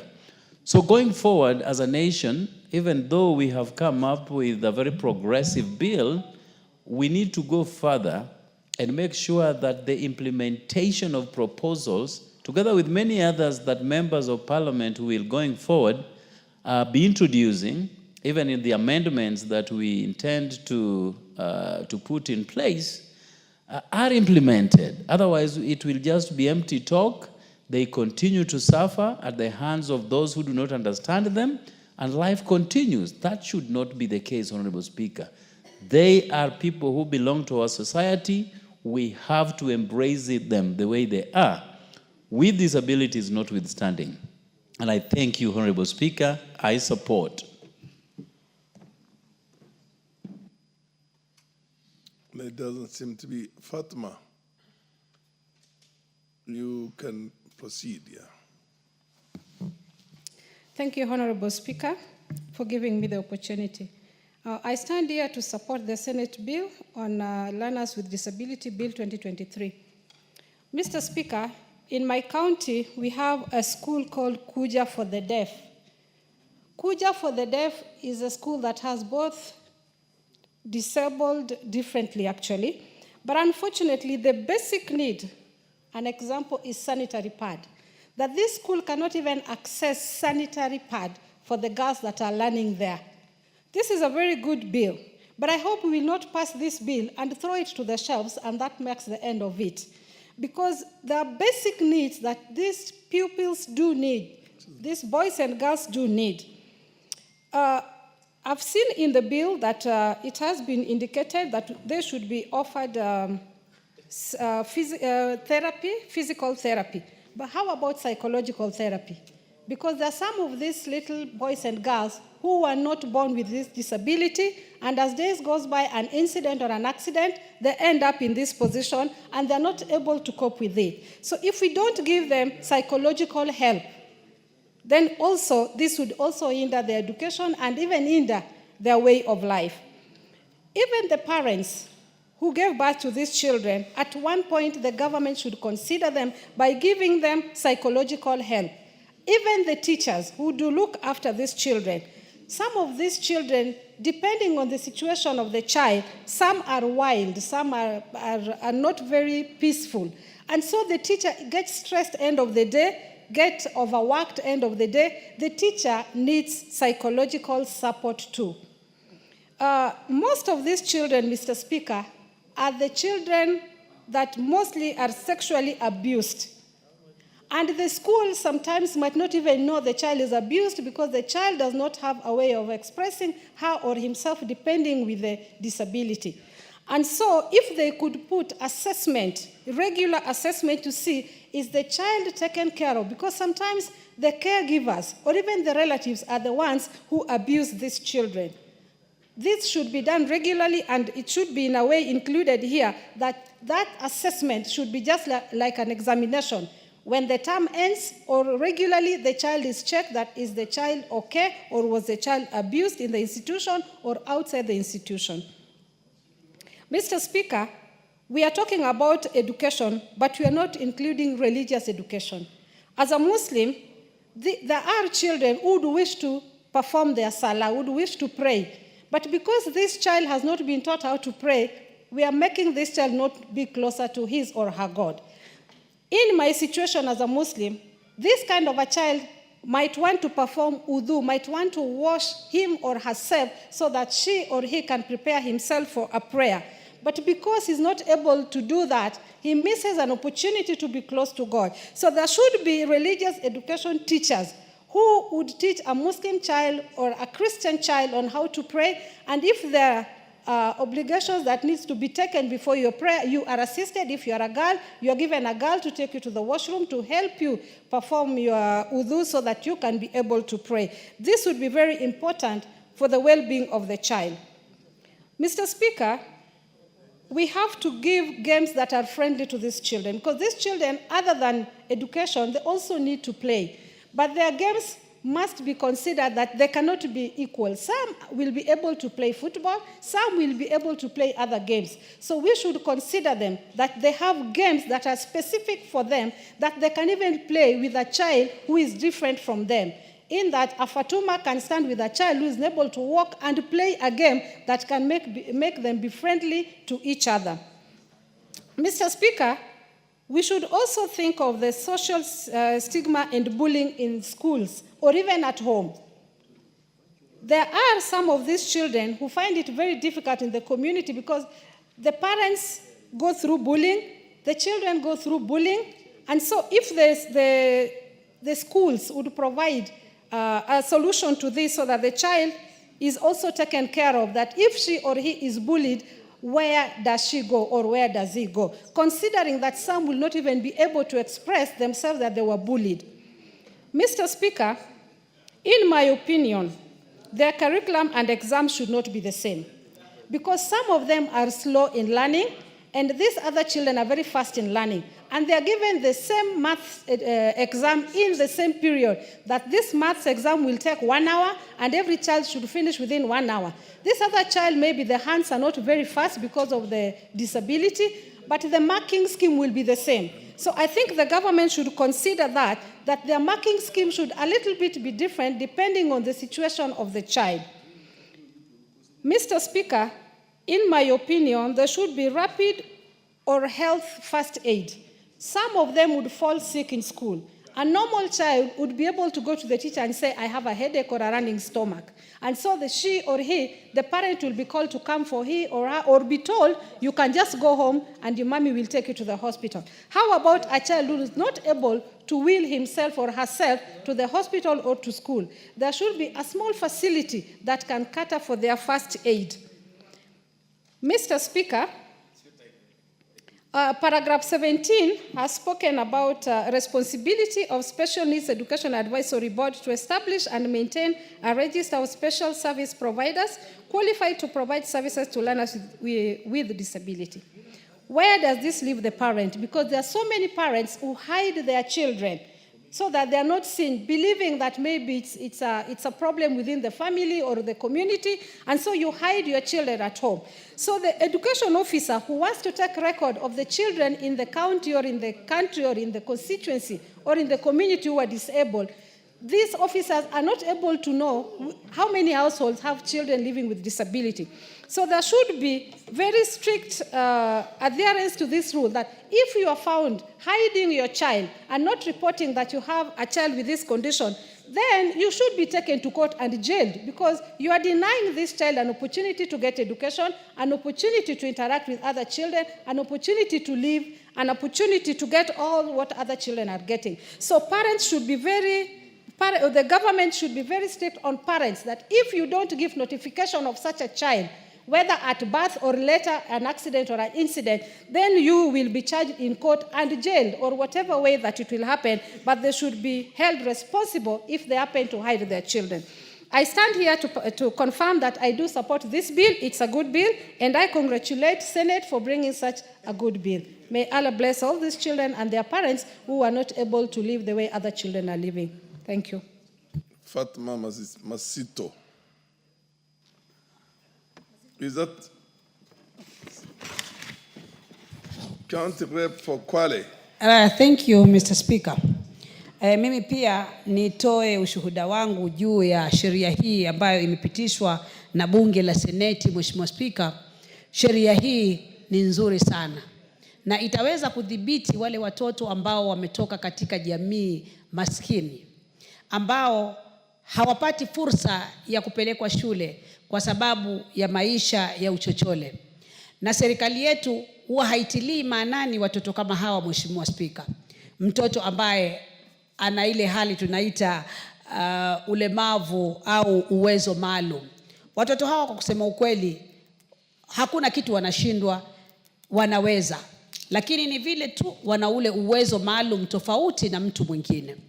Mheshimiwa Speaker, sheria hii inalenga watoto hawa kuweza kupata elimu kama mtoto mwingine, waweze kwenda shule zile za kwanza, na pia shule za upili, na pia shule zile za university waweze kusoma, na pia elimu yao Mheshimiwa Speaker iwe bure.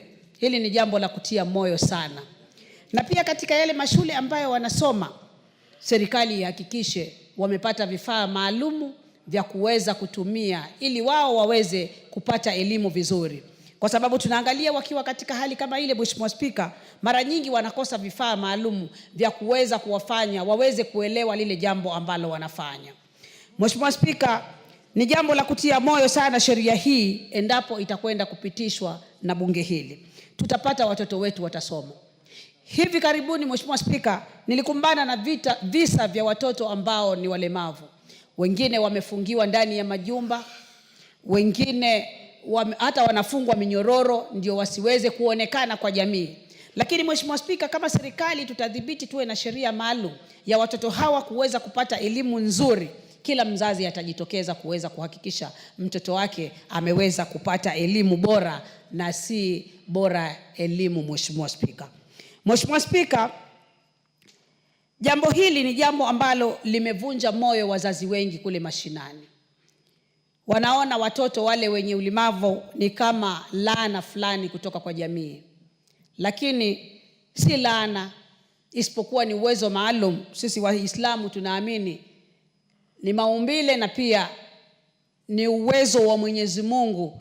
Yule aliyekutoa wewe mzima ndio aliyomtoa yule akawa na mapungufu kiasi, lakini hatutaki kusema ni mapungufu kwa sababu ni mpango wa Mwenyezi Mungu. Mheshimiwa Spika, pia sheria hii inaashiria kuwa counties au serikali za wilaya pamoja na serikali za kitaifa ziweze kushirikiana kwa pamoja kuweza kuhakikisha jambo hili litaweza kufanyika, Mheshimiwa Spika, kwa njia nzuri. Mheshimiwa Spika, nikomee hapo na niseme mimi naunga mkono sheria hii ambayo imeletwa kutoka kwa bunge la Seneti. Asante sana Mheshimiwa Spika. Kwa vile sioni mheshimiwa mwingine ambaye anataka kuchangia, nitamwalika mwenyekiti komiti ya elimu afanye kujibu, ama the right of reply. The reply. Thank you. And reply. Thank you, Honorable Speaker. Honorable Speaker, I rise to apply, and I want first of all to thank the members. The members have spoken it out, that this is a very important bill. And I want to say that this bill first originated in this House in the last Parliament. It lapsed when Parliament went on recess or Sindai, and finally it has resurfaced in the Senate. I want to say that this is a very important bill. It's a bill that is actually trying to enable the disabled or children who are enabled differently to undergo their education with less difficulties. Honorable Speaker, you'll realize that this bill, apart from trying to cure infrastructural problems in schools, learning challenges that learners who are enabled differently go through, this bill is trying to make education of the disabled or children who are enabled differently be seamless, be very smooth, and to have less issues. It goes on to address even learning centers where the young, those who are what we call the daycare, various forms of disabilities are with our children. And these children, they are our brothers, they are our sisters, they are our children in our homes. It looks at all manner of disabilities amongst children. And I want to thank members because they even contributed and made proposals on how to make this bill even better, to ensure that learners across this country are actually assisted and be able to go through their education to the problem. Honorable Speaker, learners with disabilities or people who are enabled differently, if you look historically, the founder of what we call the Braille writing, Helen Keller. Helen Keller was an individual who in the 1880s was born deaf and blind. But she went on to have a lot of innovations across. Albert Einstein and many others did a lot of contribution despite some of the disabilities they had. So the fact that this is a bill that is going to encourage families, fathers, who have children and they try to hide them just because they think it's a stigma, it is a curse. It isn't. These are people, if well taken care of, can be able to come and transform this world a lot. Thomas Edison is a very good example who had a lot of difficulties. He even went to school and learned how to write after 5, 6 years of age. So, Honorable Speaker, this is a wake-up call to parents, to schools, to institutions, telling them that any learner who is enabled differently is as potential and as an individual who can be able to change this society. Honorable Speaker, I want to thank this House. In the current bill, in the current budget, the Ministry of Education has voted a lot of resources on learners with disabilities and many others. So therefore, Honorable Speaker, I will request that we support this bill, and I propose that I request that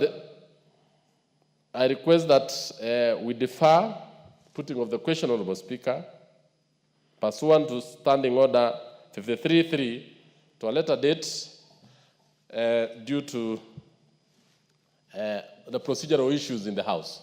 However, Honorable Speaker, I want to thank each and every member for the contribution they've made, and more importantly, for voting in money for students with special needs, for students who have issues in their schools, infrastructural issues, and more importantly, what Honorable Kaluma put it very clearly, that some of the issues which are affecting parents and which are not captured in this bill can actually be ingrained in it through amendments and be made a very good bill.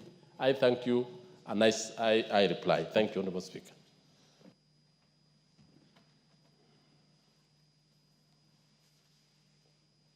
Honorable members,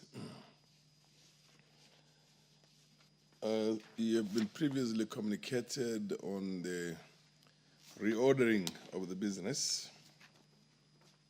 Looks like we just have only a minute to go to the adjournment of the House, but now I call on the next order, which is order number 16.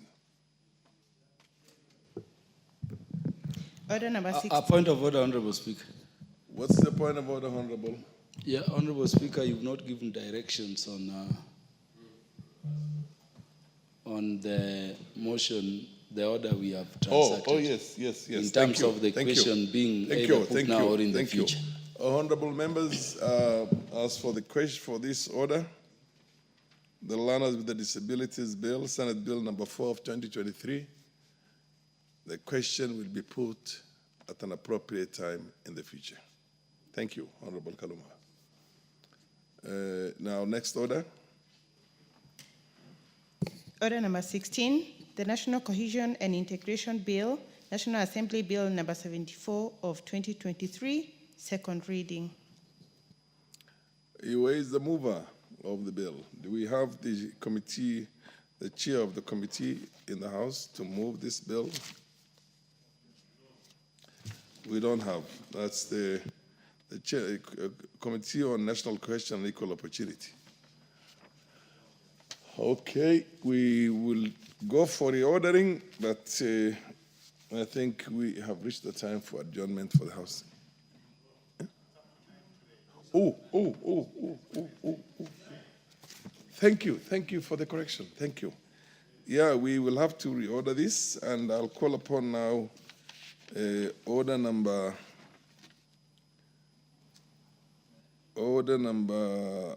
11. No, sorry. Yes, order number 11, the Political Parties Amendment Bill, Senate Bill number 26 of 2024. And we had members, yes? Order number 11, the Political Parties Amendment number 2 Bill, Senate Bill number 26 of 2024, second reading, resumption of debate. The resumption of this debate will start with the Honorable Karori Omondi, who was the last person on the contributing on this bill and has 9 minutes. Honorable Karoli Omondi, proceed. Thank you very much, Honorable Speaker. We've really waited for this opportunity with my friend, Honorable Toroi Teach, to get to this order of business. Honorable Speaker, this is, again, another bill from the Senate, but I rise to express my reservations about certain provisions on this bill, but also to acknowledge very heavy challenges that this bill presents to our democracy. and more so its insensitivity to public interest and the elevation of the interests of the political class above all other members of society, and how short-term its objectives are. Let me go straight to the point. Honorable Speaker, in our constitutional system, it is individuals who go for elections, and it is individuals who then get elected. And there are two pathways through which individuals may access political office. An individual could choose to run for office as an independent candidate, as the Honorable Member for Migori here, or Honorable Toroitich there.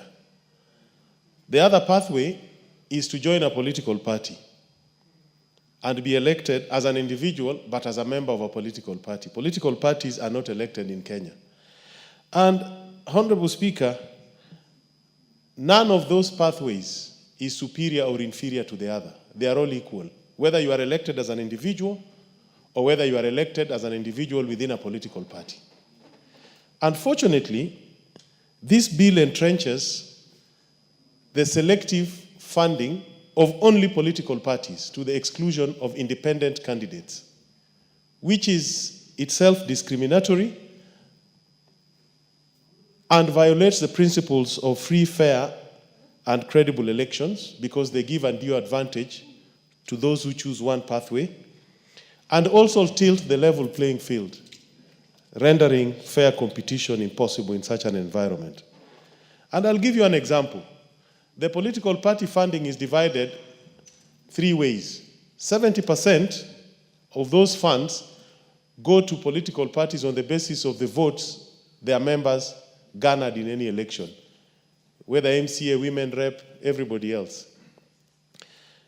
If you contest as an independent candidate and you win, like Honorable Fatuma did and Honorable Toroitich did, they won as independents, they don't get a share of those funds.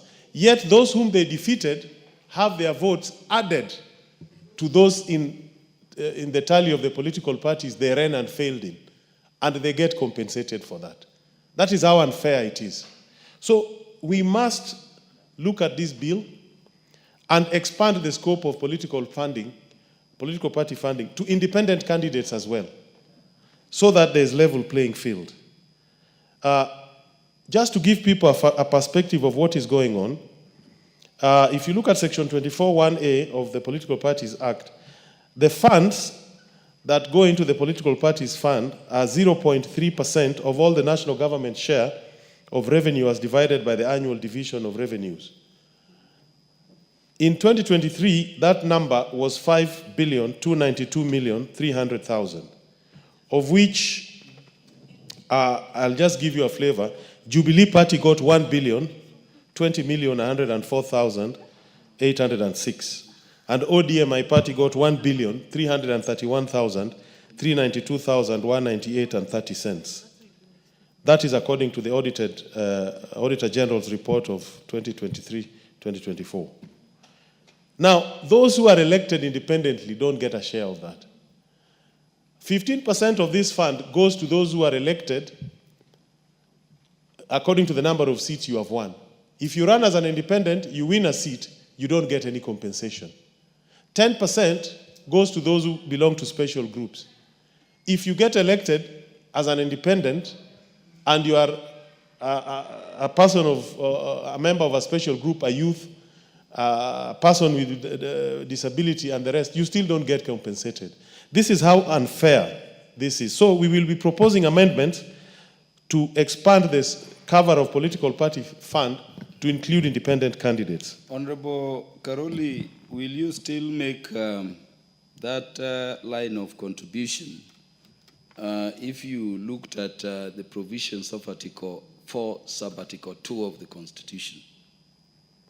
Which says what? Remind me. Yeah, it does the table have a copy of the Constitution? It is always good to hear thoughts of Honorable Karoli, and don't worry about time. Okay. Don't worry about time. Your time is frozen. I didn't bring my on this element. If I read... members do not know that you served in the executive, so you are at the heart of most of these pieces of... So you are saying Article 4? Sub-Article 2. Your proposal that independent candidates and members be funded separate from political parties, how does it sit with that provision? The Republic of Kenya shall be a multi-party democratic state founded on the national values and principles of governance referred to in Article 10. Correct? That's what it says. And Article 10 talks about our national values. Yes? Among others, patriotism, national unity, sharing, devolution, rule of law, democracy, participation of the people, which includes independent candidates, non-discrimination, which is what I'm talking about, protection of the marginalized, what I'm talking about, by excluding independent candidates, human dignity, equity, social justice, inclusiveness. That is what I'm talking about, Honorable Speaker. I'm giving life to good governance. The point I'm making is in the first line only. The first line says, the Republic of Kenya shall be a multi-party democratic state. Thank you. The interpretation of that particular clause, Honorable Speaker, is what I've given, that there are two pathways to elective office in the Republic of Kenya. Multipartism does not mean multiplicity of party. It means multiplicity of options to contest for elections and win or lose. I would like the departing Honorable Speaker to pay attention. He's hearing whatever he's... We have a serious the Speaker is omnipresent. Yeah. No, only God is omnipresent. Okay. Thank you, Honorable Speaker.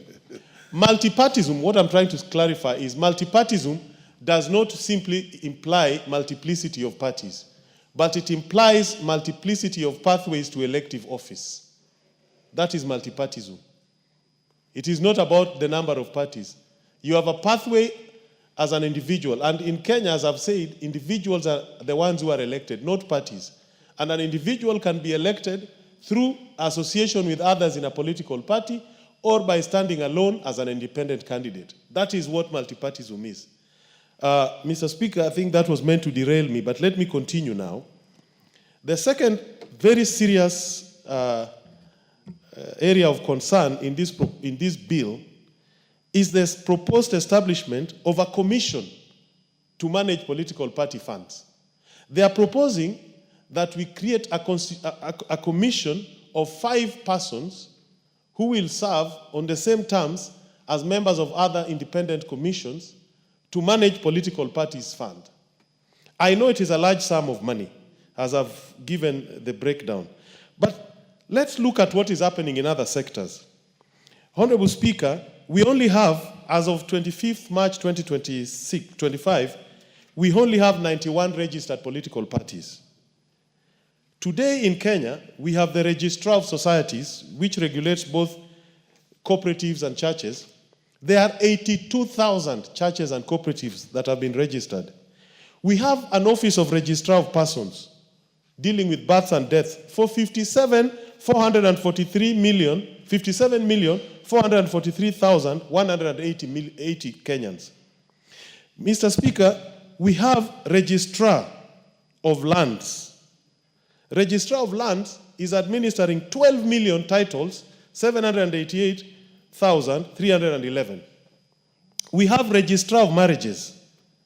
Registrar of Marriages is administering 1,607,000 marriages, 237.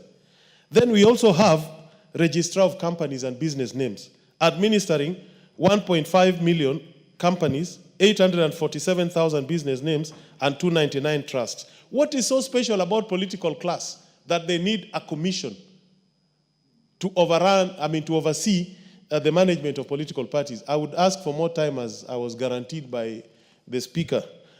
Yeah. This is an example of the political class abusing its own power. If the issue is how to manage the fair distribution of political party funds, then we should have an advisory council and we will be moving amendments to that effect, that the Law Society nominates a lawyer to that council, the Institute of Certified Public Accountants nominate a member, and the Institute of Chartered Arbitrators. So we have 3 specialized people who are independent, who can arbitrate. And we will also be further moving amendments.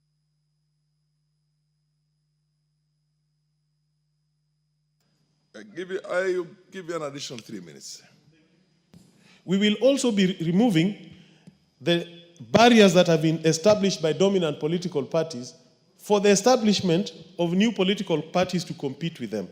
In particular, the requirement that a new political party must be present in 24 counties. This is an imposition of dominant political parties to stifle competition. Because my right to form a political party cannot be made contingent on having 1,000 members in other 24 counties. The Constitution does not contemplate that. I can have a political party for myself and my wife, as long as it is national.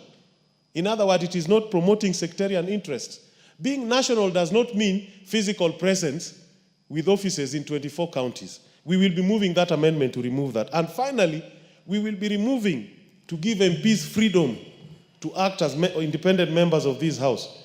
Section 14A, where they say Honorable Kaluma by now should have been deemed to have defected from ODM because he's associating with UDA under something called broad-based government. And we will be moving an amendment to that clause too. A point of order, Honorable Speaker. Yes, what's your point of order, the Honorable Pete?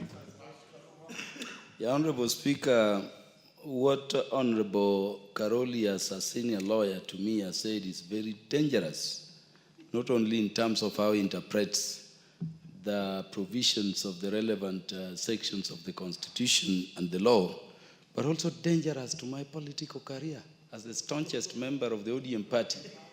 I don't know whether you've heard Honorable Karoli, but he's saying I should be deemed to have left ODM because I'm associating with the UDA party. That is very dangerous. It can't be inferred. Honorable Speaker, we associate with the... Kalori Omondi. Yes. Association, no association, political parties that members of parliament have allegiance to is purely a private matter for those members of parliament. No, but Honorable Speaker, the point I'm making is that the relationship between the ODM party, in which I'm the staunchest member, and the UDA party is documented. It is inter-parties, it is post-election, and it is for 10 points we are doing together for the good governance of the country. And you're still the staunchest supporter for that? Of the ODM, and I'm the staunchest supporter of that memorandum of understanding and the broad-based government, which was signed into by the Right Honorable Raila Amolo Odinga, my party leader, and the party leader of the UDA party, His Excellency Dr. William Samoei Ruto. So to be adhering to that MOU confirms only that I'm the staunchest member of the ODM party, because I'm on the ideals. You should not misinterpret, our relationship. Honorable Honorable Speaker, I'm not misinterpreting the law. I will give you a few more minutes, but proceed and get to the substance of the association is referring to has not been reduced into writing and recognized within the framework of Political Parties Act by the Registrar of Societies. It is something that is only known to him. And that is what I mean. That is the problem with Section 14 of the Political Parties Act, because it says if you support the policies of another party, which my friend does, he should have been expelled because he should have been deemed to have resigned. In fact, we should be having a by-election in Homa Bay town today. That is how fallacious that section is. I just wanted to use it as an example. Both the statutes and the Constitution are very clear. You have a post-election coalitions and pre-election coalitions. And signature or no signature, because that is purely a private matter. By the way, let me tell you, purely a private matter. As long as that association works for them, then so be it. Now, if you have another association yourself and you think it can work for you, you have the right and the freedom to exercise those rights also. Proceed, Honorable Karoli. I give you an additional 3 minutes. Thank you. So, in summary, Honorable Speaker, I would really urge members that we look at this bill objectively.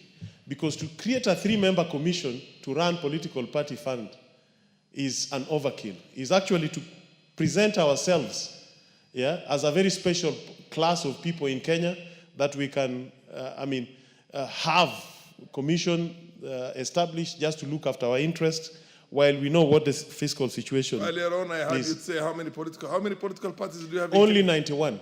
Only. And what about the United Kingdom, which is probably more or less the same population with us now, if not slightly more than us? Yes, and actually. One of the oldest democracies. How many political parties do you have in the UK? I don't know the exact number, but there's a problem today. I can tell you how many there are. Yes. They're about 4. 4, yes. Yes. And that's the problem that we're having in the UK, in the US, and everywhere, where only a few dominant political parties exist. I stand to be corrected. There are 5. There is the Tories, the Labour, the Reform, the Democrats, Social Democrats, yes, and the Liberal Democrats, and the Independents. And I'm sure there could be more, because the last time I checked, there was a political party called Make Politicians History political party. And the UK and the US, how many are they? There are 2 dominant ones, but that is the problem. Any other political party in the US? There are other small ones. You think there's any wisdom in the multiplicity of parties in Kenya? There is a lot, and let me explain. Proceed. Honorable Speaker, having 2 dominant political parties, as now we are experiencing in Europe, is a problem, and in this continent. Why is it a problem?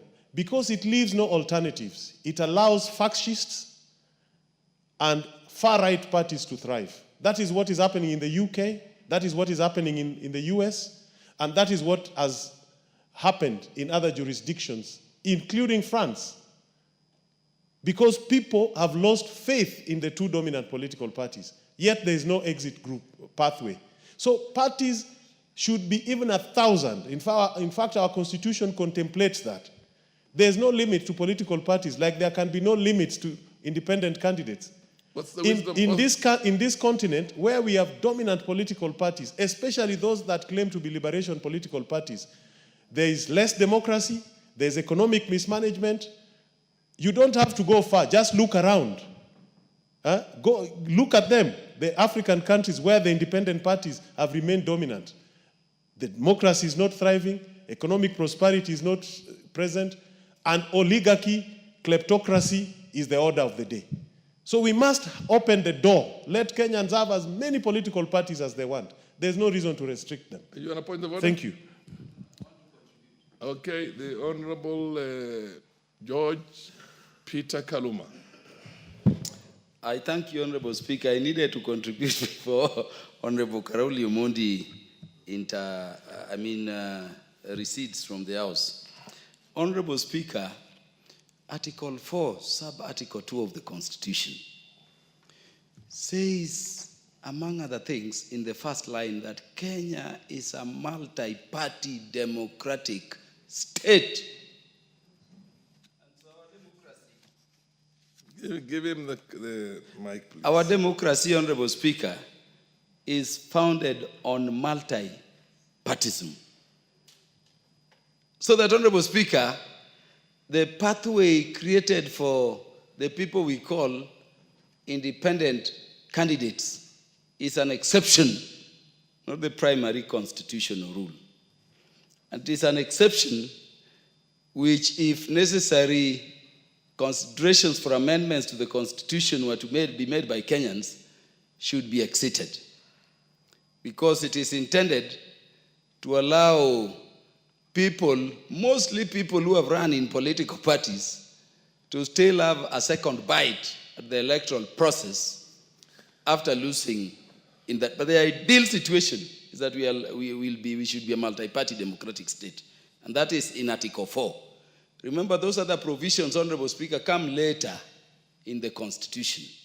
In the rules of constitutional... What is multi in your own interpretation? Multi-party.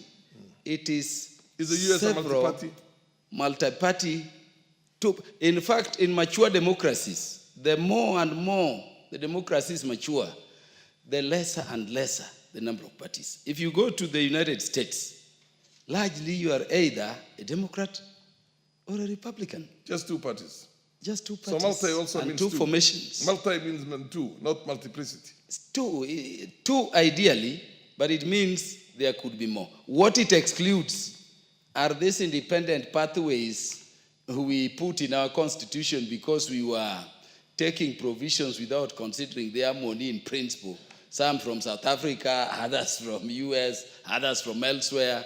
And we never had people who are practitioners sit, and people who are solely in constitutional interpretation sit to see that the principles are in harmony. But it should have been cleared out. Honorable Speaker, when you go to the United Kingdom, there are barely 5 political parties, but the main ones are 2.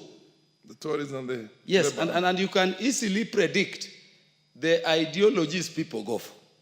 So that when you go to the United States, for instance, Honorable Speaker, when you are told somebody is a Democrat, you know, more so under President Obama, President Biden, that person will be supporting homosexuality, LGBTQ, and those pretenses of human rights, which are not in the Universal Declaration of Human Rights.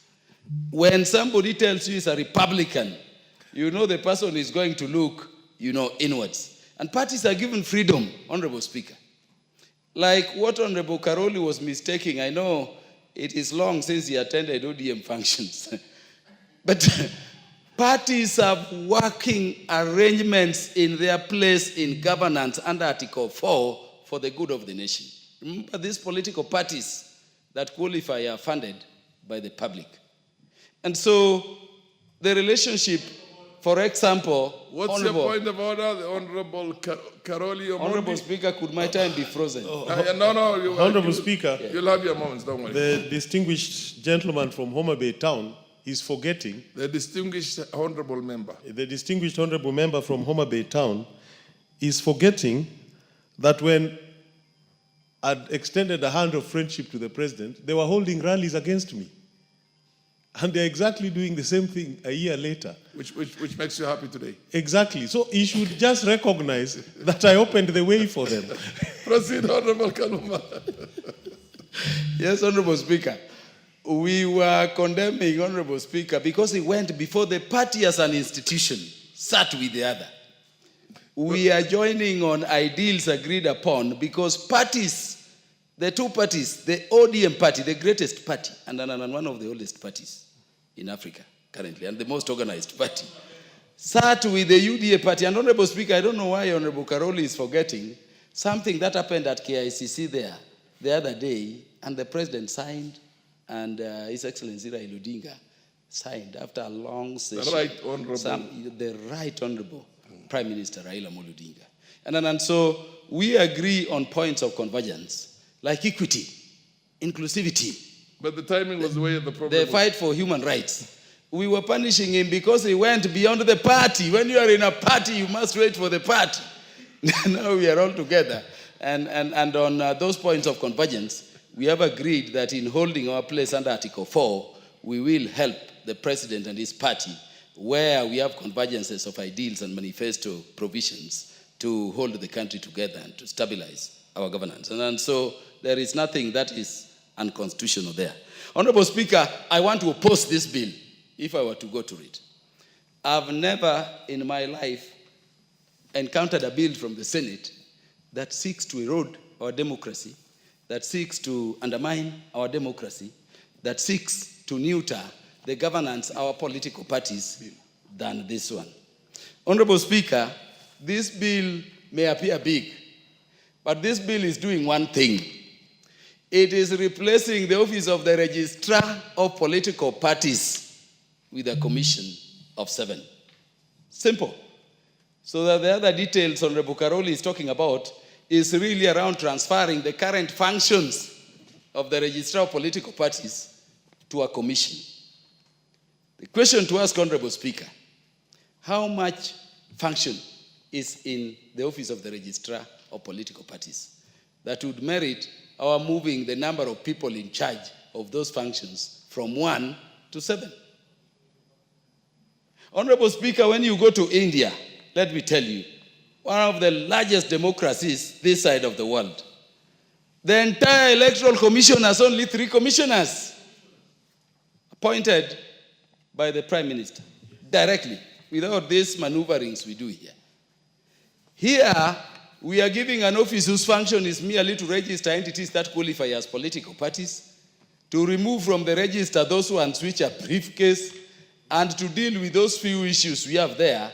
We are saying we now need to change from registrar of political parties to our whole commission of 7 in a country, Honorable Speaker, where we know the salary, remuneration, and facilities around those commissioners are defined by another independent commission.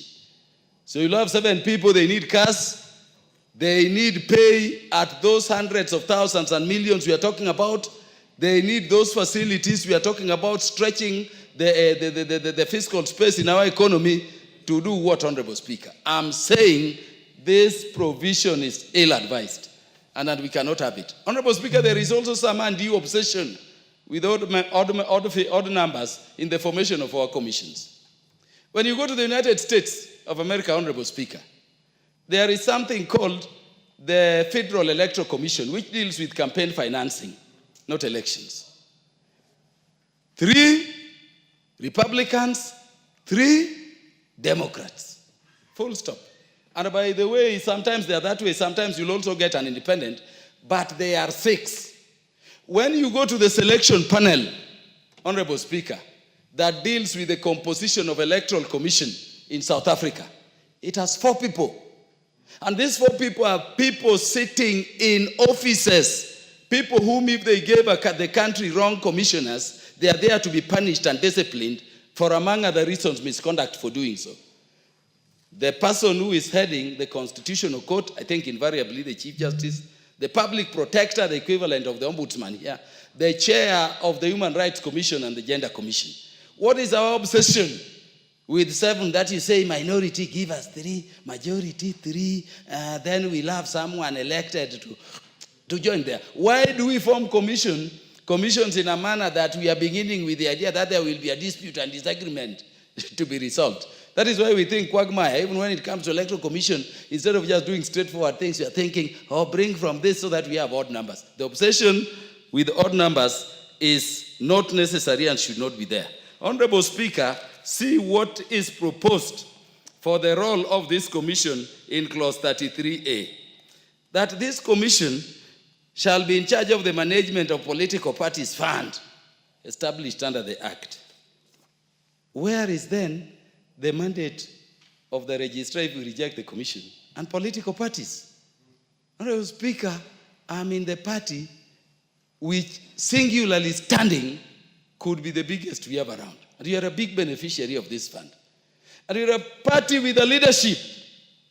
One of the best leaders, Honorable Speaker, Africa has ever produced, the Right Honorable Raila Amolo Odinga, Prime Minister.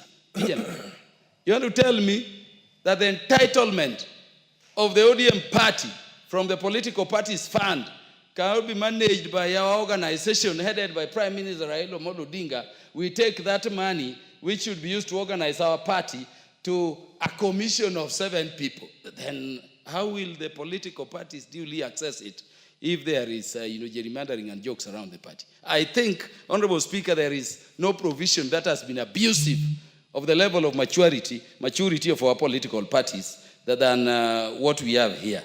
And so, Honorable Speaker, when you look at all these things together, this is a bill I would be urging members, and I'm happy the Chair of Justice and Legal Affairs Committee is there, to be rejected so that, Honorable Speaker, we have the Office of the Registrar doing the work they have been doing. Give him an additional 3 or 4 minutes. Yes, thank you, Honorable Speaker. So that we have a situation, Honorable Speaker, where a single person, remember like when we are done with elections, the Office of the Registrar should communicate to the House which party is majority by dint of membership and which party is minority. You can imagine how fractious our elections are at times, Honorable Speaker, if you were to commit such a decision to a team of more than 1 person going strictly by records. It's a problem. There could be disagreements, just like our electoral commission. There will be disagreements which will keep it, and when those disagreements are going on, some may even end up in the political parties dispute tribunal, Honorable Speaker. The House will be hung not knowing which is the majority side, which is the minority side. So these things have far-reaching ramifications. The problem, Honorable Speaker, with the growth of our political parties and their maturity is the Political Parties Dispute Tribunal and the court. And I wished this bill was looking at that instead of disbanding the office and creating a commission with all those expenditures we cannot deal with. Currently, Honorable Speaker, a party like ODM will sit and say, Kaluma, ideally by conduct, should be deemed to have resigned from the party under the Elections Act provisions. You see the decisions parties have been making in good faith. Some are malicious. But Honorable Speaker, each of these cases, they go to the Political Parties Dispute Tribunal. Others even skip that tribunal, which we empowered when we first sat under this new Constitution in Justice and Legal Affairs Committee. They go straight to the High Court. And you get the courts, instead of sustaining party decisions duly made, like these many ones floating around here, not those ones which are malicious, and we can separate them. But to the extent, Honorable Speaker, that, people are now saying, even if I misbehave and do whatever I want, the decision on that matter will be made beyond the elections. Look at even our ODM party today. You have ODM party members supporting somebody who is working with the World Bank there, and you cannot enforce. You have to take such provision to discipline them, to bring them back in line, to support the broad-based government where all of us are. They will go to the High Court. And you see Honorable Karoli laughing, Honorable Speaker, and for very good reasons. So if we are going to strengthen our parties, then the Political Parties Dispute Tribunal and our courts must know that we are in a multi-party democratic state, and the parties have organs and systems through which they decide fairly. And if there is fair decision within the meaning of Article 50 and Article 47, the decision of the party should be allowed to stand, and any dispute taken by an individual affected should in any event be expeditiously determined, so that those determinations are made quickly. And that way we can contain, parties which are going overboard in breaching the members' rights, as we also allow parties to govern and be institutions that we contemplated under the Constitution. I thank you very much. I oppose. Honorable, I think Murungara and Toretich both want to. Oh, you seconded it in the first place, so it's Toretich.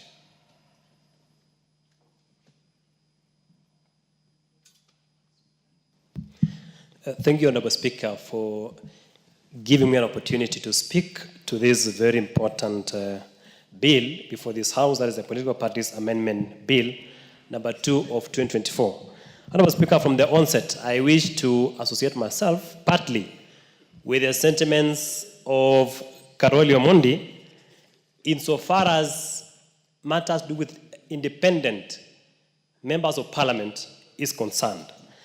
But, Honorable Speaker, looking at the spirit of this bill, I am in support of having a commission.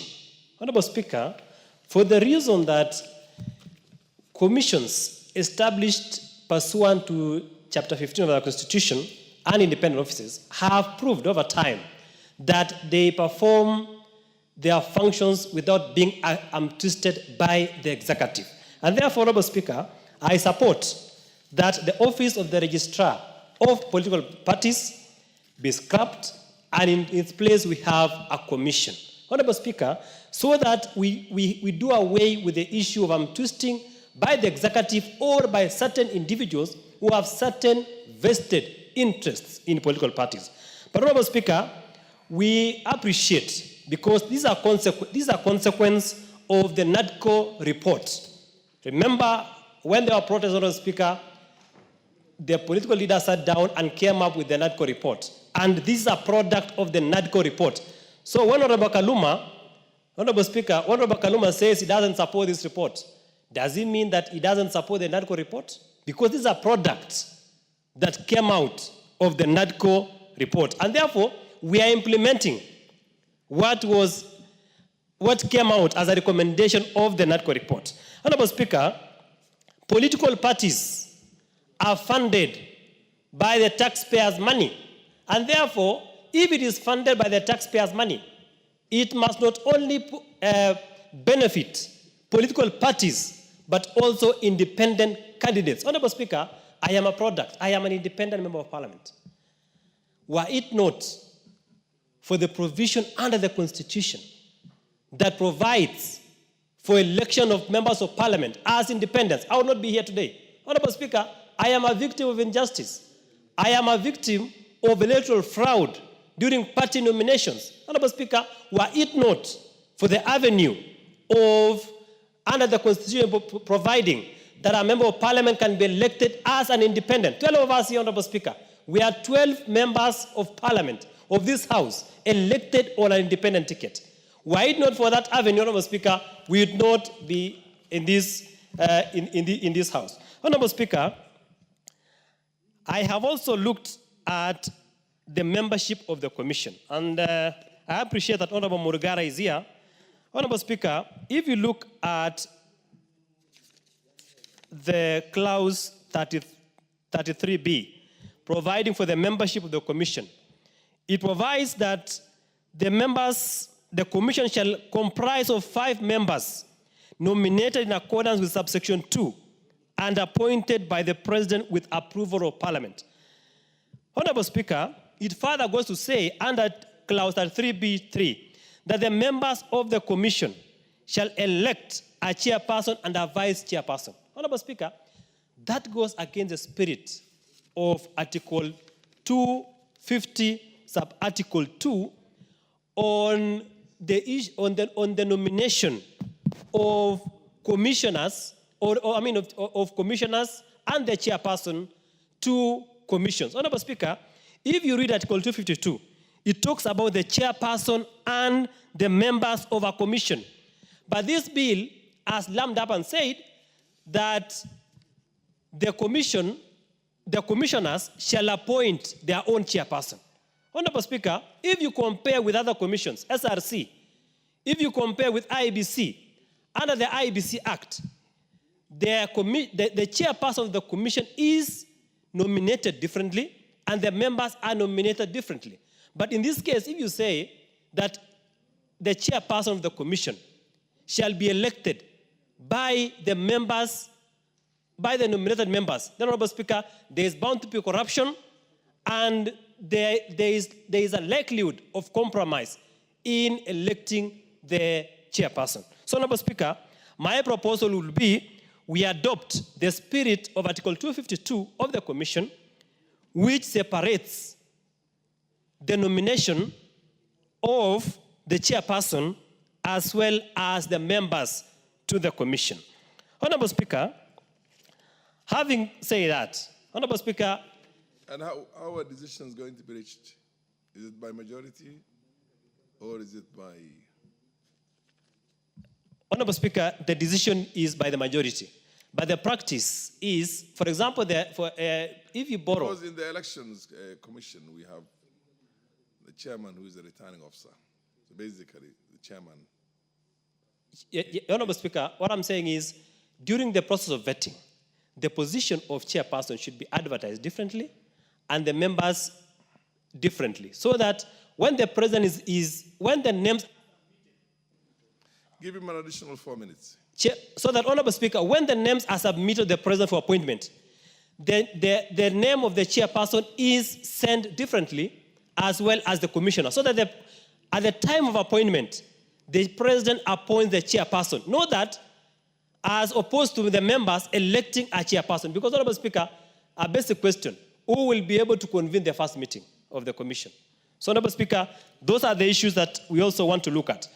Final, Honorable Speaker, this fund, political parties fund, in my opinion, is discriminatory. I will be proposing an amendment to provide for political parties and independent candidates fund so that members elected on an independent ticket, and this fund takes also into account the interests of members elected on an independent ticket. Honorable Speaker, if you look at the purpose of the fund, under section 26, purpose of the fund, Honorable Speaker, 1 is to promote the representation in parliament of members of parliament. Number 2, to cover election expenses. Honorable Speaker, also administrative and staff expenses. Honorable Speaker, there is no reason as to why this fund should not be available to members elected on an independent ticket. Honorable Speaker, when members come here, they are elected as members of parliament. They are supposed to undergo some trainings. They are supposed to they are supposed to have offices like political parties have their offices. Honorable Speaker, it is discriminatory. And for that reason, Honorable Speaker, I will be proposing that, I can tell you, Honorable Speaker, that we need to review or we need actually a standalone legislation on independent members of parliament in this country. Actually, let's say independent offices. Leaders elected on independent offices. Honorable Troitich, independent members are not organized. Honorable Speaker. Independent members find themselves independent because they choose to be independent. But they are not organized. Well, political parties is an organized unit. Honorable so Speaker. how do you organize independent members? Honorable Speaker. Yes. Under the standing orders, yes, we have a caucus of independent members of parliament duly recognized by this House. Honorable Speaker, members of parliament in this House who are elected on independent ticket are exposed for the reason that there is no framework in this House to protect members of parliament elected on an independent ticket. For example, Honorable Speaker, the other time when members were being placed in committees, for members of parliament elected on an independent ticket to survive in this House, they have to associate themselves with political parties. And if you read Article 103 of... Give me an additional 2 minutes. Honorable Speaker, members of parliament on an independent ticket are exposed because they have to associate themselves with political parties so that they can survive. Honorable Speaker, the other time, there was a reshuffle of members of parliament in this House. And members of parliament elected on an independent ticket who own allegiance to political parties are being placed in committees by political parties. Honorable Speaker, for me that is erroneous because a member of parliament, if he's independent, should be able to decide through the caucus on which committee they belong in this House. Honorable Speaker, that is an area that members of parliament elected on that ticket are exposed, and therefore they need protection. Honorable Speaker, Honorable Karori. Yeah. Do you wish to be informed by Honorable Karori? Yes, Honorable, I'm well guided. Proceed, Honorable Karori. Honorable Speaker, I just want to support what Honorable Troitich is saying. If you go to the Commonwealth, if you go to the House of Commons or the Parliament of Canada or Australia, there's somewhere called crossbench. Even they are sitting, it is like here, majority is this way, minority is that way. That is crossbench.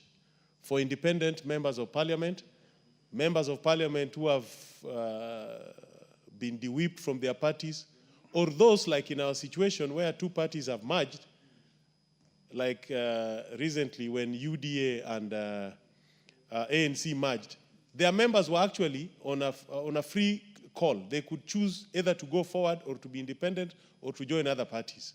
So such members, normally there's a provision. And I think we need to look at our standing orders so that independent members are treated equally like members of political parties in this House, even when it comes to selection of committees. I just wanted to share that with my dear friend. Thank you. Do you know of any caucus that essentially anywhere, independent members who are able to demand by dint of their own numbers in the House and qualify for political party funding? Because that's not a political party. It's not a coalition, it's not a political party.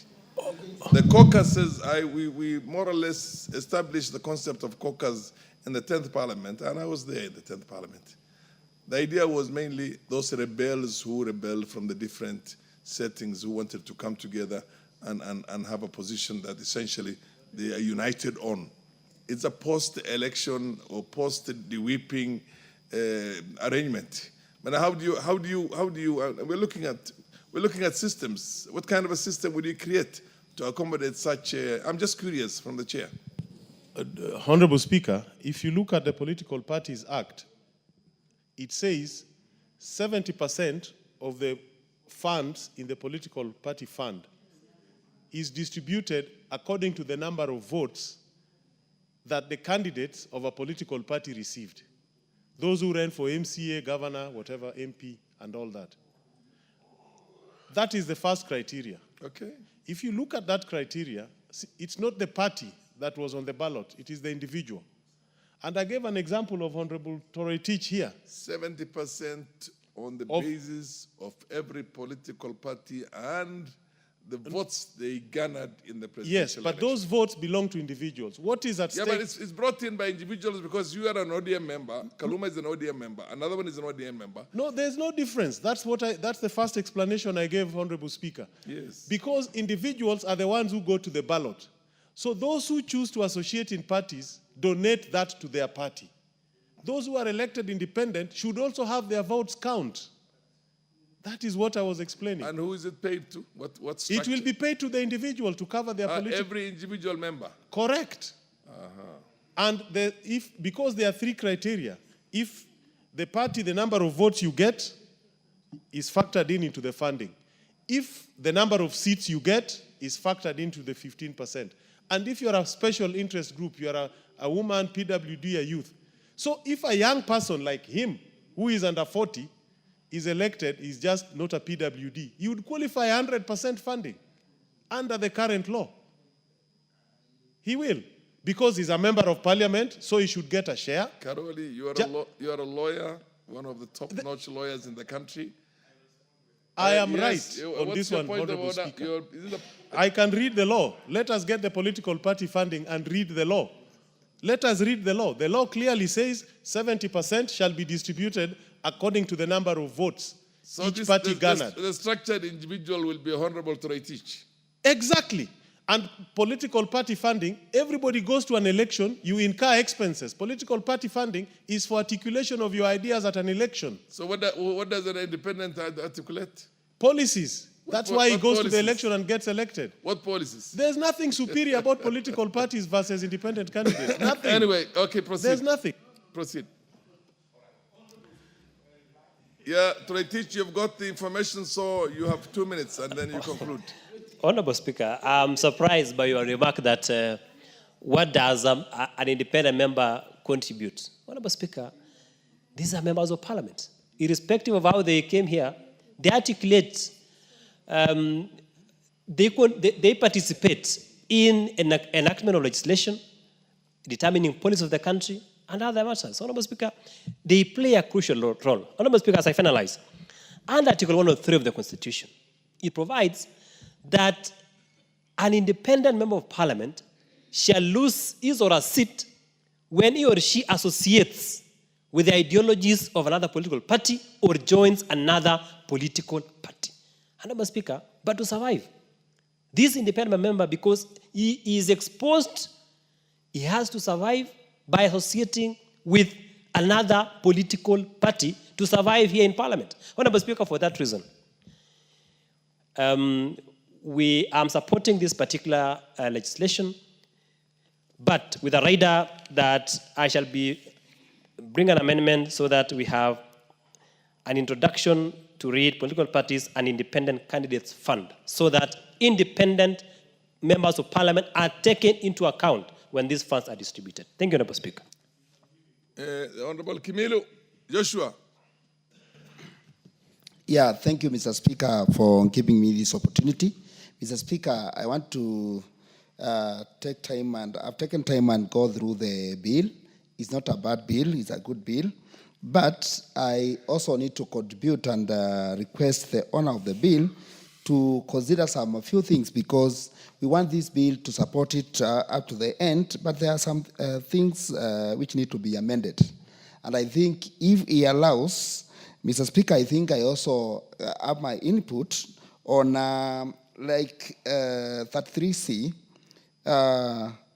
B says, it says that a person is qualified for appointment as a member of a commission if that person, it goes by holding a degree from a university, which is okay, has proven knowledge and experience, yes, following field, finance, management, whatever, All those is okay, but when it comes to C, it has at least 10 years post-qualification experience in the relevant areas of experience. According to me, Mr. Speaker, I think when we are making some of these laws, we also need to consider the youth. And you get that most of the youths, after they finish the university or level, it is about 25 years. Then when they start getting some experience in working experience, I think, according to me, and the amendment I'll bring to this House on this will be on to reduce from 10 to 5, according to me, so that we can consider the youth on this. Second, Mr. Speaker, political parties. Mr. Speaker, these funds, I want to agree with my colleague whereby those who are elected as independent candidate, we also need as a country to consider. And we also want other countries to come and benchmark here. Because we also need to come up with a structure whereby we consider them, because they deserve these funds, they incur expenses, and we need to come up with a structure whereby these independent candidates can be also considered to benefit from this fund, Mr. Speaker. Second, Mr. Speaker, after the election, we have coalitions whereby we have coalitioners and several parties which come together to form a coalition, Mr. Speaker. And Mr. Speaker, we get a lot of problems when it comes to sharing of these funds, Mr. Speaker. And that's whereby it's also another field we also need to consider. And I think this bill can sort that problem once and for all. And that's why I want to also give my input on how we can strengthen, so that if we have a coalition and along the way the coalition breaks up, like what has happened now, Mr. Speaker, it becomes a problem to some of the small parties which are in that getting their share. Because from the bigger party sharing to other small parties, Mr. Speaker, and we are not maybe we are not in the same line of political line, it becomes a problem. So, Mr. Speaker, with this bill, I think with the amendment I'm going to come up with to add on this, because I want this bill to solve that problem once and for all. And I think, Mr. Speaker, I'm going to send to forward my amendment, because it's a good bill. I want to support this bill, and I want this bill to see the light of the day so that it can solve the problem of this country, Mr. Speaker. Finally, Mr. Speaker, I want to congratulate the mover of this bill and to say that it's a good bill, and we need to have Kenyans who are thinking the way the mover of this bill think, because this one will also solve the problems we are facing as a country in terms of these political parties. Thank you, Mr. Speaker. I support. It looks like there's no more member of parliament who is honorable member who wants to contribute on this.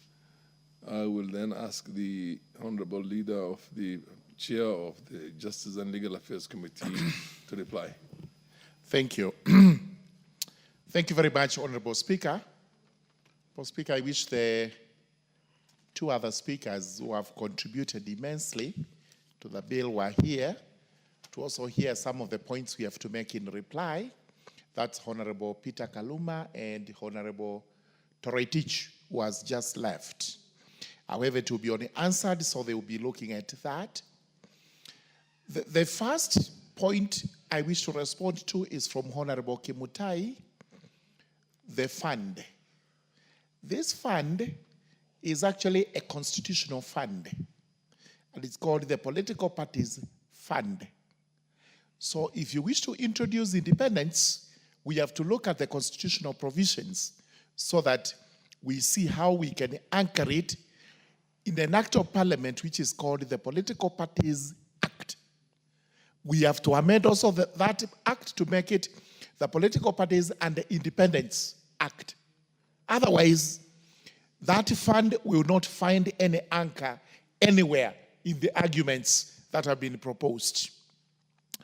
Number two, this is not a constitutional commission. It is a statutory commission. It's a commission established by an act of parliament. And therefore, Article 250 of the Constitution does not apply. It is a relevant statute which is going to be the guiding law. Thus, it can have a deviation, like a few other commissions which are statutory. However, for the constitutional commissions, some of which are independent commissions, we have to comply with the provisions of Article 250 to the letter, because that is the requirement. To Honorable Kaluma, who actually saw that he's a staunch member of the ODM, and that he lives by the tenets of that party.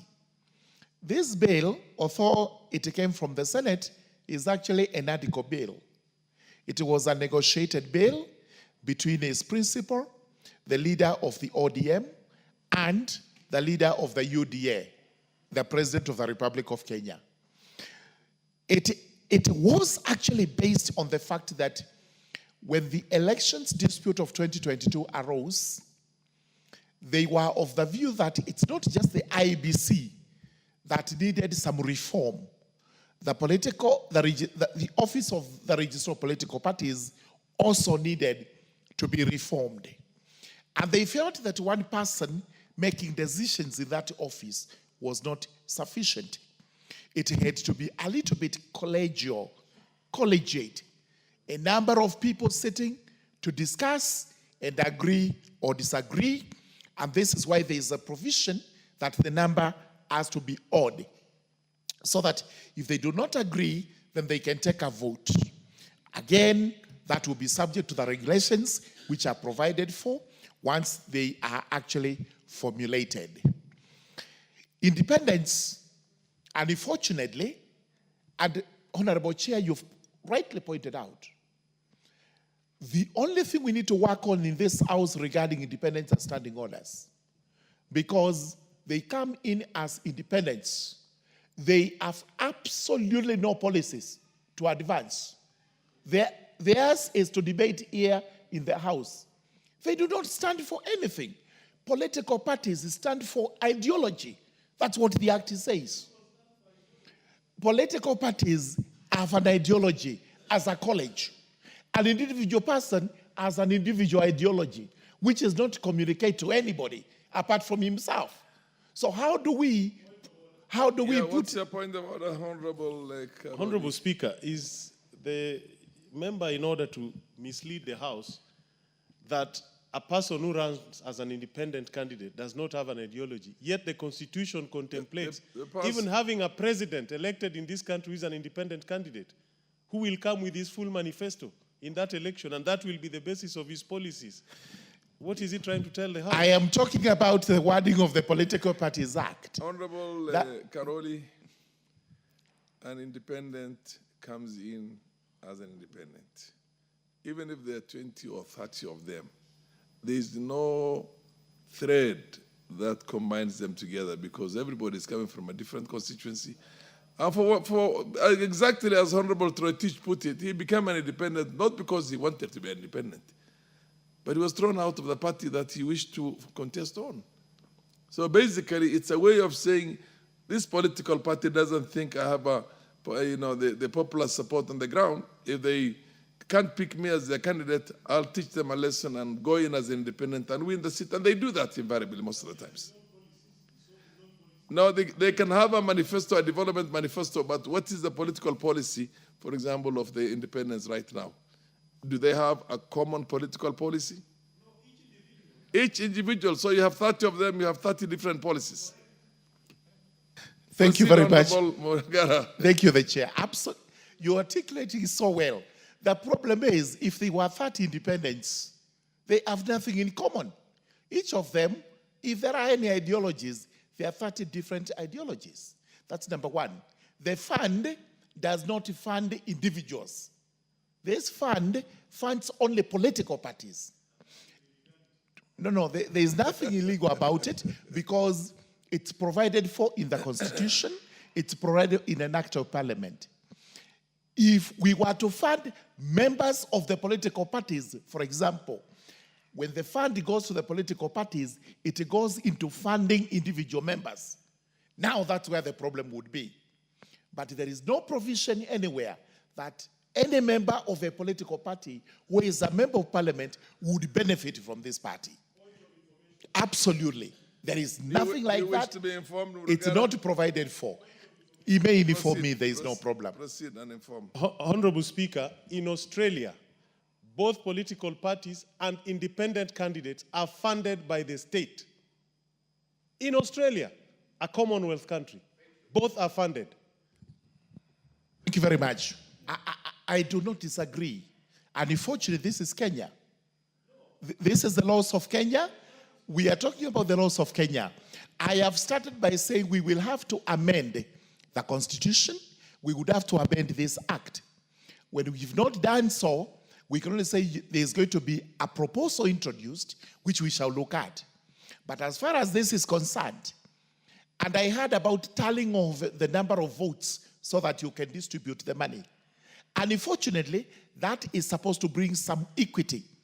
The money does not go to any of the persons who got those votes. It's purely a formula to determine what is fair and just when you are distributing the money.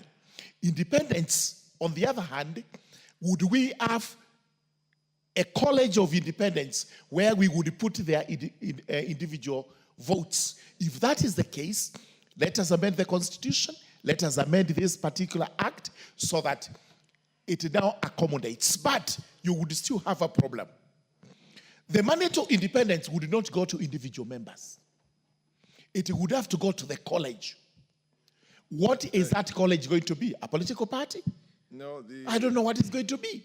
Because if independents like Honorable Toretich will get part of the money, why should I, as a member of a political party or what, also not get the money?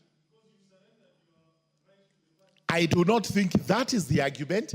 I don't think that was the rationale behind independence, but it's a very vibrant, robust discussion we are having, and we need to look at all this in totality, and especially when they say, when you come in as an independent, you are at the mercy of the parties when you come to sit in committees. And that may be so. But it's not just independents. There are also other small parties that fall into the same category. That when you come in as one member of parliament on a single, one single member of parliament for a party, you have to find your way. You have to weave your way around it because our standing orders are clear. No, I don't know they do. I'm talking about sitting in committees. You have to find your way on how to find yourself in a committee. Remember, our standing orders are clear that you must have at least 2 committees. But there may be no committees whatsoever. 2 committees would be, one is broadcasting and the other one is welfare. But, all right? So that is why you have to weave. For the benefit of the House. The Honorable Karoli Omondi.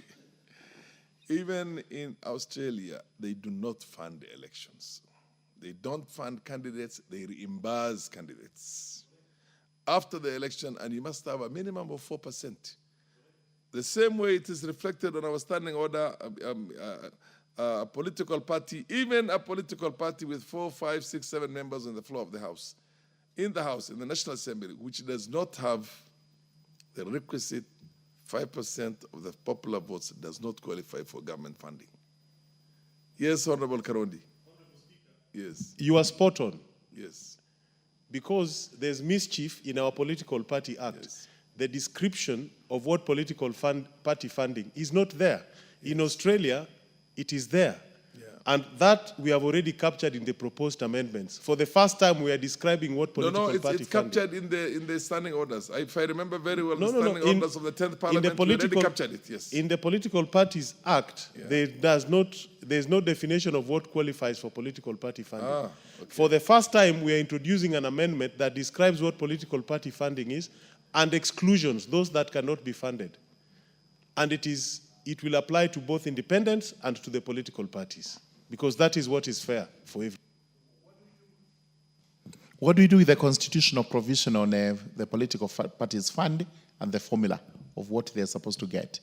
Because we'll have to look at that also, so that we do not... I don't think anybody has thought through that, but proceed and... All right. As I conclude, is there will be room to propose amendments, but those amendments have to be in consonance with the constitutional provision so that we do not have to make a statute which possibly is not going to see light of the day when it goes to the courts. However, on discrimination, I'm still not convinced, because if a member of a political party who is a member of parliament received some funding through this fund, then it would be open to independents also to initiate. They have to be funded. But whichever way, I wish to thank every member who has contributed to this. I think it had a short, robust debate, which we began the previous day and which we have concluded now.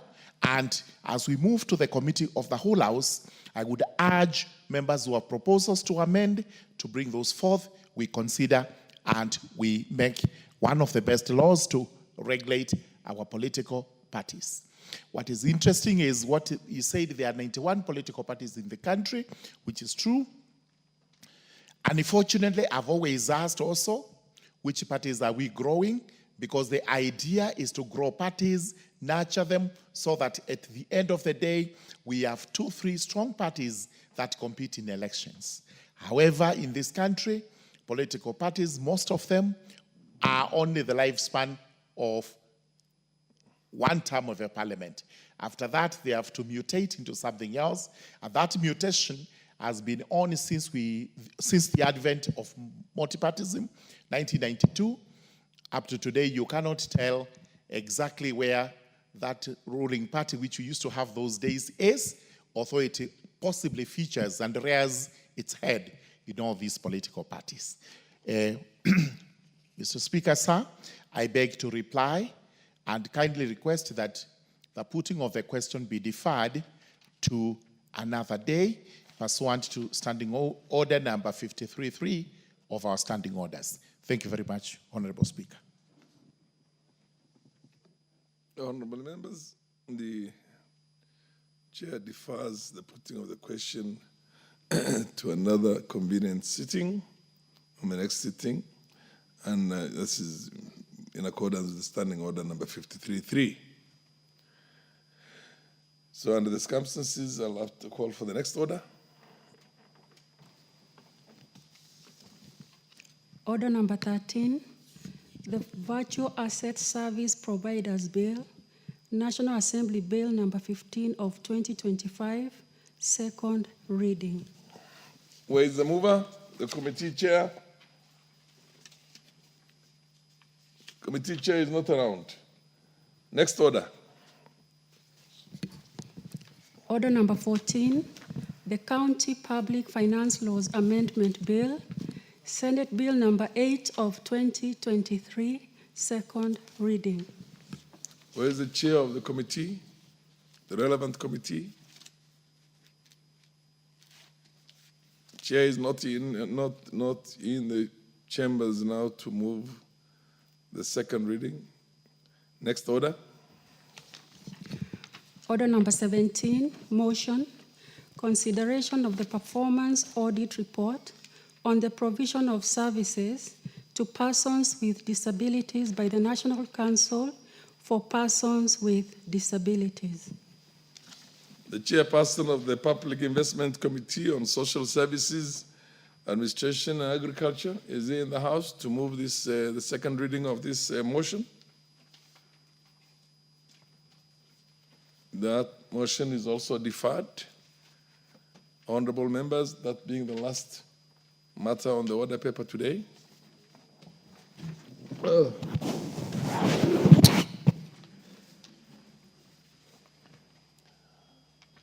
Honorable members, the time being 10 hours, 8 and 10 hours p.m.